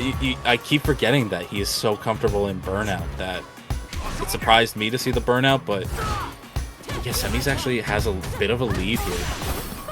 Definitely. Gotta guess every single time that drive rush comes out here. This time, guess strong, the command grab, putting Random to those 5 barriers. Oh no, that with command grab gonna hurt. Not like damage-wise, mostly momentum-wise. Semi backs off just a little bit, still has 1 bar under their belt there, but Random getting a decent jump in. Of course, Manon, unfortunately, with the strikes, doesn't get nearly as much damage as the command grab, but Random kind of assumes Semi's looking for the command grab, but no, they don't scare. This is close to dead. I don't think it's enough. I think the drive impact scales it just a bit too much. Random will get the high-low mix as well on Oki. Oh my god, he was baiting the reversal DP. The reversal level 1, sorry. Went for the anti-air drive parry again. And yep. I don't think anything Semi can do, less of putting themselves on tournament point, is gonna dissuade them from. I don't know what's happening anymore. Semi just got thrown a good 2 times for trying to drive parry. At least baits out a jump in with the fake fireball, the Husher again. There's the reversal. Gets the side switch. Escape from New York is straight from the corner. Going straight through. Another charge here. Getting called out from Random. DP though. Semi still got these anti-airs on board. Back throw. Back to the corner. You go. And by the way, Semi has been called out 3 times now for these donkey kicks with DIs. He has almost completely stopped representing them in neutral. A little bit. But I can't say it's too detrimental for him. You know? I don't think so. Oh no. Meanwhile, that is going to get punished. Very nice. Yeah, you know, if the donkey kicks aren't coming out, the DIs will just, with perfect parry on that cross up here, Semi not having to guess left or right, just get the timing right. With the donkey kick getting punished here. Man, Random looking kind of nice. Yeah, he's not going to be easily baited. We did see that raw drive impact come out and get with punish, but yeah, it's not unsettled yet. Has the anti-air on deck, that puts him nearly at burnout, and he baits out the level 2. Yeah. Okay, we're gonna do just this combo there. Get the great Oki. Get the wall splat. I think this is dead. I think this is just absolutely dead. There is level 3 on the board. Semi, let it rip. That was so juicy. That was so nice. That was real nice. That means we have a grand finals reset. Semi dragging Random into the losers bracket. We have a reset. Ooh, all right. I feel it in the air. I feel the charge in the air right now. Semi is on a tear, but we have seen this tear before. Winners finals. Random takes game 1. Semi takes 2 dominant games. And then Random takes it back to the 3-2. Random has adapted, right? Like, he was like, oh no, warmed up Semi, big issue. But he has started. Let's go! To get in there, low forward, got to be the start, overhead, getting blocked out as well. Random with these perfect parries, stealing back his turn. Hey, still trying to make the pirouette work, which a little concerning going back to certain ideas, but at least getting good with punishes with the stand heavy kick. Gets one command grab in and actually lands not only an overhead but a burnout, but you can never swing it by Semi. Semi has ready. He's been so consistent with calling out DIs with supers. Like, on paper, everybody says, oh, just super the DI, right, when you burned out. But it's so incredibly hard, and Semi does it so consistently. Uh-oh. Talking about hard. Yeah, but doesn't, unfortunately, have any of the meter to extend that combo. So Semi's taking full advantage of that. I think he No, he didn't! He either didn't forward jump or didn't forward jump in time to get out of the level 2 and gets hit by the wake up option. Random taking the round. Perfect parrying to start the second. Get that third medal, fourth medal! Actually, right after the drive rush, the strike right afterwards, keeping Semi guessing Random. Just putting him through the mixer at the moment. The frame trap gonna finish it out. Random takes the first game on the reset with the 7 letters on the board. It's the reversal of fate's house. This is a scary looking set. Do not think that Semi is downloaded just yet, though. These two players are just at equal skill and able to just go tit for tat. Semi right now going for the neutral jump, just trying to scare Random from throwing out big options like those stand heavy kicks, like those sweeping specials, and now just keeping them out with fireballs. They're okay eating a DI here. They're okay taking the risk of the jump in. What they don't want is to lose the momentum. Stagger getting blocked out here. Drive rush throw. Again, Semi is like, oh, this drive rush throw thing looks kind of strong. Let me do it to you 3 times in a row. In a whole round. And then never do it again for the rest of the set. There's the toss. The drive rush extends the combo so well, doing a fat amount of damage. Good check. Walks up and is ready for the neutral jump. Has the meaty fireball to call out the wake up reversal. Perfect parry though from Random allows him to side switch. Very nice. Tries to go for a command grab there. Can't quite get hit grab, but Semi punishing. Talking about punishing Random. Getting a punishing amount of damage right here, putting Semi back into another round 3 situation. Alright, goes for the overhead. It is plus on block and gets a jump in because of the held parry.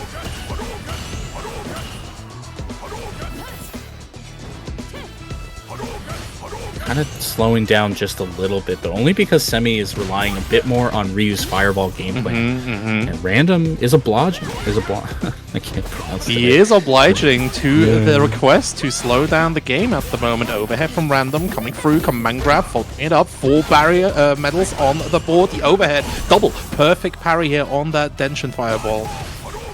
Man, these are so fast. Oh wow, he got the hit, but was just a little late on the follow through. He can absolutely kill off of this. Semi taking the second game for himself. God, it's so back and forth. They are both so good, man. They are so optimal. We keep talking about this every time Semi's on screen. Every single touch has so much damage behind it. I talk about this a lot with Lord Venom because he's a Blaze Blue player. They need to learn how to convert off of every awkward little hit. Semi has the same exact feeling behind it. Oh, too far away for the full hit. Able to at least get the jump in and the throw, knowing that Random has been going for those drive parry anti-airs. Backing out here, Random. Ooh. No Semi during that burnout. To deal with this neutral jumps and Semi just sort of preloading that DI during the landing. That's straight up murder. Hit him. Oh, trying to be greedy. I feel like there's a kill combo, but the overhead kills nonetheless. Unfortunate. In the end, Semi's still able to get it. And we talked about the download, and I think that download might have gotten corrupted. Oh, Random. Able to find some good hits. Semi though wakes up swinging. Hitting Random straight into level 3, refilling that bar, putting Random closer to burnout. Yeah, he might be liberal with the drive gauge, but you know, if you can build it back up and it's worth time, absolutely do it. The reason he's so liberal with the drive gauge is because he gets a second bar. right? So he just wants more drive gauge. I suppose so. I guess we're all missing out on the drive gauge that Semi is seeing. Right now, Random, stuck in the corner right now, does have that critical art on deck, so if they need to go through something, they absolutely can. Uses the raw drive impact to kind of scare Semi off. Yeah, we're going to spend it. We're going to spend the level 2 right now. We need this round. No, it's not quite enough, but we have the chip on our side. Oh, the neutral jump! Semi takes the game. Random loves to use that move in bout situations, right? Because it has such a big range, and Semi waiting for it, getting that neutral jump. 2-1 Random. Starting to face the reality here. Oh, it's whipped! He didn't punish it that hard, but it's still, the fact that it whiffed is just a sign that Random is thrown off just a tiny bit. Thank you very much to Lobby Boy putting $5 into the match arena prize pool. Yo, shout out. Oh, overhead. Tries to bait. I don't know what he was baiting there, I'm gonna be honest. I just saw him back out. I was like, alright, reversal. Like, nah, there's nothing there for Banan. Jumping over. Still gets a command grab. Here's Semi. Bumbling the offense just a little bit random. Needs to deal with this. And yeah, Semi still has drive bar. He will definitely spend it. Level 1. Getting cashed out. One more hit. Gonna do it. Fireballs. Just keeping Random under lock for now. These perfect parries still. Pretty darn nice. Double Corona handshake. Low forward donkey. Semi no. Tournament point. Semi is on tournament point. You'll take me off this ride. I'm scared. You're not enjoying yourself, Hasman? I am, but in the scary way. Oh, it's gonna hit. It's gonna crumple. We're gonna get 2 juggles off of this. And right now, Random is stuck in the corner against Semi, who is on tournament point. Goes for the jump. Random doesn't parry. He gets punished hard for that, but not hard enough. Random is on the back burner. I think this might just be a little less than what's needed to kill. And he gets jumps over against the level 3. 7 letters coming through for Semi 28. Random gets reset, gets defeated, and Semi is your first World Warrior CPT Germany champion for this season. Congratulations to Semi 28. Good lord. The man, the legend. Lord. And yeah, the Ryus keep on winning, right? We have Ender Walker, now we have Semi as well. Like, everyone, again, in the end, $20 donations again, talking about Ender Walker. Another $20 putting us up to 300 buckaroos. Comment the GOAT, Semi, the Lord. And I think that is a gorgeous description of the way that Semi has navigated this grand finals. What a convincing performance. That being said, this is just the first tournament of this series, ladies and gentlemen. You see the names up here, you better get used to them because we got at least 4 more of them with a top 8 to claim. So true. But let's go through our top 8 today. 7th place, we got GG Hannibal and Fiddison sharing that on 5th place. We got Rizzo and Yosh. Both of these Lukes here definitely making a name for themselves. 4th place, Kesman, just barely getting gate-kept out of the top 3 Housemen, who are our big 3 winners. Our big 3 right now, you know them and love them. In 3rd place today is Valwing. Taking 2nd is Random, who put up a darn good fight, but man, he was fighting against who may be the strongest right now in Germany, Semi 28. And I think it's a name that you have to watch out for. Semi is here to take tags and fill those bags with every single prize pool that he can get his Ryu hands on. Watch out, there's still some drive gauge left. Semi will come into your house and personally get it. Like, you're not going to finish that? Alright, let me just give me all the drive gauge. Just give it to me. Yeah, but yeah, EU is now at least partially the land of Yo, the just a kid! Just a kid with the raid, but we are almost finished. We have to talk about World War real quick. Obviously, there will be Europe West again next Sunday, you know? Make sure to sign up, make sure to tune in. And I mean, Northeastern Germany, you know?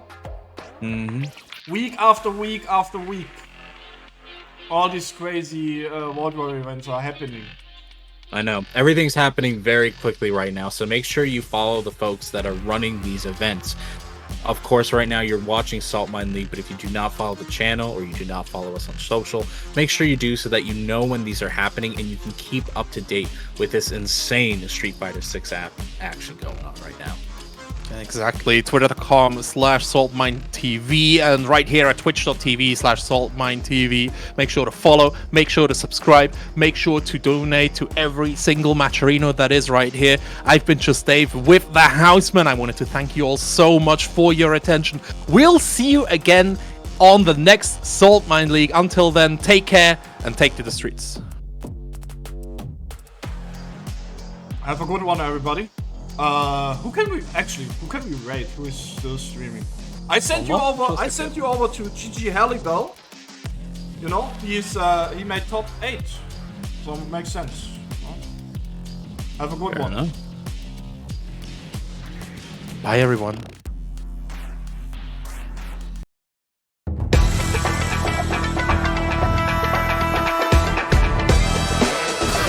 That is pretty much don't get hit moment.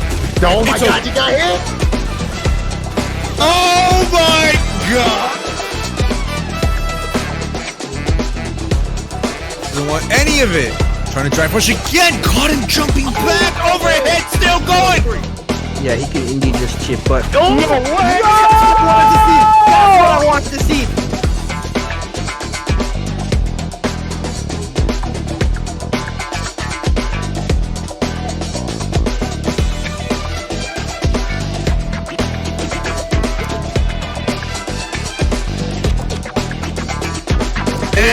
There it is, the nice reaction to DI. Hadouken!